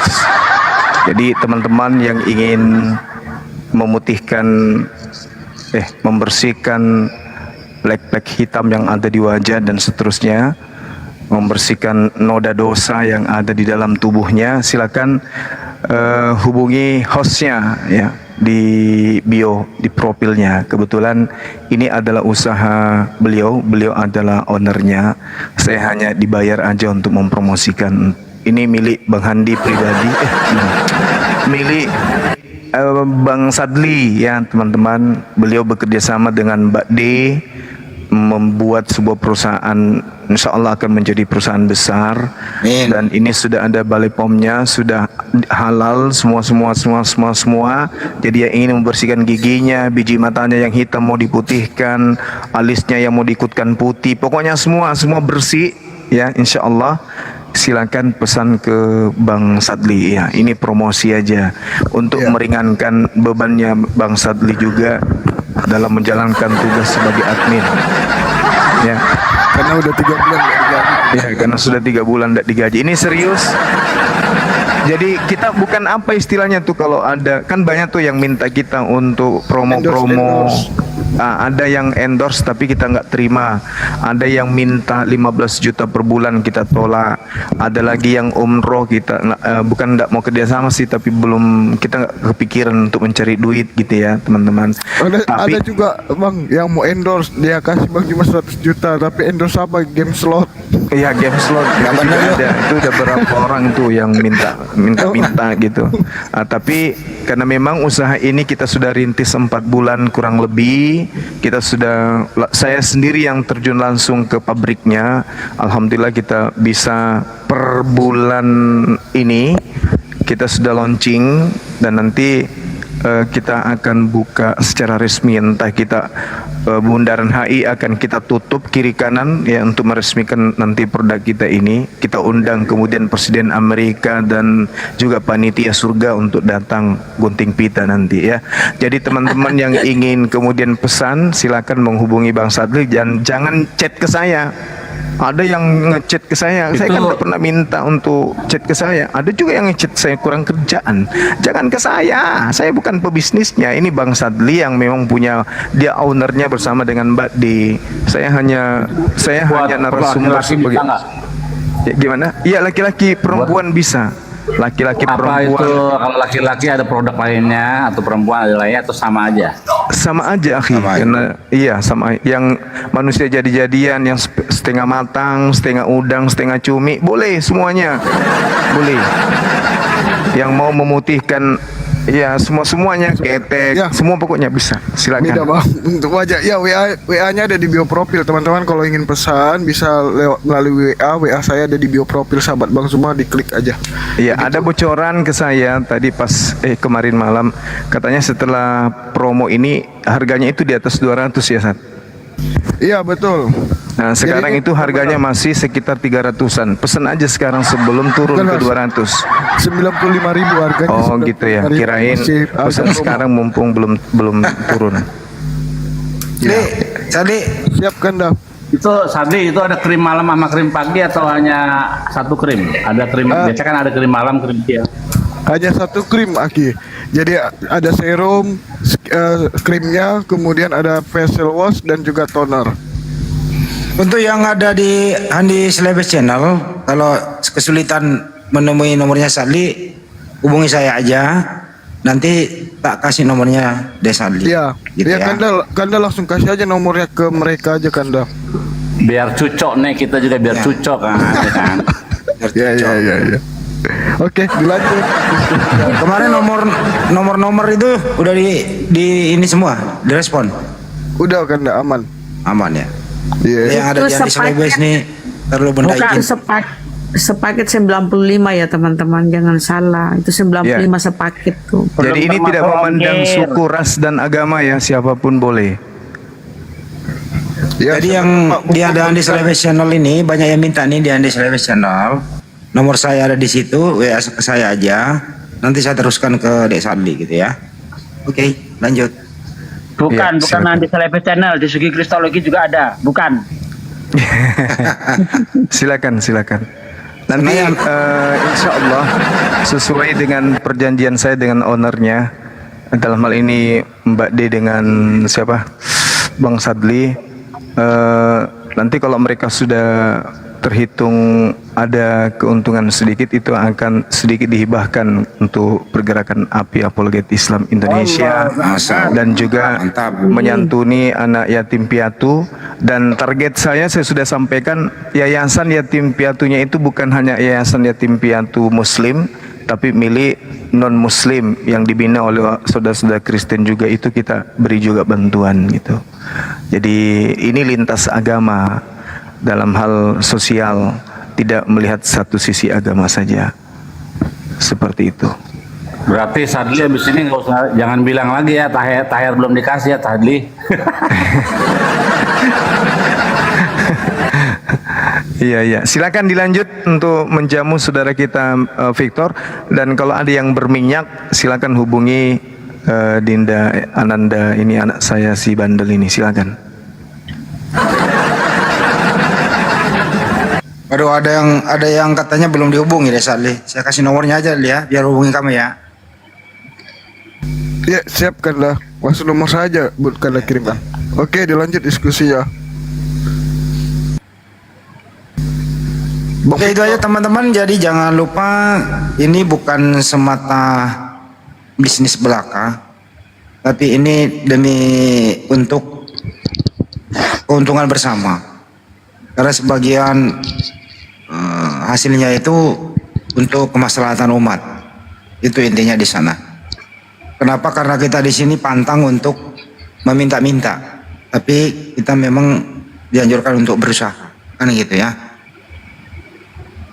Tadinya tuh kita adakan ini Bang Handi, meeting, pertemuan gitu ya. Gimana ceritanya nih supaya ada usaha, diskusi lancar, kita tidak keteteran apa usaha apa, sehingga berunding rapat berapa kali pertemuan sampai saya diajak masuk ke pabriknya, tengok mesinnya dari merek apa gitu, bahannya dari apa saja saya harus tahu. Saya dibawa berhari-hari sama timnya Mbak D dan Sadli, ikut-ikut melihat ini, oh ya ini halal, karena bahan yang digunakan itu semuanya tidak ada yang membahayakan, semuanya bahan-bahan yang memang cocok untuk tubuh gitu. Saya takutnya tadi itu ada semacam merkur, takutnya ada pecah beling yang dihaluskan, kemudian ternyata alhamdulillah aman gitu ya. Berarti ini hampir herbal ya? Iya, benar. Itu kalau dipakai, kalau malam itu, kalau kita sudah ngantuk itu gampang sekali tertidur. Iya betul. Kalau dipakai pagi, kalau kita lagi lapar, pakai pagi dan habis sarapan, enak kali, rasa kenyangnya itu enak, nikmat sekali. Dan saya sendiri udah pakai, kan sudah mau promosi tuh dari bulan kemarin. Tunggu dulu, lihat hasilnya dulu. Nah, alhamdulillah ada beberapa yang udah pakai, termasuk Mbak De udah pastilah mereka udah pakai, udah lama kan. Meskipun itu dikonsumsi pribadi dan belum resmi, makanya beliau takut untuk promo dari kemarin-kemarin karena belum resmi, belum ada izin-izin. Saya juga pakai, alhamdulillah, yang tadinya saya itu putih sekarang agak kehitam-hitaman sedikit. Jadi ini bagusnya produk ini, karena orang putih dibuat hitam, orang hitam dibuat putih. Nah, yang sudah keputih-putihan itu nanti ke kuning-kuningan, ke coklat-coklatan gitu loh. Nah, tapi sangat disayangkan, saya tadinya mau orang Afrika begitu pakai langsung berubah jadi orang Cina, ternyata nggak bisa. Tetap aja krinyol tapi bercahaya wajahnya gitu loh. Kinclong, giginya bercahaya, matanya itu benar-benar luar biasa ya. Kalau gelap? Gelap jadi terang, gelap jadi Isinya terang. bawang putih. Iya, gelap jadi terang. Jadi tidak Bang Nasir tidak yang pakai gimana Bang Nasir? Bang Nasir, saya rasa kalau Bang Nasir yang pakai itu nggak dikenali lagi sama istrinya. Iya, betul. Karena yang tadinya hitam pekat kok sekarang jadi pekat beneran kan gitu ya. Ini malah jelek-jelekin produknya sendiri gimana sih? Ini produk. Dulu kan kalau misalnya ada orang pakai yang kayak gitu-gitu, terus kena matahari merah muka ya kan, atau berubah jadi hitam lain-lain gitu. Ini alhamdulillah setelah saya pakai, terus saya di gunung. Biasanya kan kalau di gunung itu kan pulang merah wajah, begitu cuci muka, oh kok ini kayak dari mana gitu. Nah sekarang begitu saya pakai kena matahari ya alhamdulillah nggak seperti yang kemarin-kemarin lah. Bunda Rahma kalau lihat saya ini baru ini, nanti kalau ketemu saya Bunda Rahma pasti Bunda Rahma heran. Kok berubah kali gitu loh. Kenapa berubah? Karena baru-baru sakit 1 minggu di rumah sakit kan jadinya pucat. bercanda. Produknya bagus. Saya nggak mungkin, karena ini kan milik kita ya kan, bukan orang punya jadi kita berani. Bukan orang punya jadi kita berani. Hanya Pak, saya sendiri udah pakai itu ya. Pas saya pakai itu, saya lapar. Saya langsung makan loh. Nah itu dia makanya. Saya nggak berani karena itu merusak citra kita nanti mempromosikan barang yang kita nggak bisa pertanggungjawabkan gitu loh. Tapi karena kita yang produksi sendiri, pabriknya juga kita, boleh dibilang kita sendiri, karena kita yang bayar sendiri, produknya, namanya, semuanya kita, semuanya kita, memilih bahannya juga kita. Jadi ya mempertaruhkan nama besar itu tidak mudah, tapi oleh karena saya dilibatkan dalam hal ini, memantau pabriknya, melihat orang-orang yang kerja di sana, alhamdulillah. Oke lah kalau gitu. Kira-kira kalau Pak Bom pakai ini jadi apa sih Bom? Kurus, jadinya kurus. Iya, betul. Ada yang nanya nih kalau 95 itu di luar ongkir, iya Bang. Iya. Di luar ongkir. Itu harga produk itu 95. Karena botolnya Ongkir, aja iya. didatangkan dari Dubai, Bos. Jadi kalau misalnya nanti Anda itu minta kurang dari sana, wah rugi kita. Ya. Mules Itu kepala 4 ini loh. mikirkin. 95 4 itu loh produk. Ada tonernya, ada apanya itu namanya, bedaknya ada, serumnya, Yeah. serum itu yang ini ya, serumnya ada. Itu udah komplit itu untuk perawatan.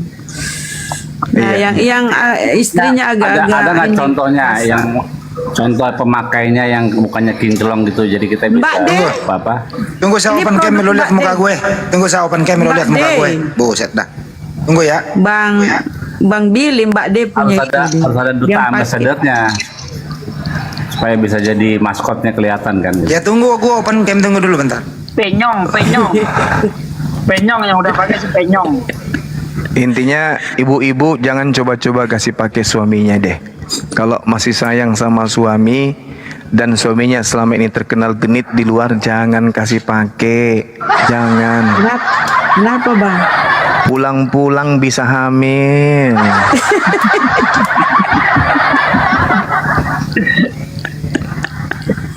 Kalau ketemu pasukannya Ferguson, sudahlah, digodain suaminya sama Ferguson.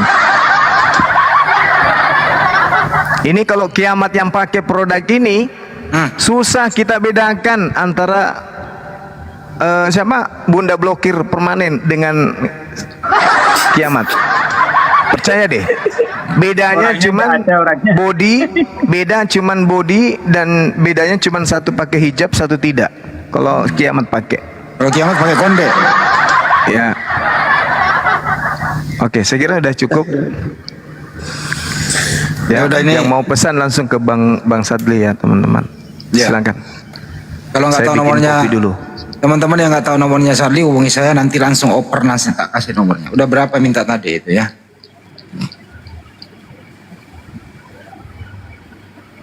Oke teman-teman, jangan lupa kalau ingin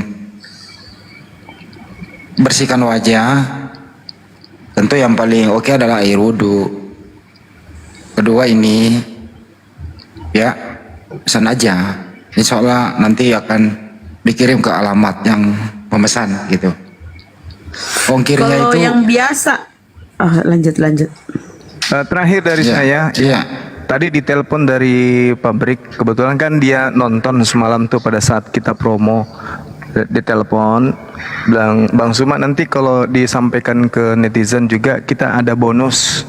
Setiap pembelian satu paket dikasih bonus amplas. Berapa Halus tapi ya. berapa mili yang berapa mili? 30 cm kali 30 cm amplasnya itu yang terakhir pakai gosok untuk bagian tumit. Itu ya teman-teman.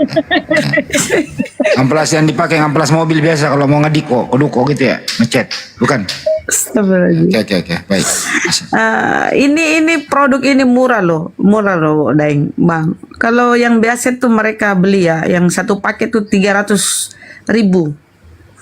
300,500, 3,500 bahkan tuh ya, paket-paket yang untuk skincare begini 350. Ini murah, paling murah ini sepaket 90 ya. Insyaallah, makanya aku ambil 2 ya. Nanti kalau aku udah pakai aku pamer bagaimana kincolongnya. Tapi Mbak De itu beliau pakai ini Mbak De.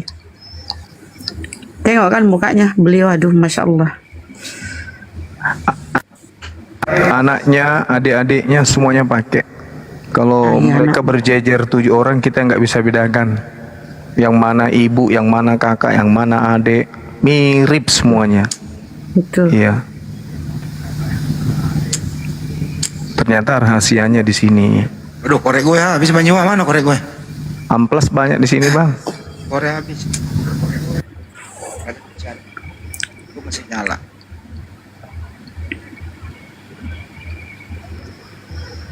Ya udah cepetan pesen. Kalau misalnya nih, aku males pakai tapi aku ingin beli buat Bunda Rama ya nggak apa-apa. Jadi telepon di WA Desali, dikirim ke alamatnya Bunda Rama. Nah, sampai di alamatnya Bunda Rama, dikirim ke saya. Kemudian dari saya kirim lagi ke Mbak D. Diputar-putar aja tuh pengirimannya kan gitu. Boleh nggak apa-apa itu. Aku udah pesen 2, tinggal mau kau ambil ke Bolangi. Nanti kalau ada ini arisan keluarga kita promosi. Insyaallah. Victor. Ya Bunda Rama itu ada Victor, coba ditampik. Ya, Victor, saya masih di sini. Iya, saya di sini. Mau diskusi dengan baik dan benar kan? Silakan. Baik dan benar. Iya. Iya, pasti. Nah, kan? Supaya kita jangan ada ini ngiyel-ngiyelin. Silakan Bang, gini. Izin ya, izin saudaraku. Nah, Victor, tahu nggak gimana itu kriteria Tuhan tuh? Standar untuk Tuhan itu apa itu? Menurut kamu ya? Iya, standar untuk Tuhan itu bagaimana? Dia yang pastinya berkuasa. Itu yang paling Nah, betul. Nah, oke, aku kasih tahu dulu ya. Tuhan itu maha kuasa, maha ya. Bukan cuma berkuasa, maha. Maha kuasa, maha pencipta. Tidak tergantung kepada ciptaannya. Tidak terbatas ruang dan waktu. Terus abadi. Nah, itu kriteria-kriteria ini secara umum aja ya. Maha kuasa, apa kekuasaan Yesus? Enggak ada. Maha pencipta, Yesus tidak pernah menciptakan apapun, sesuatu apapun ya. Tidak tergantung kepada makhluknya, makhluk ciptaannya. Terus Yesus tergantung kepada bundanya. Kalau bundanya Maria nggak ngeden, nggak lahir tuh Yesus. Kemudian tidak terbatas ruang dan waktu. Yesus tuh nggak bisa kemana-mana ketika bayi, ketika dalam kandungan itu kan terbatas. Kemudian kekal abadi, Yesus mati. Jadi standar-standar itu untuk kriteria Tuhan tuh Yesus nggak lolos sama sekali. Nah, dari segi mana, dari sisi mana Anda melihat sehingga Anda ini memaksa untuk Yesus tuh Tuhan gitu loh? Silakan Bang. Ya, Lanjut yang mau masuk. Ya, itu jawabannya ada di Yohanes 1 ayat 1. Ya, sebenarnya Yesus itu adalah sang firman dari Allah Bapa. Jadi ya kematian Yesus itu hanya kemanusiaannya, bukan sebagai rohnya. Simpelnya sih seperti itu sih dalam keimanan saya. Oh, pada mulanya firman. Iya, pada Gitu ya. firman itu kesalahan. Nah, ini kan ini kan konsep dasarnya, landasan dasar iman Anda itu rujukannya. Nah, saya tanya si Yohanes ini dapat dari mana nih pengetahuan ini pada mulanya firman? Apa Yohanes lihat firman bersama-sama dengan Allah? Di dalam Bible tuh Allah itu tidak kelihatan. Nggak ada yang bisa melihat gitu loh. Siapa yang melihat Allah itu akan mati. Nah, si Yohanes ini tahu dari mana kalau firman bersama-sama dengan Allah itu? Informasi itu dapat dari mana dia? Iya, karena Kalau guru ndak mau masuk silakan. ya, karena memang itu Tuhan itu tidak bisa dilihat, makanya ditulis juga di Yohanes, maka Allah mengirimkan anaknya yang tunggal.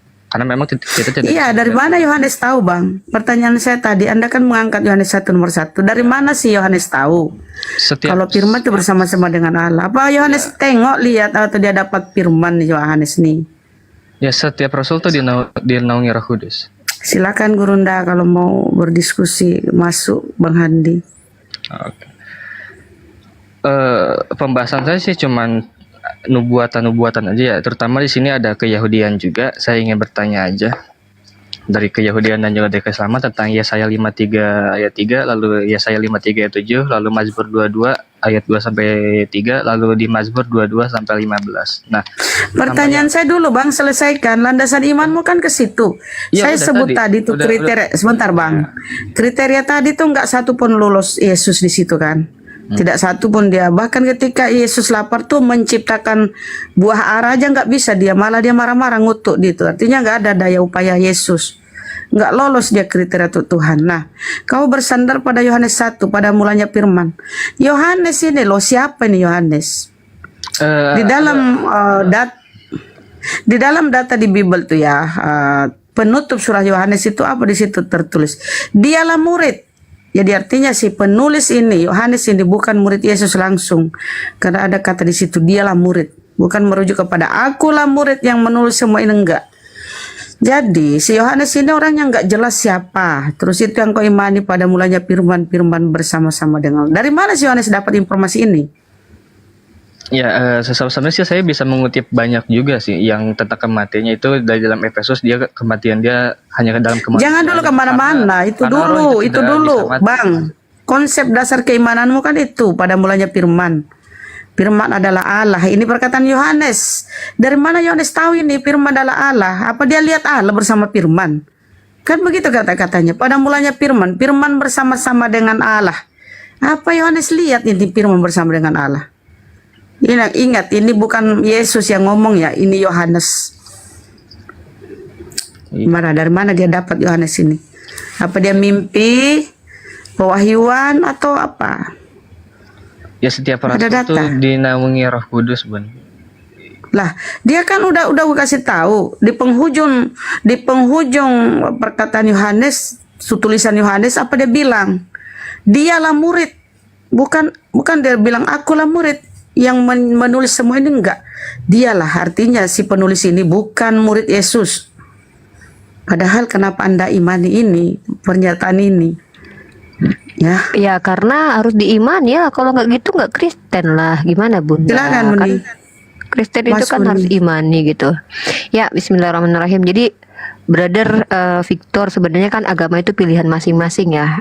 Sebenarnya nggak masalah. Cuman karena kita beda dengan monyet, kita punya kognitif, kita punya hak untuk mencari tahu apakah yang kita imani ini benar, keimanan yang benar. Nah, kalau kita bicara tentang kebenaran itu adalah persesuaian antara apa yang diomongkan dengan realitasnya. Contoh, benar nggak sih Yesus itu Tuhan? Mari kita lihat definisi Tuhan apa sih? Definisi Tuhan itu kan pencipta yang tidak diciptakan. Nah, manusia ciptaan, sementara Yesus adalah manusia, kan nggak mungkin. Ini kan logical fallacy nih, bertentangan dengan logika. Gitu Victor. Dan lagi pula kalau bicara tentang penulisan kitab kalian, jujur bahkan di kitab kalian sendiri, saya kasih kamu data aja ya. Saya malas nanti dikira saya asumsi. Kitab kamu. Saya ambil data dari Katolisitas nih. Kalau bisa dibesarkan ini sebentar Sadli, biar saudara kita ini lihat. Jadi kita nggak ngada-ngada gitu. Ini contohnya ya brother ya. Nah, kalau kecil pun nggak apa-apa. Nanti kamu lihat ya. Kamu lihat di sini nih. Ini Catholic Identity ya, ini punyanya Katolik ya. Professional Development and Research ya. Kamu tahu nggak di sini siapa penulis gospel di sini? Who wrote the gospel and when? Siapa penulis gospel dan kapan penulisan itu ya? Terus kita lihat di sini, saya translatekan aja ya karena kita orang Indonesia. Kalau bisa digedein, gedein Sadli biar dibaca sama brother kita ini. Sadli bisa dibesarkan nih. Nah, coba. Ini bukan kami umat Islam, ini bukan websitenya umat Islam. Maaf kalau kecil, kamu bisa lihat nggak? Yang penting kamu kenal. Kamu bisa lihat, bisa ya, Brother Victor. Bisa, ya. Nah, coba Brother Victor lihat di sini nih. Nah, Matius ini bicara tentang Matius. Penulisan Injil yang menyandang nama Matius juga tidak diketahui secara pasti. Ya, itu satu. Lalu kita lihat Injil Lukas. Penulisan Injil menyandang nama Lukas juga tidak diketahui secara pasti. Yang ketiga, Yohanes. Penulisan Injil yang menyandang nama Yohanes masih menjadi misteri. Nih, lihat nggak ini? Masih menjadi misteri. Nah, ini datanya dari ini, Catholic Identity, Professional Development and Research. Ya, ini bukan Islam. Artinya, kalau Anda adalah orang yang berpikir, lalu Anda selama ini lahir menjadi Kristen, Anda tahu dari orang tua Anda bahwa Kristen adalah agama yang benar, tapi Anda tidak melakukan uji, maka yang salah ketika Anda beriman kepada Tuhan yang salah itu Anda yang salah, karena Anda beda dengan monyet. Monyet itu tidak diberikan kognitif, bahkan hewan pun ada yang ini loh, bisa mengerti dan tidak mengerti loh. Jadi gitu, brotherku. Sekarang di brother lah, apa yang mau diinikan lagi, ditanggapi lagi mungkin? Ya, kalau memang itu menjadi misteri, bagaimana mungkin di dalam Matius atau di dalam Lukas, Markus ada tulisan merah, itu perkataan Yesus itu sendiri. Jadi secara tidak langsung ya kita gak usah kemana-mana, ya Yesus itu bersama-sama dengan kedua belas. Siapa yang kasih warna merah, brother? Yang kasih warna merah itu siapa? Kamu tahu nggak Five Gospel, buku yang ditulis sama scholar-scholar Kristen untuk mengidentifikasi warna hijau, warna biru, warna hitam, perkataan Yesus berapa persen dalam Bible? Kamu tahu nggak itu? Scholar Kristen sendiri, Five Gospel itu hadir atas beberapa scholar Kristen ya. Bentar nih, saya kasih kamu data di lagi ya. Kalau kamu bicara garis merah, warna merah, warna hitam itu yang ngasih tahu siapa itu? Yang ngasih itu? Itu Alkitab. Bukan, yang membuat. Maksudnya? Nah, kamu lihat deh, The Five Gospel, what did Jesus really say? Itu tuh Robert Lifang ini bersama beberapa orang scholar itu mencari tahu beberapa tahun ya, membuka tabir apakah benar-benar Bible ini banyak perkataan Yesus atau bukan. Nah, jadi indikatornya apa? Katanya perkataan Yesus, tetapi di situ bukan Yesus yang menulis. Itu poin satu. Yang menulis adalah apa? Katanya orang-orang yang mengaku murid Yesus, tetapi ternyata dalam Catholic Identity itu tidak jelas apakah betul itu Matius, Markus, Lukas yang menulis atau bukan, karena tidak ada di dalam tekstual yang kalian zaman dulu ditemukan itu, manuskripnya itu tidak tertulis oh ini perkataan Matius, kecuali surat-surat Paulus gitu. Oh, kalau critical text saya belum mampu sampai situ deh. Itu saya bisa. Nah, nggak usah deh. Itu. Saya nggak ngajak kamu ke critical text karena saya tahu ini sangat-sangat berat buat kamu. Yeah. Tetapi saya mau mengajak kamu ke ini deh, logika sederhana saja. Apa yang dimaksud dengan Tuhan? Kamu paham nggak? Apa definisi Tuhan yang kamu ketahui? Tuhan itu bisa dikatakan Tuhan apa? Diferensianya dengan makhluk. Ya, jadi kalau dalam keimanan saya ya bahwa memang Yesus itu hanyalah Sang Firman itu sendiri, Sang Firman yang datang ke dunia, makanya dikatakan Firman yang hidup gitu loh. Nah, jadi ibarat kata Yesus itu kaki tangannya gitu loh, dan tetap yang Maha Kuasa. Kaki itu tangannya, wait. Yeah. Jadi Yesus itu kaki tangannya dari Bapa. Artinya Yesus ini di bawah kendali Bapa. Ya, bisa jadi. Ya berarti dia bukan Tuhan loh, brother. Karena dia satu hakikat dengan beliau, makanya beliau berkata aku. Coba hakikat itu artinya apa, brother? Ya? Bentar, hakikat itu artinya apa, hakikat? Lebih simpelnya kesetaraan dengan Allah Bapa lah gitu. Salah, hakikat itu adalah keadaan sebenar-benarnya tentang sesuatu. Dan Yesus kalau dikatakan sehakikat dengan Bapa, itu hasil konsili Nikea, homoousios. Padahal secara realitas, benar nggak Yesus sehakikat dengan Bapa? Mari kita buktikan. Bapa itu roh atau manusia? Dia adalah roh. Yesus manusia atau roh? dia manusia dan dia mau Ya udah, nggak bisa dikatakan sehakikat. Jadi Yesus ini kalau kita punya karena kata-kata, dia bentar. mempunyai roh juga gitu loh. Loh, Ya. Bapa saja bukan manusia. Yesus adalah manusia yang punya roh. Jadi kalau yang sehakikat ya rohnya Yesus, bukan Yesus. Yesus dikatakan Yesus yaitu ketika jasad punya roh, baru dikatakan Yesus. Karena Jadi dia jangan firman gitu loh. Paham nggak? Coba tunjukkan kepada saya, ada di sebelum Yesus lahir sebagai manusia dan bernama Yesus, ada entitas yang bernama Yesus yang adalah Sang Firman. Coba. Sebelum itu belum ada. Ya udah, jangan bicarakan sesuatu yang nggak ada, brother. Itu imanin doang. Nah, kalau kamu bicara sehakikat, ini adalah penyelewengan makna yang dilakukan oleh umat Kristen di Konsili Nikea yang mengatakan bahwa Bapa itu setara dengan Yesus, sehakikat dengan Yesus. Ini sangat-sangat fatal loh. Keadaan yang sebenarnya tentang Bapa adalah 1 Timotius pasal 6 ayat 16. Tidak ada yang dapat menjangkau Bapa, tidak ada yang dapat melihat Bapa, dan dia kekal dan tidak mati. Sementara hakikat Yesus adalah dia adalah Tuhan yang kemanusia-manusiaan atau manusia yang ketuhan-tuhanan menurut kalian. Sementara Yesus tidak pernah mengaku bahwa dia adalah manusia yang ketuhan-tuhanan. Kalian yang memfitnah dia mengatakan bahwa dia adalah manusia yang adalah ketuhan-tuhanan. Manusia tidak bisa dikatakan Tuhan ketika dia adalah manusia. Kalau memang manusia dikatakan Tuhan, ya sudah, kita semua Tuhan. Itu kenapa ada perbedaan antara manusia dengan Tuhan, brotherku. Manusia itu esensinya adalah ciptaan, memiliki kelemahan, sifat kemanusiaan. Tiba-tiba ada Tuhan yang berupa manusia. Ini Tuhan cosplay ya, sorry. Kalau ada Tuhan cosplay jadi manusia, ada beberapa konsekuensi. Yang pertama adalah Tuhan kamu itu berbohong. Cosplay itu kan kebohongan itu. Kamu bukan Superman, tapi kamu pura-pura jadi Superman. Pura-pura. Jadi kalau Tuhan kamu itu bukan manusia, lalu dia jadi manusia, maka dia pura-pura jadi manusia. Apa betul Tuhan kamu berdusta? Yang kedua adalah Tuhan kamu itu adalah Tuhan yang konon katanya adalah firman. Pertanyaan saya, apakah firman adalah Tuhan? Saya tanya, apakah perkataan kamu adalah kamu? Perkataan saya adalah saya. Oke, kalau perkataan kamu kotor, yang dihukum kamu atau perkataan kamu? Maksudnya gimana? Apakah perkataan kamu adalah kamu? Kamu bilang iya, perkataan kamu adalah kamu. Maka ketika kamu kirim voice note, kamu berkata-kata kotor ke kantor polisi dan ditangkap sama handphone polisi, yang dihukum perkataan kamu atau kamu?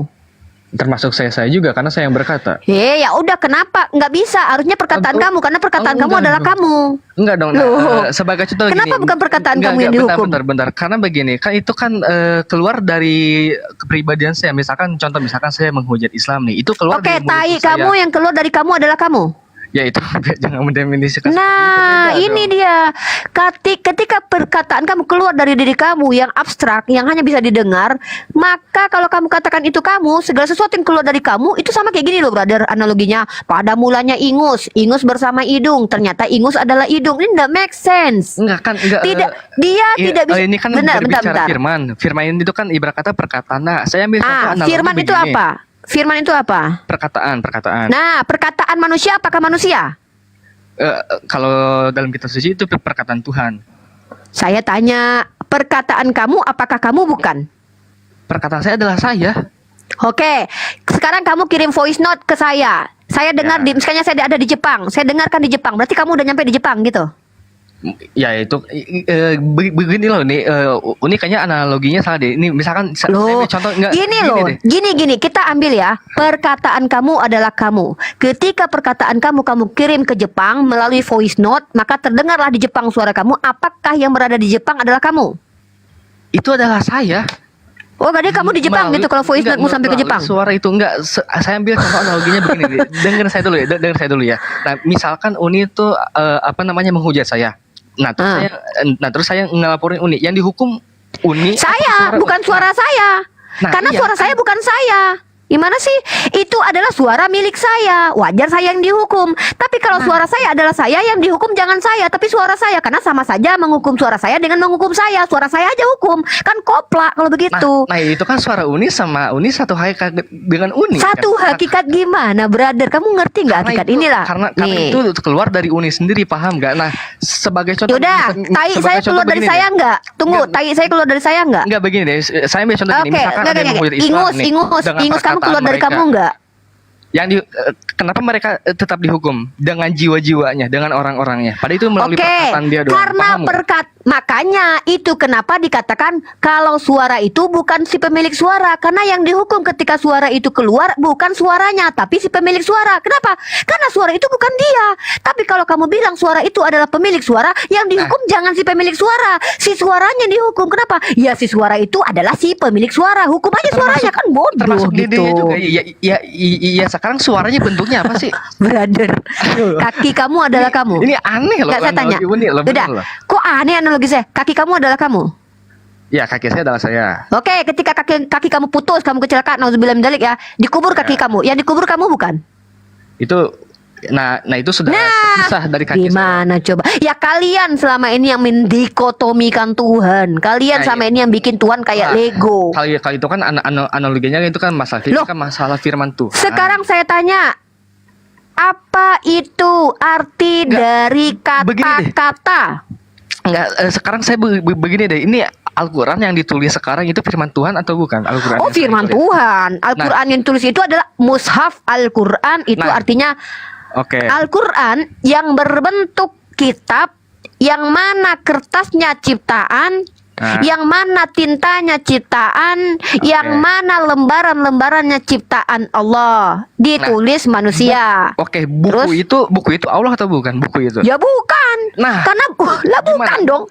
Masa buku itu Allah gimana sih berada? Katanya itu firman Tuhan gimana? Ayo. Loh, yang bilang firman Tuhan adalah Tuhan kan kamu. Saya membantah firman Tuhan adalah Tuhan. Karena ketika firman Tuhan terjewantahkan dalam kitab suci, kitab suci itu bukan Tuhan. Ini kamu kok mengkritisi argumenmu sendiri, brother? Ini blunder loh, brother. Kamu yang percaya bahwa firman Tuhan adalah Tuhan, bukan saya. Ya mungkin ini dalam perspektif iman lah. Ini perspektif iman ya mungkin kita beda. Kalau bagi saya, ketika firman itu turun ke dunia, dia adalah Tuhan itu sendiri, makanya dia di dalam Efesus saya terima ya. Saya terima ya, ini saya terima, tapi saya mau lanjut diskusi. Oke, saya ikuti mau kamu bahwa firman Tuhan yang menjelma itu adalah Tuhan itu sendiri, betul? Ya, dia yang mati di tiang salib berarti Tuhan kamu, pencipta alam ini yang mati di tiang salib berarti ya. Itu kemanusiaannya. Makanya inilah kenapa kalian selalu bertengkar dengan otak kalian sendiri. Kalian selalu membantah argumen kalian yang pertama dengan argumen kedua. Argumen pertama mengatakan firman itu adalah Tuhan itu sendiri. Ketika kami tanyakan kepada kalian yang mati di tiang salib itu yang Tuhan kalian itu sendiri siapa? Itu kemanusiaannya. Makanya aku bilang Tuhan kalian itu adalah Tuhan yang kemanusiaan atau manusia yang ketuhan-tuhanan. Dia nggak bisa dikatakan 100% Tuhan, tidak bisa dikatakan manusia. Enggak begini, misalkan Uni itu meninggal, kan yang meninggal itu jasadnya Uni, roh Uni itu masih ada kan. Nah, roh saya iya. Nah, pertanyaan saya, Yesus itu roh atau jasad? Nah, dia tuh roh ilahi. Yesus itu roh atau jasad? Yang dikatakan Yesus itu rohnya atau jasad seutuh-utuhnya? Dia apa coba? Ayo. Yang disebut dengan Yesus itu apakah hidungnya saja? Atau rohnya saja, rambutnya saja, kemanusiaan. Iya sudah, kalau gitu kita kan bicara Yesus yang adalah kemanusiaan yang punya roh. Nah, yang mati di tiang salib itu siapa? Kemanusiaannya. Oke, itu Tuhan bukan? Gimana? Yang mati di tiang salib itu Tuhan bukan? Bukan Tuhan, kemanusiaan. Berarti kamu bukan ditebus Tuhan, kamu ditebus manusia berarti. Sama kayak agama Molok kamu ini, ditebus sama manusia nih. Bukan ditebus Tuhan nih. Nah, 3 argumen ini kamu ketiga-tiganya kontradiksi. 3 yang pertama adalah pernyataan kamu bahwa firman yang jadi manusia ini adalah Tuhan juga karena adalah firman Tuhan, karena firman adalah Tuhan juga. Oke. Ketika firman yang adalah Tuhan ini mati di tiang salib, apakah itu Tuhan? Bukan kemanusiaannya. Oke, saya terima lagi. Maka kamu ditebus manusia ya, Dek? Oh, bukan ditebus Tuhan. Udah, Dek, kamu duduk di kaca, kamu ngomong sendiri, berantem sama dirimu sendiri. Pertama, akalmu dengan dirimu sendiri itu udah bertentangan. Argumen kamu yang pertama itu dibantah argumen kedua, argumen kedua dibantah argumen ketiga, berantem aja sama diri sendiri, Dek. Serius. Bukan saya belum dengan argumen saya, mungkin Uninya yang tidak masuk dalam. Ayo ulangi, saya rela kok kayak ngajarin kalian itu dari awal. Ayo kita bahas pertama-tama, ayo. Ya, saya kan di dalam Efesus dia meninggal dalam kemanusiaannya, lalu di dalam Filipi Tuhan mengosongkan. Saya tanya, yang meninggal dalam kemanusiaannya itu Tuhan bukan? Kemanusiaannya. Berarti bukan Tuhan. Bukan. Oh, berarti kamu tidak mengakui bahwa Yesus itu adalah Tuhan. Kamu oke. Ya, saya pegang ini ya, kata-kata ini ya. Yesus yang manusia itu bukan Tuhan. Karena dia Betul? mempunyai, iya, karena dia mempunyai dua natur. Nah, keilahiannya lah yang tidak akan pernah Apanya yang Tuhan di diri Yesus? Jawab. Keilahiannya dia, Ya apanya yang Tuhan di diri Yesus? rohnya. Oh, rohnya berarti. Karena dia Rohnya ya. terlahir karena Rohul Kudus. Tunggu. Ya. Rohnya itu ya. Rohnya Yesus itu adalah Tuhan, betul? Betul. Kalau Berarti salah, Yesus gimana sih, adalah manusia yang kesurupan Tuhan. Iya, bukan dia firman. Kok bukan gimana nih, brother? Konsekuensi dari iman kamu itu berbahaya loh, Dek. Kalau kamu bilang manusia Yesus ini di dalam dirinya ada roh Tuhan, ya udah. Paulus itu juga manusia kesurupan Tuhan loh menurut dia. Karena di dalam diriku ada roh Allah juga.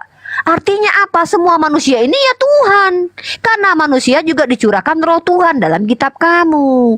Kalau Yesus badannya itu manusia biasa, artinya tidak ada spesialnya Yesus, brotherku. Ketika yang mati di tiang salib adalah kemanusiaannya, maka kamu Kristen ini tebus manusia, sama seperti Dewa Molok. Butuh penebus manusia, bukan Tuhan yang nebus kalian. Itu loh, brother. Mana sih, brother? Paham nggak sampai di sini ibu dosen ngajarin? Paham. Jadi tolong kalau jadi Kristen itu percaya diri dengan bahasa Indonesia atau percaya diri dengan bahasa Yunani. Maksud Uni begini, Dekku. Kalau bicara hakikat, kamu pahami hakikat. Apa itu hakikat? Jangan ikut-ikutan. Giliran orang ngomong hakikat, kamu ikut-ikutan ngomong hakikat. Hakikat itu adalah keadaan sebenar-benarnya tentang satu entitas. Contoh, hakikat ayam itu apa? Oh, kalau kamu jawab hakikat ayam adalah kakinya 2. Berarti semua yang berkaki 2 adalah ayam lah. Bebek emang ayam? Enggak. Jadi hakikat ayam itu kalau dia dikatakan ada ciri khusus yang tidak dimiliki oleh makhluk lain tapi ada pada diri ayam. Sedangkan hewan saja ada klasifikasinya. Contoh jenis kera. Kera itu ada namanya. Ada kera ekor panjang. Kenapa ya? Karena ekornya panjang. Ada bekantan. Kenapa? Karena dia bentuk orang, hidungnya panjang. Misalnya begitu ya. Ada kera monyet. Nah, itu beda semua tuh. Namanya beda-beda. Iya, sekarang gini, roh Uni dengan jasad Uni itu satu hakikat apa enggak? Roh Ya Uni. beda hakikat lah. Roh saya roh.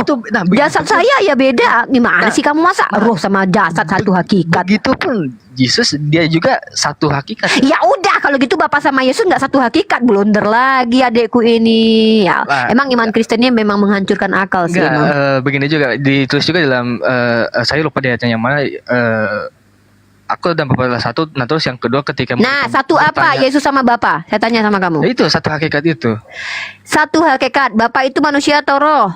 Dia roh Ya udah, Yesus manusia atau roh? manusia. Ya udah, nggak tahu hakikatnya. Nah, itu dua natur disebutnya. Paham Di nggak? mana dalil dua natur dalam Bible kamu, Dek? Saya belum. Nih ya, Ya. aku dan Bapak satu itu adalah narasi perumpamaan dari Yesus. Kamu lihat ya, Yesus itu kalau bicara menggunakan perumpamaan. Kamu ada baca ayatnya itu? Tak, saya kasih kamu ayatnya. Ya, ada banyak perumpamaan ada banyak. Nah, Saya tahu. Yesus juga berdoa kepada Bapa. Ya Bapa, jadikanlah ini ya. Kalau kita lihat ya. Ya Bapa, jadikanlah mereka satu seperti Engkau dan aku satu. Apakah Yesus mau mengatakan murid? Enggak, itu saya Apa? jawab. Itu satu dalam iman, kalau itu beda itu. Nah, giliran murid Yesus giliran Yesus berdoa, jadikanlah mereka satu seperti Engkau dan aku satu. Kamu bilang itu satu dalam iman. Giliran ketika Yesus berkata aku dan Bapa satu, kamu bilang itu satu kayak sosis gitu. Aduh, kena gue. Kena lu kan. Gini Deku, nggak harus dalam Islam itu orang-orang beragama Islam itu kriterianya ada dua ya, ada dua lah yang paling wajib, berakal dan balik dan berakal itu sejalan, dewasa dalam pemikiran dan juga berakal, memfungsikan akal. Tapi kalau menjadi Kristen saya tahu nggak apa-apa nggak berakal. Kenapa? Hakikat aja kalian nggak paham, anak domba dengan gembala kalian nggak paham, Tuhan dan manusia kalian nggak bisa bedakan, diferensia antara Tuhan dan manusia kalian sudah membaurkan. Perkataan-perkataan dalam kitab kalian ya itu semuanya ambigu. Contoh, apa arti diurapi? Apa arti menggenapi? Karena kalian tidak memiliki Torah lisan seperti Yahudi yang mendapatkan penjelasan ayat mutasyabihat. Orang-orang Yahudi itu sama dengan umat Islam, punya penjelasan terkait tentang kitab suci kami. Kalau kami umat Islam ini ketika turun ayat Allah istiwa alal arash, wah istiwa ini bahasanya apa? Nggak pernah digunakan nih pada manusia nih. Apa nih istiwa ini? Maka yang berhak menjelaskannya adalah Nabi kami. Begitu juga dengan orang-orang Yahudi. Dalam kitab-kitabnya orang Yahudi yang kalian terjemahkan itu, ada di situ tertulis Tuhan meminjam pisau cukur. Apakah maknanya harfiah? Supaya mereka tahu kalau itu harfiah atau metafor, maka yang menjelaskan adalah scholar mereka. Nah, kalian Kristen nggak punya itu. Kalian Kristen punya perikop. Itu entah siapa yang dapat, Dek. Yang ngasih perikop entah siapa, yang ngasih warna merah siapa, yang mengkanon kitab kalian pun nggak tahu siapa. Gitu loh, my brother. Makanya hati-hati loh, Dek. Kalau salah-salah bertuhan masuk neraka jahanam loh, Dek. Iya, kalau masalah manuskrip atau kanon-kanon gitu, saya belum paham kalau ke situ, saya akui. Saya masih belum nyampe ke situ. Yang saya mau bahas sih sebenarnya sih saya tentang nubuatan-nubuatan ya, terutama di sini ada Yudaism juga. Saya ingin bertanya tentang Yesaya 53 ayat 3, terus Yesaya 53 ayat 7, lalu Mazmur 22 2-3, lalu di Mazmur itu Bang Billy lah tuh yang jawab ya, karena hak Bang Billy. Boleh, dari juga boleh, karena kalau penggenapannya, nggak boleh. Kitab sucinya orang Yahudi jangan. Kitab suci orang Yahudi biarkan mereka yang menjelaskan. Kalau kami jelas dikatakan sesungguhnya Bani Israel itu tahu, mereka mengenal Nabi Muhammad SAW. Kami cukup sampai di situ. Nah, kalau Bang Billy, dia literaturnya apa? Tanakh. Maka yang berhak menjelaskan adalah Bang Billy. Tetapi kamu sebagai orang Kristen, saya hanya mengajak kamu berpikir untuk merubah cara berpikir ketika imani saja yang kamu gunakan. Kamu sama seperti penyembah Sai Baba, sama seperti penyembah animisme, penyembah roh-roh. Jadi penyembah roh itu bukan cuman kamu, brother. Zaman dahulu sebelum Islam datang di Indonesia, animisme itu sudah ada. Ajaran nenek moyang itu sudah ada. Apa itu? Menyembah roh-roh, menyembah pagan, menyembah Zeus. Ya, Tuhan berteofani itu bukan konsepnya orang Yahudi. Tuhan berteofani itu dari kata theos, itu kan bahasa Yunani itu. Artinya Tuhan menjewantahkan diri menjadi makhluk. Sudah ada pendahulunya, siapa? Zeus, Hercules. Yang 100% dewa, 100% manusia sudah ada, Hercules. Dia adalah anak perempuan dari manusia tapi bapaknya Tuhan. Hercules punya kekuatan dewa. Makanya saya katakan, kalau dalam KBBI ada istilah yang tepat. Makhluk yang tidak nampak, tadinya transenden, tidak terlihat, lalu kemudian menjadi imanen, terlihat. Itu siluman namanya, Dek. Jadi kalau ada manusia dari firman jadi manusia dikatakan Tuhan, itu salah secara bahasa. Karena yang namanya Tuhan itu menurut kitab kamu 1 Timotius 6 ayat 16, kitab-kitab perjanjian lama, Tuhan itu tidak nampak, tidak terlihat, karena tidak ada yang sanggup melihat Tuhan dapat hidup.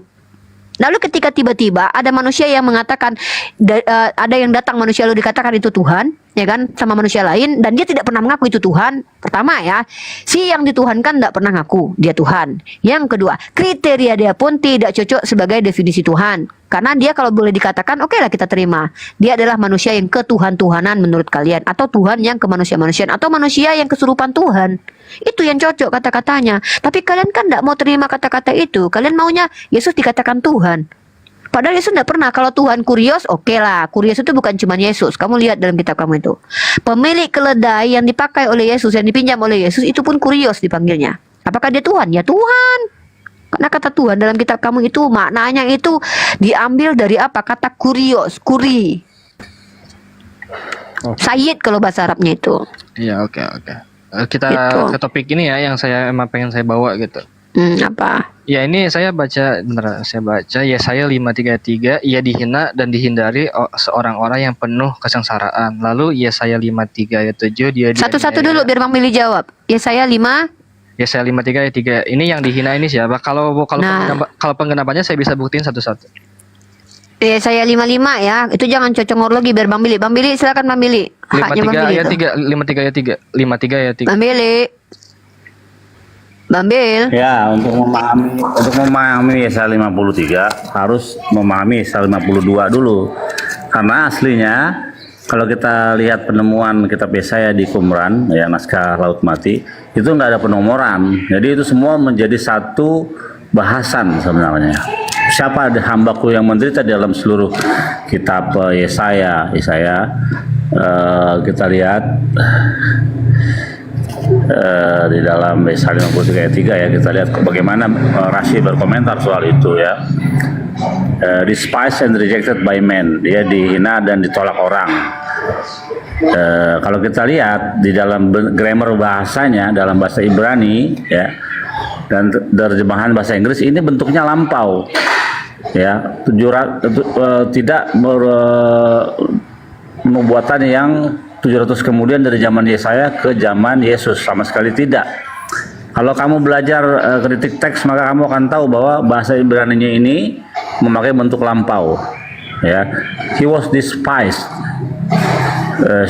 shunned by others. Jadi dia itu dihina dan ditolak orang. Nah,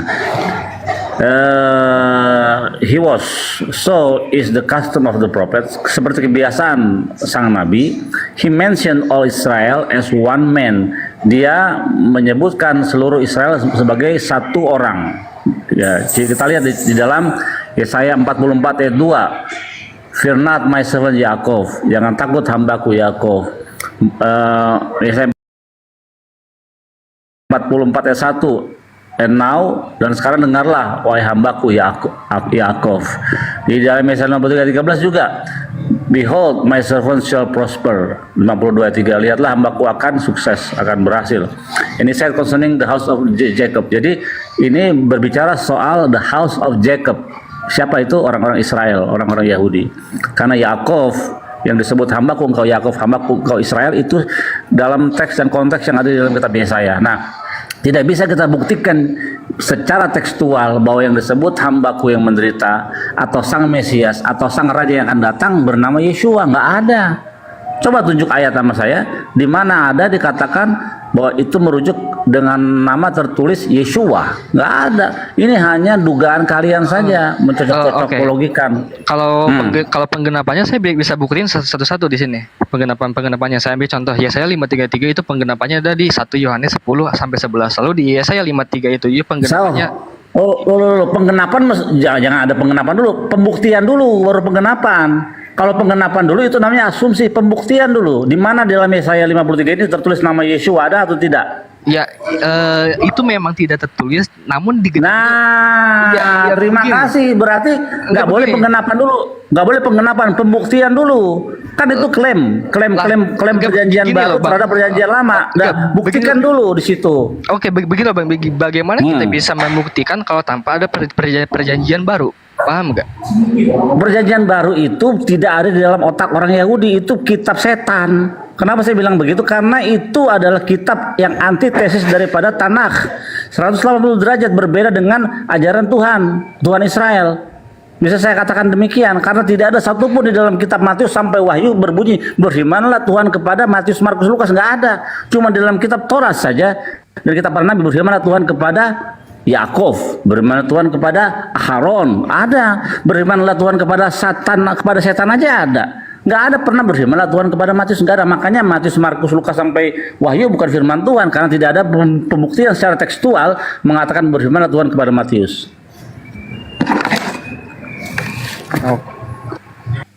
Ya, kalau menurut saya ini pembuktiannya ini jelas banget ya di Yohanes 1:10 ia telah bisa ada di dulu dong, Bang. Harusnya pembuktian itu setelah ada bukti nyata dari kitab yang dinyatakan diklaim sebagai penggenapan Yesus. Jangan penggenapan dulu, pembuktian dulu.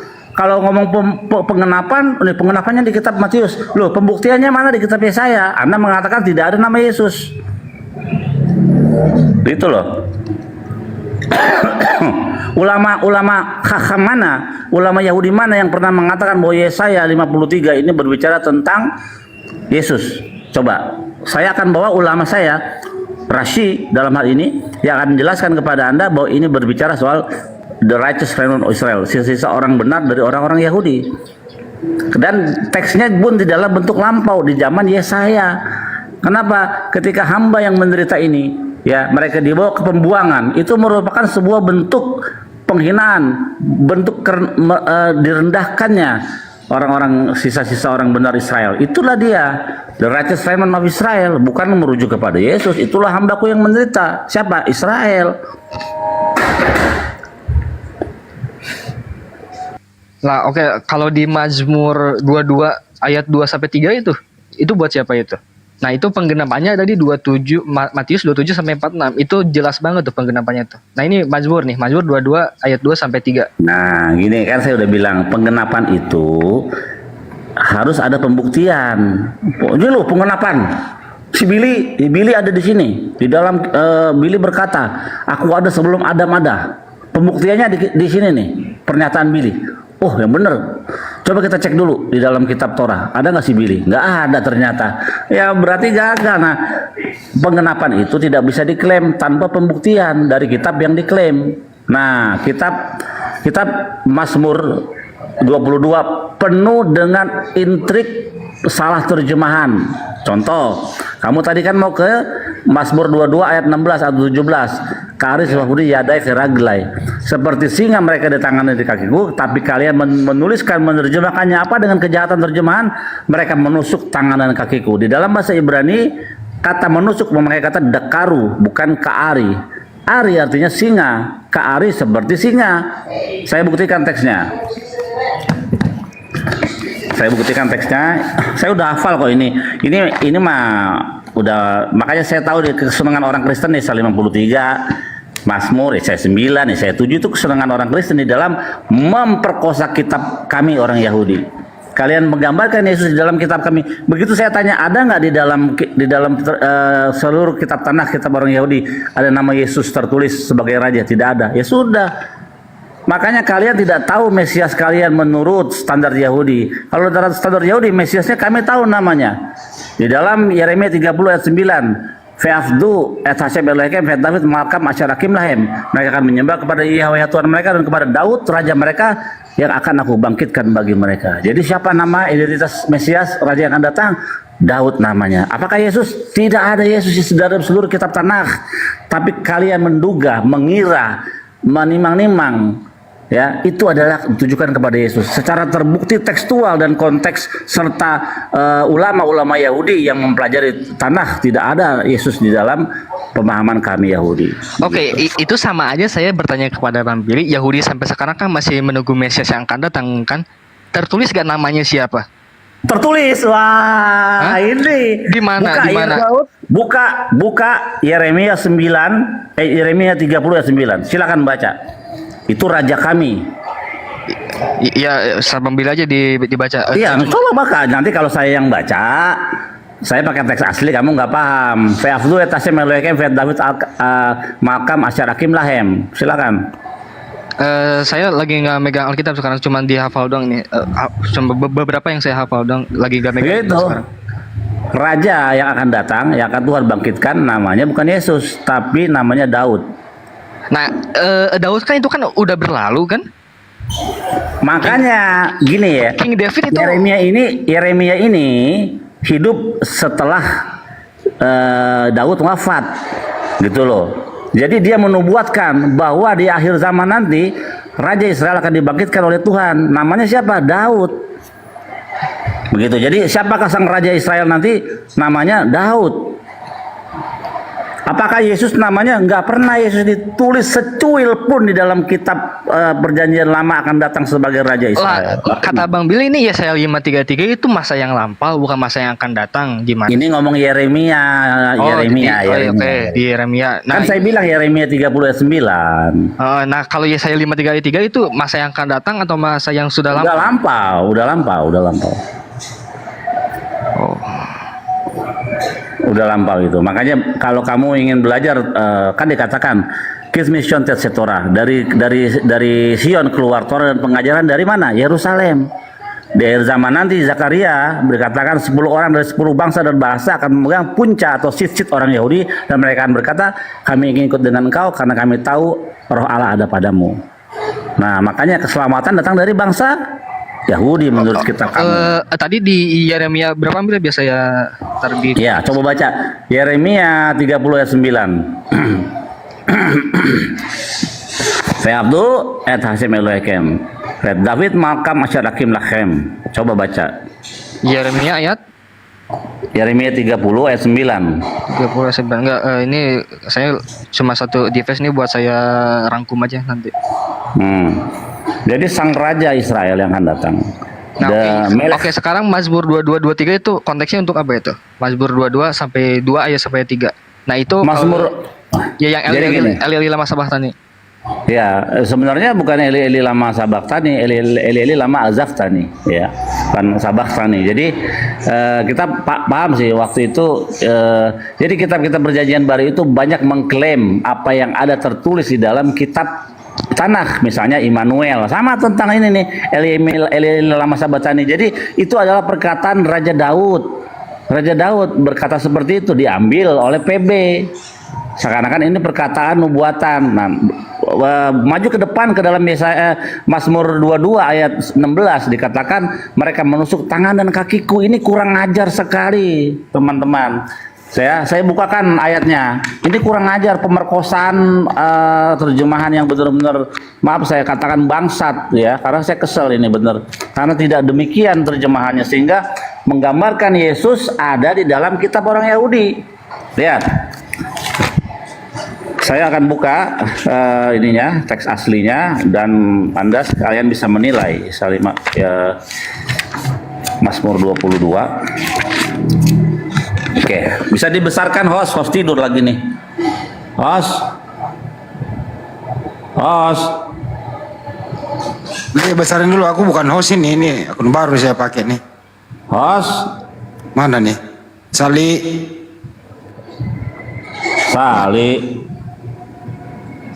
Jauh kalanya ente. Oke. Di sini berkata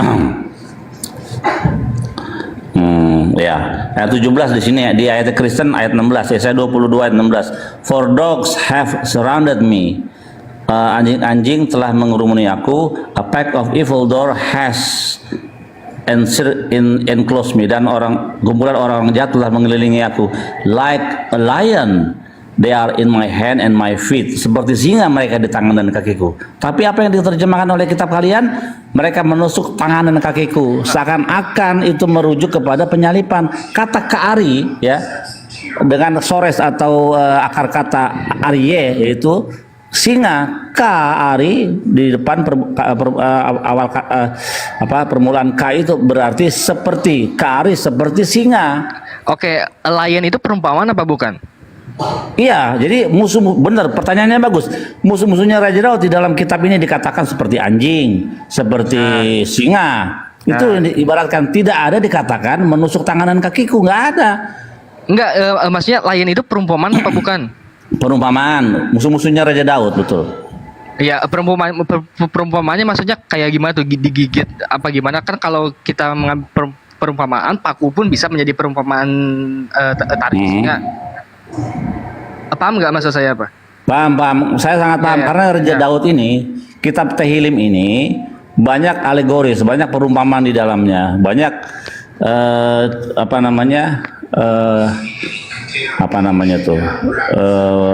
aku lupa, antropomorfisme di dalamnya banyak.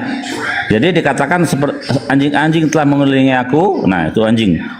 Apa hubungannya anjing? Memang takut sama anjing? Enggak dong. Berarti diibaratkan musuh-musuhnya seperti singa, mereka di tangan dan kakiku. Jadi musuh-musuhnya Raja Daud itu dikatakan seperti anjing, seperti singa yang mengelilingi. Kita tahu bagaimana Raja Daud itu seorang pejuang, berperang, dikelilingi oleh musuh-musuhnya. Makanya diibaratkan seperti singa dan anjing, gitu loh. Tidak ada kata menusuk di situ sama sekali, nggak ada. Karena kalau memakai menusuk, bahasa Ibrani-nya akan menjadi dakar. Gitu. Sayang nih, saya nggak bisa open cam. Kalau bisa open cam, ini akan kamu lihat bahwa kata Ka'ari di sini disalahartikan menjadi menusuk. Ka'ari itu seperti singa. Oh iya, yang lain itu masa yang lampau tuh, bukan yang akan datang. Apa gimana? Oke, saya lihat. Nah, kalau kita merujuk ke masa yang akan datang, itu bisa masuk juga tentang Tunggu, makanya saya lagi lihat dulu. Saya lihat dulu. Oh enggak, berbicara perumpamaan ya, gimana? Lo. For dogs have surrounded, memakai bentuk lampau, ya, bukan present tense. Kalau present tense kan surrounding. Ini surrounded. Jadi setelah terjadi gitu. For dogs have surrounded me. A pack of evildoers has enclosed me. Jadi semua dalam bentuk lampau gitu.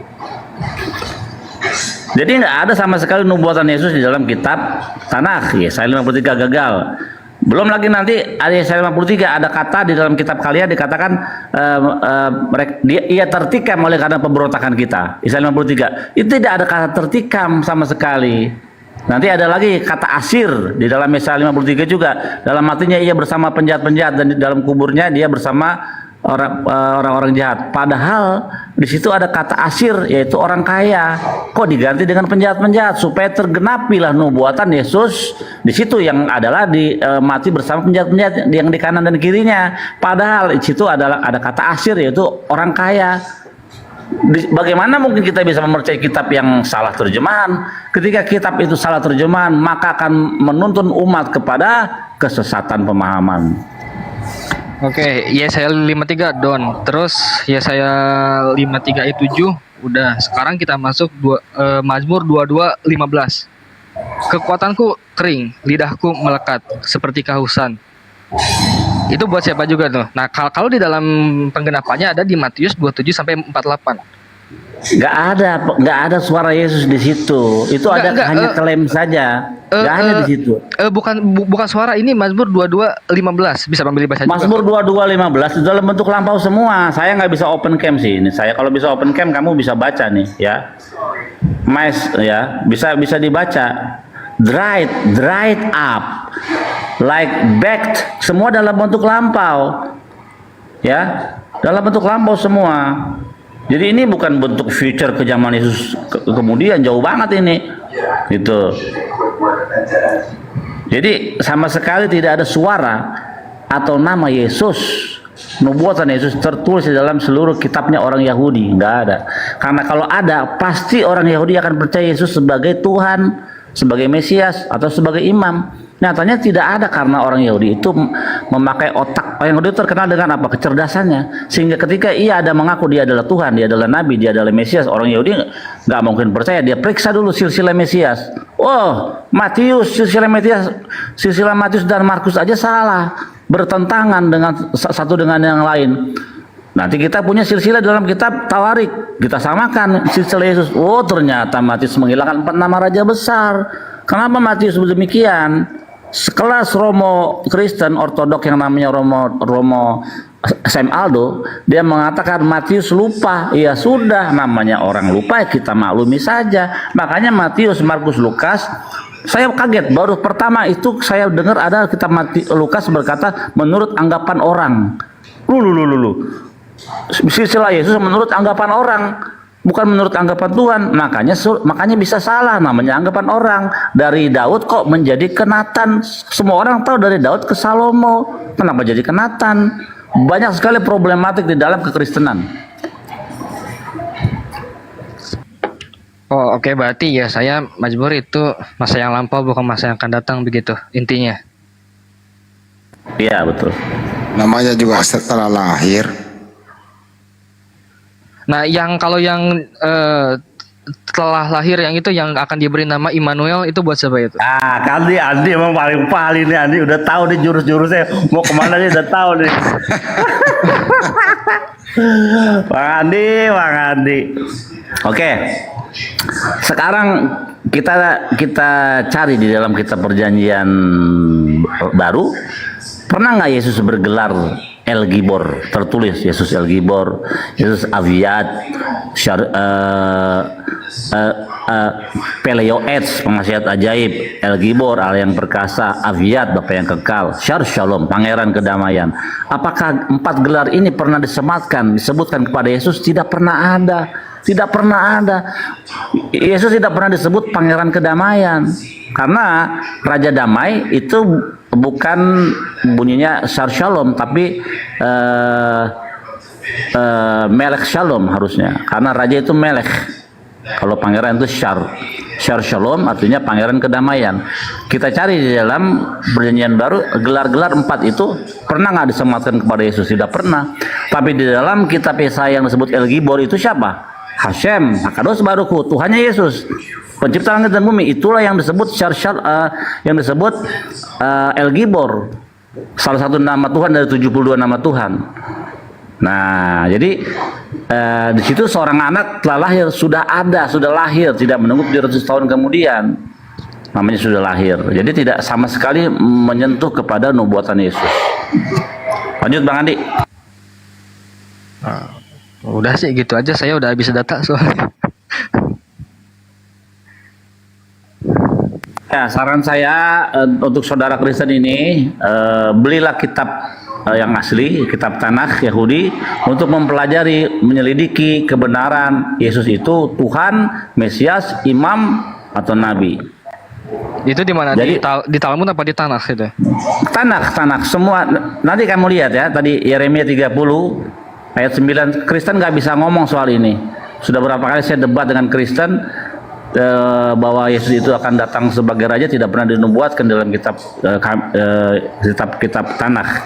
Tapi dikatakan David maka masyarakim lahem, mereka akan menyembah kepada Yahweh itu dalam bentuk future, dan Daud raja mereka Asyarakim lahem yang akan aku bangkitkan bagi mereka. Jadi identitas sang Mesias, sang raja Mesias Yahudi namanya Daud, bukan Yesus.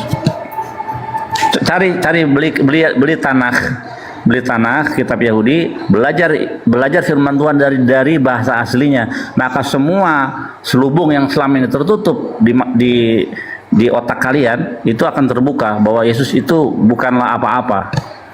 Lanjut.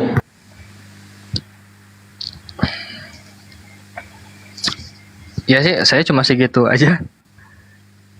Ya barangkali kalau Bang Handi mau nambahin tentang ini boleh. Kalau dari sudut pandang Islam gimana ini?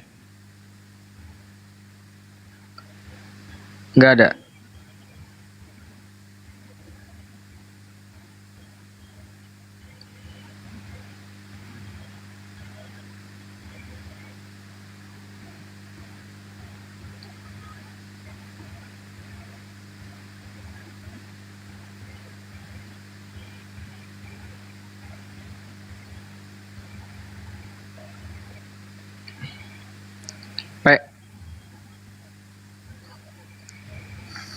Bang Victor gereja di mana? Saya di Bekasi. Apa? Tergabung di dalam apa? Karismatik apa? Katolik ya, Katolik. Oh, iya Katolik ya, benar. Oke. Jadi kalau Katolik itu memang jarang kita temukan kegiatan untuk mengkristenisasi ya, jarang kalau Katolik. Ya. Ya teman-temannya aja nih yang Protestan dan sebagainya. Peraistar, waduh Peraistar.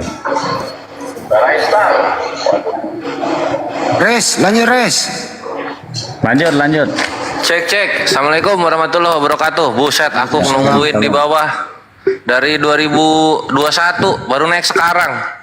Berarti ada host yang aktif. Saya bukan ini akun baru, jadi saya bukan moderator. Oh iya deh, aku bercanda banget baru request. Terus apa yang naikin? Roh Kudus. Wah ketawa dia. Ketawanya lewat itu. Roh Kudus, dosamu tidak bisa diampuni. Ya. Victor nanya apa soal Islam? Sini. AA jawab.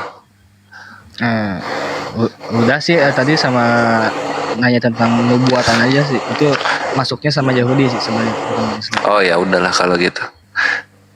Kristennya nama gerejanya apa? Itu private. Oh private. Oh gereja private ya. Berarti GPI. Enggak, Katolik dia anak baik-baik ini. Enggak menghujat. Oh bagus. Katolik. Bagus. Apakah kau tahu tentang Immaculata? Nggak tahu. Apakah kau tahu tentang Tre Personae Una Substantia Separati Non Discreti? Nggak tahu juga. Oke, kalau Bang Kores kayaknya ahli dalam akademis nih. Wah, gua ahli sulap gua. Iya. Kan lihat, mau lihat gak gua sulap? Iya, Al-Quran itu kan dalam wah, saya dihiraukan. Di artikelnya itu Birmingham. Itu kan cuma 2 lembar. Kenapa jadi bisa banyak kayak sekarang? Itu kenapa? Karena kawan-kawan Kristen yang apologe dan apolonte itu mereka menghilangkan nggak ngebahas manuskrip Sanaa, manuskrip Kufah, manuskrip Kufik gitu kan. Dikira manuskrip Al-Quran cuma Birmingham doang gitu. Dan itu semuanya ada di abad 8, abad ke-7. Abad 8 sama abad keberapa? Abad 7. Abad 8, abad 7. Iya benar, abad 7, abad 8 benar. Lah, bukannya Nabi Muhammad tuh ada di abad ke-7 Islam itu? Gimana? Iya. Lah, abad 8 kan orang-orang muslim udah punya Al-Qur'an yang dikitabkan. Nah, itu udah ada juga perkamen-perkamennya. Nah, mereka tuh menyembunyikan itu dari kawan-kawan Kristen yang awam gitu. Nah, nanti ketika kawan Kristen yang awam naik, Birmingham cuma 2 lembar gitu-gitu kan. Nanti kita tunjukin, lah terus ini manuskrip Kufi gimana? Gitu. Ini manuskrip Sanaa gimana? Gitu. Ada berapa manuskrip BDW? Oh, banyak lah. Ada Pertanyaan berapa yang ya? sama, Bro. Pertanyaan yang sama. Ini manuskrip Yohanes cuma segini kok bisa jadi 21 pasal tuh gimana ceritanya? Oh, itu saya gak bisa jawab gitu. Waduh. Itu kodeks apa itu? Kodeks Vatikanus, Alexandrus atau Sinaiticus? Bukan, ini bukan kodek ini papirus, Bang Bil. Kalau kodek dia sekitab-kitab. Papirus apa? Papirus mana? Itu P52 itu P52. Manuskrip paling awal dari Yohanes. Cuma segini doang. Kok bisa jadi 21 pasal? Gimana ceritanya coba? Kalau itu saya tahu kali.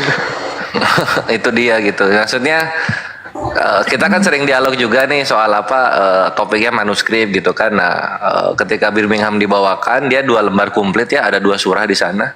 Nah, kita bawakan earliest Matius manuskrip, earliest John manuskrip ya. Asli apa enggak? Sama apa enggak sama yang sekarang? Bisa dibuktiin enggak? Yang mana tuh? Yang Birmingham, terus yang apa yang Bang Teres tadi bilang itu sama apa? Oh ya, Birmingham iya, dari Universitas Birmingham juga yang mendanai untuk data karbonasi dari Birmingham manuskripnya aja menyatakan itu 98% akurat gitu. Nah, maksudnya oke 98%, berarti yang 2%-nya gimana? 2%-nya itu karena di baris atas dan baris bawah itu sudah mulai terhapus si tulisannya. Nah itu kan kalau dalam bahasa Arab kan misalkan udah terhapus nih beberapa kata, kan dalam bahasa Arab tuh misalkan ada satu aja yang berubah, itu udah beda arti gimana tuh? Nah iya, kalau berubah ini terhapus. Kalau berubah, Birminghamnya bilangnya berubah gitu. Ini ada yang berubah gitu kan. Nah itu terhapus masih bisa dibaca apa kagak? Kalau ya udah samar, ya namanya terhapus lah. Kita misalnya nulis di pensil terus dihapus gitu kan, itu kan jadi samar. Nah itulah yang membuat tidak 100% gitu. Karena tuanya si perkamen tersebut. Berarti nggak murni gitu? Apanya nggak murni? Ya nggak murni keasliannya. Al-Quran nggak bersumber di situ, bro. Al-Quran itu bukan berdasarkan manuskrip. Al-Quran itu berdasarkan hafalan, bos. Hafalan. Gitu loh. Iya, coba dibaca nanti Al-Qiyamah ayat 22-23. Al-Quran itu yang ditanamkan ke dalam batin kami. Oh. Makanya kan klaim Islam itu, ayo Kristen dan Islam kita bakar-bakaran kitab nih. Nah, bakar semua kitab, terus kita lihat minggu depan yang kitabnya ada lagi siapa, gitu. Salah satu contoh nih ya, saya kasih contoh kasus ya. Ketika Utsman ya membukukan kembali karena pada waktu itu, aduh berisik banget sih, Bang Kores. Karena pada waktu itu tercampur dengan tulisan-tulisan atau catatan-catatan kaki gitu kan. Dan adanya juga bacaan-bacaan yang tidak sesuai dengan bahasa Quraisy, maka Al-Quran itu kan dibakar.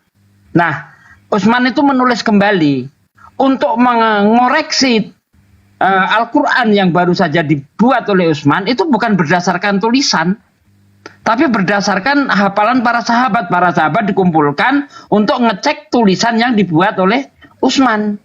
Itu menunjukkan bahwa Al-Quran itu bukan berdasarkan manuskrip, tetapi berdasarkan hafalan para sahabat. Begitu, bos. Oke, saya juga pernah baca di salah satu kisah atau di salah satu hadis ya, ada kan hadis itu ada sahih, ada yang ada valid, ada yang nggak valid ya. Saya kurang paham juga. Katanya tuh penghafal Al-Quran tuh udah pada syahid gitu ya, udah pada meninggal. Karena iya, tapi kan tidak semua. Makanya itu kan terjadi pada waktu Khalifah Abu Bakar ya, karena adanya habis-habis yang meninggal gitu. Nah ini dikhawatirkan Al-Quran itu dikhawatirkan hilang karena banyak habis yang meninggal begitu. Makanya Umar bin Khattab mengusulkan kepada Abu Bakar untuk menuliskan Al-Quran. Begitu bos, tapi Hafiz itu tidak mati semua, masih banyak. Umar bin Khattab hafal Quran, Abu Bakar hafal Quran, sahabat-sahabat hafal Quran semua. Nggak ada masalah itu. Oh, gak semuanya Hafiz itu meninggal gitu? Oh tidak. Lagi ada semua Hafiz meninggal. Mana? Lu pernah lihat emang misalnya nih ya, misalnya lu sekolah ini pernah SMA? Iya lah. Nah, angkatan berapa? Angkatan tahun berapa? Gua lulusan 2020. Nah, misalnya angkatan 2020 gitu. Ya, angkatan 2020 ini absen dalam reunian ya karena angkatannya sudah meninggal semua kan gak gitu, Bre. Ada yang meninggal pasti masih ada yang hidup gitu loh. Gimana? Masih banyak yang hidup. Aduh. Apalagi mau nanya apa lagi? Apa aja? Gua nggak terlalu paham tentang keislaman, jadi gue bingung sih menanya. Ya udah, gue menginjili boleh nggak? Menginjili apa? Udah tadi habis-habisan. Ya nggak apa-apa, gue mau menginjili lagi gitu. Nah, Kalau gue tapi gini aja menginjil- satu. Ah. Kalau di Bible itu ditulis berdasarkan apa, bro? Berdasarkan itu saya kurang paham tuh kalau itu. Kurang paham dia. Lanjut, Res. Kurang paham. Masalah itu. Aduh, iya. Gini aja ya Pak, kita main yang simpel-simpel aja ya. Ini Bang Tahu Gores. penyaliban? Agak itu Bang Gores. Angkat ini soal Yohanes yang disebut idiot kok bisa nulis kitab. Jadi Waduh, masih nyambung pembahasannya. Oh, Oh, oke. Ketinggian, Pak De, ketinggian itu, ketinggian. Iya. Pernah ada yang nanya itu. Iya, Iya, di dalam yang waktu dia debat tuh kan kalau nggak salah. Kisah para Rasul. Ada tamu disapa dulu tuh. Ada tamu, Julia. Jula, assalamualaikum. Waalaikumsalam warahmatullahi Lagi wabarakatuh. dari Manado. Salam buat guru-guruku, senior-senior. Saya juga ini fakir ilmu. Cuma pengen ngobrol bentar aja, boleh nggak? Belum. Ini Kores aja belum makan. Keode ngana syuting malam begini ngana bertanya-tanya sudah. Lewat atas Jo. Ya ini pengen ngobrol sama Victor bentar nih. Ya bentar aja. tunggu, aku dulu yang mau ngobrol. Apa? Ya, Victor, kita ngobrol yang simpel. Penyaliban. Coba, kalau Kristen yang awam juga kan udah pasti tahu. Fungsinya Yesus disalib itu apa? Penebusan dosa. Mantap, penebusan dosa. Nah, orang Kristen di 2024 udah pada nggak berdosa. Ibarat kata kan penebusan itu sebuah privilege gitu loh. Nah, barang siapa yang tidak menggunakan privilege itu dengan baik ya dia tetap berdosa juga. Tetap berdosa juga. Oke, jadi tahun Nanti Bang Kores nanya, berarti penebusan dosa sia-sia begitu? Oh enggak dong, enggak ke sana dong. Bukan Kores kalau sama aja. Nah, kalau Kores nanggapinnya gini. Jadi kira-kira tahun kapan Yesus disalib kedua kalinya untuk nebus dosa ulang? Kedua kalinya gimana maksudnya? Disalib, kan katanya salib nebus dosa. Yes. Nah, itu kapan lagi Yesus disalib? Kan katanya Kristen 2024 masih berdosa. Lah kan yang gue bilang tadi itu sebuah privilege dan penebusan dosanya itu adalah setiap kebaktian, pengakuan dosa untuk penebusannya itu. Paham nggak? Loh, kan yang bisa nebus dosa itu cuma Tuhan. Iya, dengan kebaktian lah kita bisa apa namanya meminta pengampunan lah ibarat kata gitu. Oke. Terus kalau kebaktian siapa yang disalibkan kalau gitu? Ya nggak ada kebaktian. Loh, terus gimana nebus dosanya? Ya dengan pengakuan dosa. Siapa yang ngajarin dengan pengakuan dosa itu bisa nebus dosa? Pastor gue. Pastor yang ngajarin. Pastornya salah itu. Dalam Kristen menebus dosa itu dengan penyaliban, bukan pengakuan. Iya, nah itu kan maksudnya kan proses penebusan dosa. Nah maksudnya ada nih orang-orang yang Kristen, Yesus udah udah rela mengorbankan dirinya, masih ada Kristen yang geblek-geblek misalkan begitu, karena dengan pengakuannya itulah kita bertobat gitu. Emang kalau pengakuan disalib juga? Kagak. Jadi, loh, terus ajaran siapa di dalam Kristen, doktrin Kristen itu, pastornya tanya deh, nggak ada itu penebusan dosa pakai pengakuan, nggak ada, penyaliban adanya. Iya, penyaliban itu adalah sebuah privilege dari Tuhan. Nah iya, kapan ini privilege-nya akan dilakukan lagi, kapan? Ya nggak ada, cuma hari itu doang udah. Kalau cuma hari itu doang, kenapa masih ada yang berdosa? Ya karena kan dengan wah ini ngejebak. Loh, bukan ngejebak, ini logika. Logika ini. Ya dengan pengakuan gitu, bukan dengan salib lagi, enggak, dengan pengakuan. Nah, kalau pakai pengakuan, ya kenapa nggak dari dulu aja pengakuan? Ya karena dulu kan belum ada penebusan. Dulu belum ada penebusan. Pengakuan juga belum ada berarti. Belum. Nah, terus kenapa nggak langsung pengakuan aja, nggak pakai penebusan? Maksudnya gimana? Ya, kalau misalnya pengakuan itu bisa menebus dosa juga, ya nggak usah ada penyaliban. Nah kan tadi udah gue bilang, Bang. Karena penyaliban itu sebuah privilege kasih ke Tuhan. Nah masih ada nih orang Kristen yang berdosa, maka dengan pengakuan jelas kita apa namanya untuk pengakuan dosa kita, gitu loh. Nah ini kenapa nggak kepikiran di abad pertama? Jadi nggak perlu ada yang mati. Kenapa nggak kepikiran dari pertama? Oh, nggak tahu gue. Makanya kalau dengan pengakuan dosa ngejebak nih, bisa menyelesaikan dosa, ngapain harus ada penyaliban? Sama ibaratnya di Keluaran 29 dan 14 ya. Itu dosa bisa diselesaikan dengan cara bakar tai sapi gitu kan. Enggak. Kalau bakar tai sapi bisa menyelesaikan dosa, untuk apa? Itu tentang perkemahan itu. Iya, maksudnya kan bisa kesalahan itu dihapus dengan membakar tai sapi. Untuk apa lagi harus ada penebusan dan sebagainya? Sama seperti itu tadi, kalau dengan pengakuan dosa bisa selesai, ngapain harus ada yang mati? Begitu Bang Kores ya kan? Lah, kalau tentang, ya itu dia. Itu tentang lembu kan, itu kan bukannya dari perjanjian lama itu. Udah fokus. Nah, iya. Jadi maksud Satsugi itu di perjanjian lama juga ada dengan cara menghapus dosa tuh kayak gimana gitu loh. Nah ini Kristen kan mau mencoba bikin heboh gitu, spektakuler lah kayak gitu kan. Tahu-taunya ujung-ujungnya pengakuan dosa juga. Ya apa gitu, buat apa?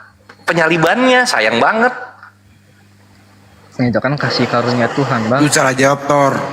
Itu nih Tor jawabannya. Penyaliban itu bukan hanya menghapus dosa, tapi disitulah mulainya adanya Tuhan yang disebut Yesus gitu. Oh enggak, dia pas turun ke dunia udah menjadi Tuhan itu. Kalau nggak ada penyaliban, lu nggak punya Tuhan, coy. Enggak, karena murid-muridnya memanggil terusin res. Ya. Nah, mengenai yang disalib ini kan Tuhan ya. Ya. Nah kita ini baru ngerti sekarang. Ternyata Tuhannya Kristen itu berbentuk manusia. Ya. Wis mantep banget. Enggak. Begini maksud gue. Enggak, firman itu yang menjadi manusia. Loh, awas kejebak, aduh. Wah ini ngejebak nih orang nih, parah nih. Bukan ngejebak. Ini kan kita sama-sama. Memang yang dilihat orang-orang ketika disalibkan itu gurita. Bang, gue udah dulu gue takut goyah. Loh, ini gini bre, hidayah Allah akan bisa sampai kepadamu kalau lu mau membuka logika lu mau membuka akal lu gitu. Selama akal lu lingkupi doktrin, ya susah. Kamu betah di Kristen. Kalau kamu nggak mau akal, betah di Kristen. Sekarang gue lepas doktrin gue dulu nih. Anggap gue ateis aja nih ya. Oke. Alhamdulillah. Mantap ya ateis. Oke. Menurut lu nih, lu percaya gak ada Tuhan yang gak kelihatan? Percaya banget. Ya buktinya mana orang dia gak kelihatan gimana? Nah, kalau kita berakal, kita akan mempelajari dan mengkomparasi semua agama. Alhamdulillah, Islam ini mengabarkan kebenaran bahwa Tuhan yang benar itu tidak mampu digapai oleh penglihatan mata. Kok bisa begitu? Karena sudah itu banyak. Karena itu fiksi. Iya. Nah, sekarang kalau misalnya yang tidak kelihatan disebut fiksi, Zeus, Osiris, Baal, Adonis, Dionysus, Aesculapius, Amen, Horus, Yesus. Ini apa? Kenyataan. Kok banyak banget Tuhannya yang kelihatan? Kok banyak banget Tuhannya yang turun ke bumi? Kok banyak banget Tuhan yang memanggil manusia sebagai anak-anaknya? Dari 6 agama di Indonesia, my brethren, cuma Islam yang Tuhannya tidak ada bentuk fotonya, bentuk patungnya, bentuk berhalanya, dan bentuk binatangnya. Jadi kenapa gua harus memilih yang sama kalau ada sesuatu yang beda dan benar? Logika masuk? Silahkan. Ya kalau menurut gue gimana gue bisa percaya kalau dia nggak kelihatan, kalau dia nggak bersama dengan hamba-hambanya. Kalau Yesus dia turun ke dunia, dia bersama dengan murid-muridnya, dengan hamba-hambanya itu. Kenapa Yesus nggak ke Amerika? Tambah kecil suaramu bro, gedein dikit. Ya kalau ke Amerika itu kan nanti ada di Matius, beritakan Injil ke seluruh bangsa untuk Nah, kalau turun ke dunia, kenapa nggak ke Amerika? Kenapa malah nyuruh orang lain? Kerja kok setengah-setengah. Selamat datang di kebenaran. Jadi kalau Tuhan yang tidak mampu digapai oleh penglihatan mata, Tuhan yang tidak mampu digapai oleh penglihatan mata ini mengutus nabi-nabinya di seluruh wilayah untuk menyampaikan pesan yang sama. La ilaha illallah. Tiada Tuhan selain Allah. Berantai dari Nabi Adam alaihissalam sampai hataman an-nabiyya Nabi Muhammad sallallahu alaihi wasallam, sama semua pesannya. Jadi Tuhan yang tidak terlihat itu adalah Tuhan yang maha kuasa, yang maha teliti, maha bijaksana, dan maha perencana, bukan Tuhan yang maha drama. Gitu, nah, menurut nih bang, Tuhan itu terbatas apa enggak? Tuhan itu maha kuasa dong, tidak terbatas. Oke, Tuhan itu maha kuasa, tidak terbatas, catat ya. Nah, kenapa Tuhan nggak bisa menjadi manusia? Berarti dia terbatas loh.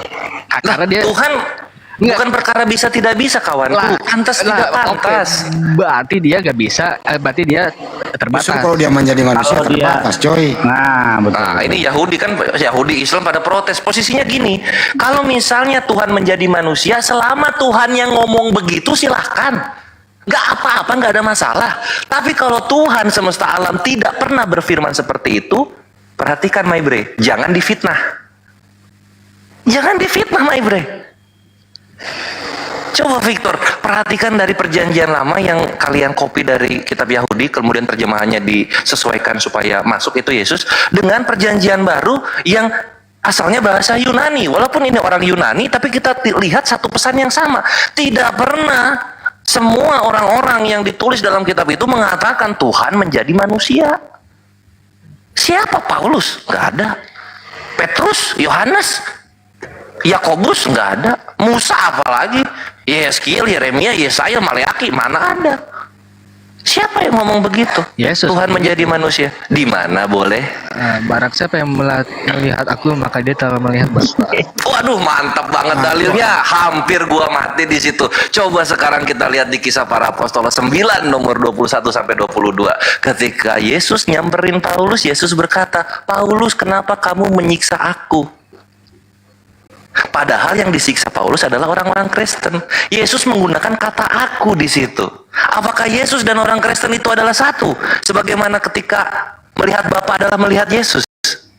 Gua rasa tidak. Karena dijelaskan dalam Yohanes 5 nomor 37 bahwasanya satu di sana adalah satu pekerjaan, yaitu memberitakan tentang kebenaran tentang kebenaran Tuhan yang satu, yang tunggal, bukan yang tritunggal. Kalau itu kan di Yohanes berapa tuh, kayak aku dan Bapa adalah satu. Ini mah kan barang siapa yang telah melihat Bapa, maka dia telah melihat aku. Berarti itu Yohanes yang lu maksud, yang gua bilang dalilnya itu Yohanes 14 nomor 9. Kan gitu.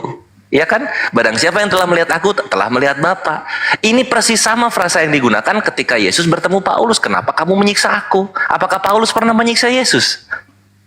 Enggak. Nah, apakah Paulus pernah menyiksa orang Kristen? Pernah. Nah, kenapa Yesus bilang aku di sana?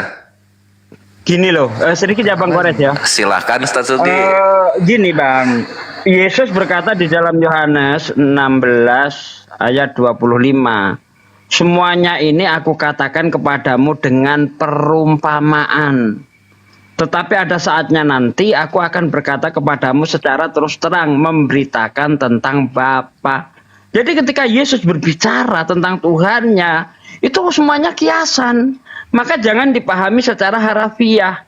Apa maksudnya itu ketika melihat aku sama dengan melihat Bapa? Ini berbicara tentang ajaran. Kalau kamu mengikuti ajaranku, sama saja kamu mengikuti ajaran Bapa. Makanya dibaca dari ayat 1 itu konteksnya apa? Di ayat 1 Yesus itu berkata kepada murid-muridnya jangan gelisah.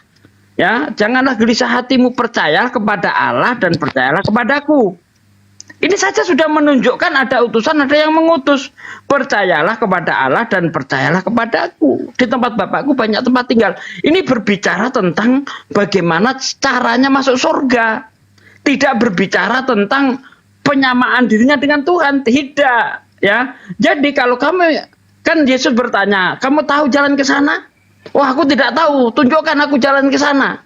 Nah kan begitu. Akulah jalan kebenaran dan hidup. Orang tidak akan sampai kepada Bapa kalau tidak melalui aku, kata Yesus. Ini berbicara tentang ajaran. Sehingga ketika orang sudah mengikuti ajaran Yesus, maka dia ya sama saja melihat Yesus. Sama seperti yang dikatakan Yesus di dalam Yohanes 17 ayat 14. Semua firman-Mu telah aku sampaikan kepada mereka, mereka menerima. Tetapi dunia membencinya karena mereka bukan dari dunia. Sama seperti aku bukan dari dunia. Loh, ini berbicara tentang apa? Apakah berbicara tentang asal-usul? Yesus bukan dari dunia? Tidak. Berbicara tentang ajaran. Kalau dia sudah mengikuti ajaran Yesus, maka dia posisinya sama seperti Yesus, bukan dari dunia. Begitu, Bang. Jadi jangan pahami secara harafiah, sementara Yesus berbicara secara kiasan. Begitu. Aduh, Roh Kudus saya hilang, Bang. Ada Kristen nggak biar bisa bantu saya di sini, biar saya nggak naikin tuh waktu di bawah tuh. ya, bantu tuh. Satu lagi. Ada yang lupa. Saya mendukung pernyataan Bang Kores, bukan masalah bisa dan tidak bisa. Apakah Tuhan bisa jadi manusia? Bukan masalah itu, Bang. Pantas dan tidak pantas itu yang cocok. Contoh, apakah Anda bisa makan tai? Enggak. Bisa. Tetapi pertanyaannya, apakah Anda pantas makan tai? Oh iya. Tidak pantas. Sama seperti Tuhan. Apakah Tuhan itu pantas jadi manusia? Tidak.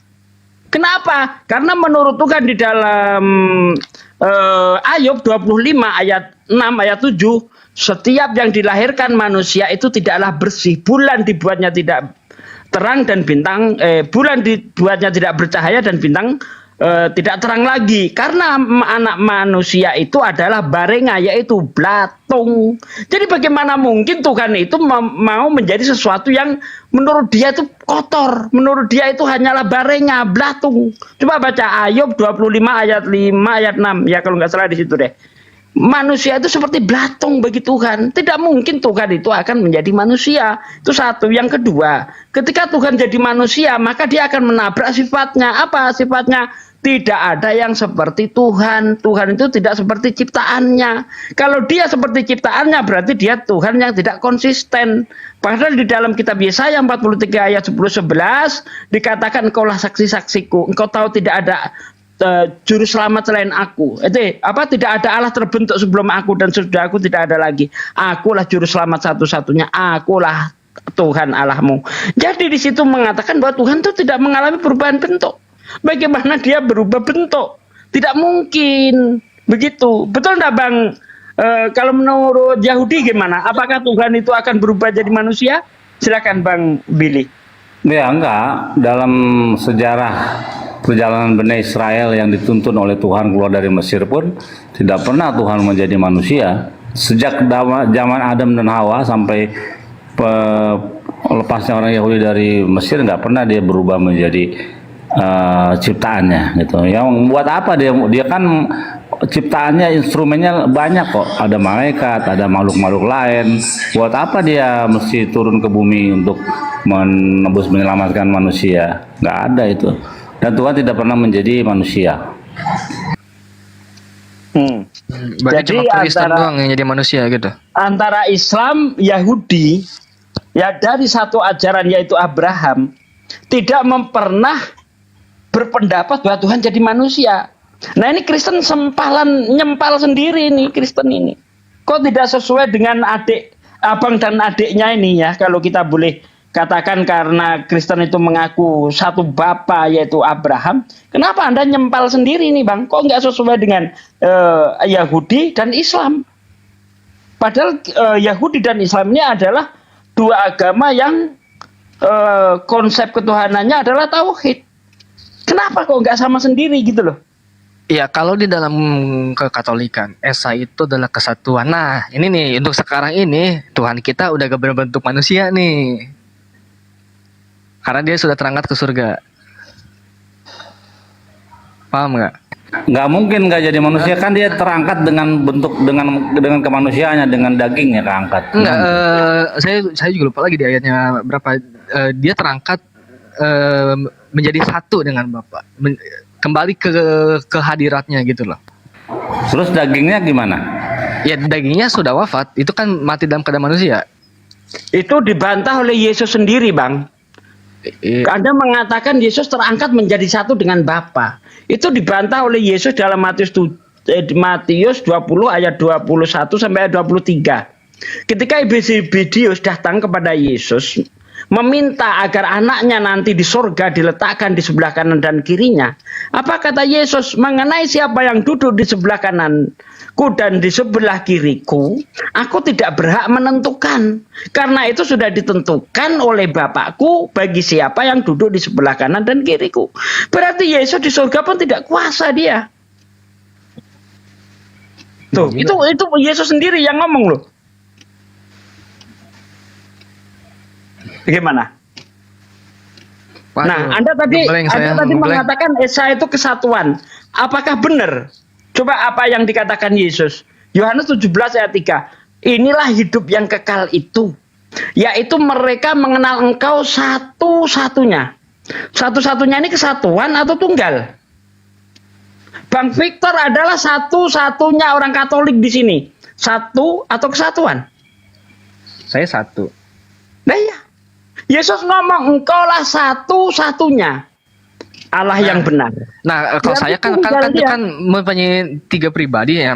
Saya mempunyai roh, saya mempunyai daging. Nah, saya mempunyai jasad gitu loh. Nah, itu kan saya dalam pribadi, begitu pun Allah Bapa, Putra dan Roh Kudus. Wah, ini satu G. Ini di sini aku masuk ya. Silakan. Apa tadi? Tubuh, terus apa lagi? Tubuh, roh, dan jasad. Tubuh, roh, jasad sama tubuh ya sama aja dong. Satu lagi apa? Jiwa dan roh. Jiwa gitu. Oke, tubuh, jiwa dan roh. Roh hakikatnya apa? Roh, maksudnya gimana? Hakikatnya roh apa? Ya hakikatnya roh, jiwa. Jiwa hakikatnya apa? Roh. Lah, kalau tubuh hakikatnya apa? Ngejebak lagi nih. Manusia. Lanjut, Ustaz. Iya, itu tidak bisa dibilang kesatuan. Kesatuan itu dari banyak jadi satu.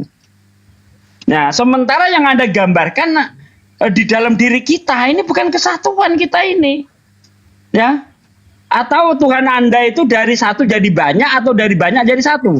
Sini. Start dikit ya sebelum dilanjut. Jadi Victor, tubuh, jiwa dan roh itu bukan satu kesatuan, tapi kepemilikan. Jiwa dan roh itu kepemilikannya tubuh gitu loh. Lanjut, Start. Nah, silakan Bang Victor dulu. Sejak kapan? Lagi? Bingung saya. Ini sebenarnya konsep ini konsep pembodohan orang-orang yang tidak bertanggung jawab. Oke, menurut Bang Kores nih, Tuhan itu jalan kebenaran apa bukan? Tuhan itu apa? Jalan apa? Kebenaran apa bukan? Ya Tuhan maha benar dong.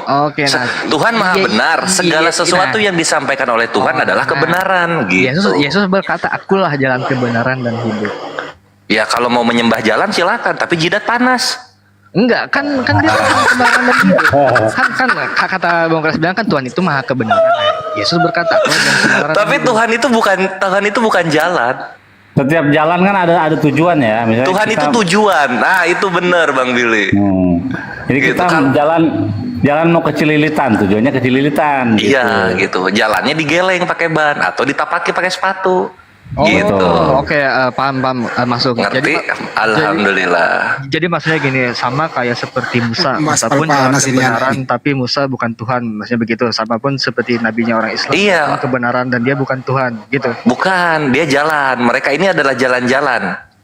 yang dibenarkan oleh Tuhan gitu. Makanya Yesus kan bilangnya bukan akulah tujuan dan kebenaran dan hidup. Enggak, Yesus bilangnya akulah jalan gitu. Nah, masuk ya ke logika ya. Jadi orang-orang banyak salah mengartikan maksud Yesus ya dalam setiap perkataannya nih. Iya, sering salah.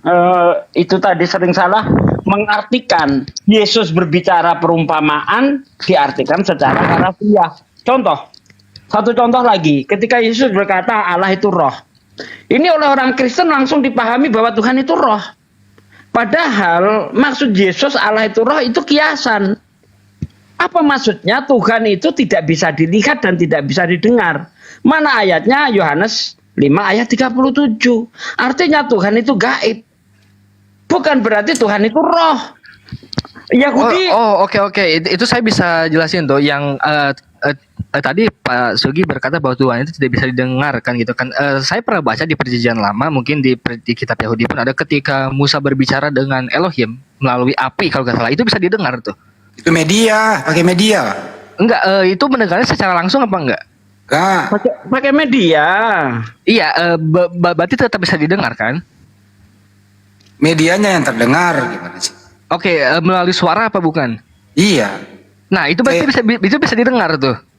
Apa itu suara Tuhan?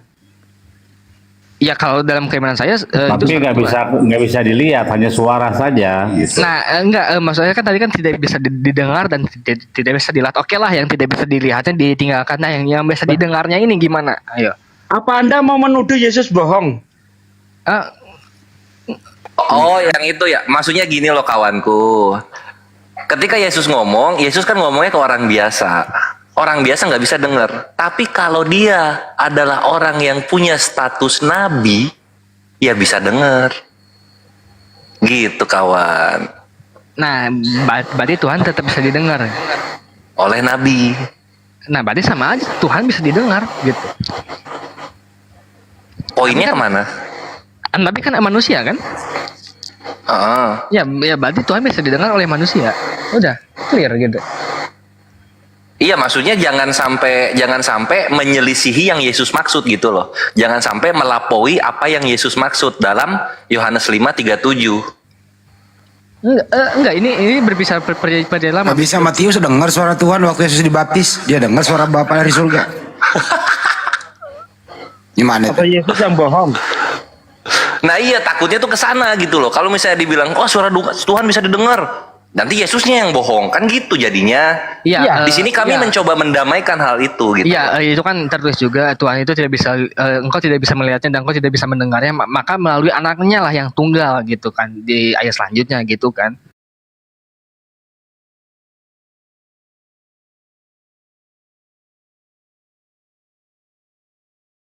Pula lagi nih. Waalaikumsalam. Dibilangnya pula kayak gini, bisa nggak dipakai huruf Latin itu di masjid-masjid, di bangunan? Sekarang Dia tanya, kenapa di gereja kau itu nggak teos saja dipakai di situ? Dia lari. Kenapa nggak teos di situ? Dia lari dia. Lari Lari di situ tuh udah membias dia. Jadi kalau memang dia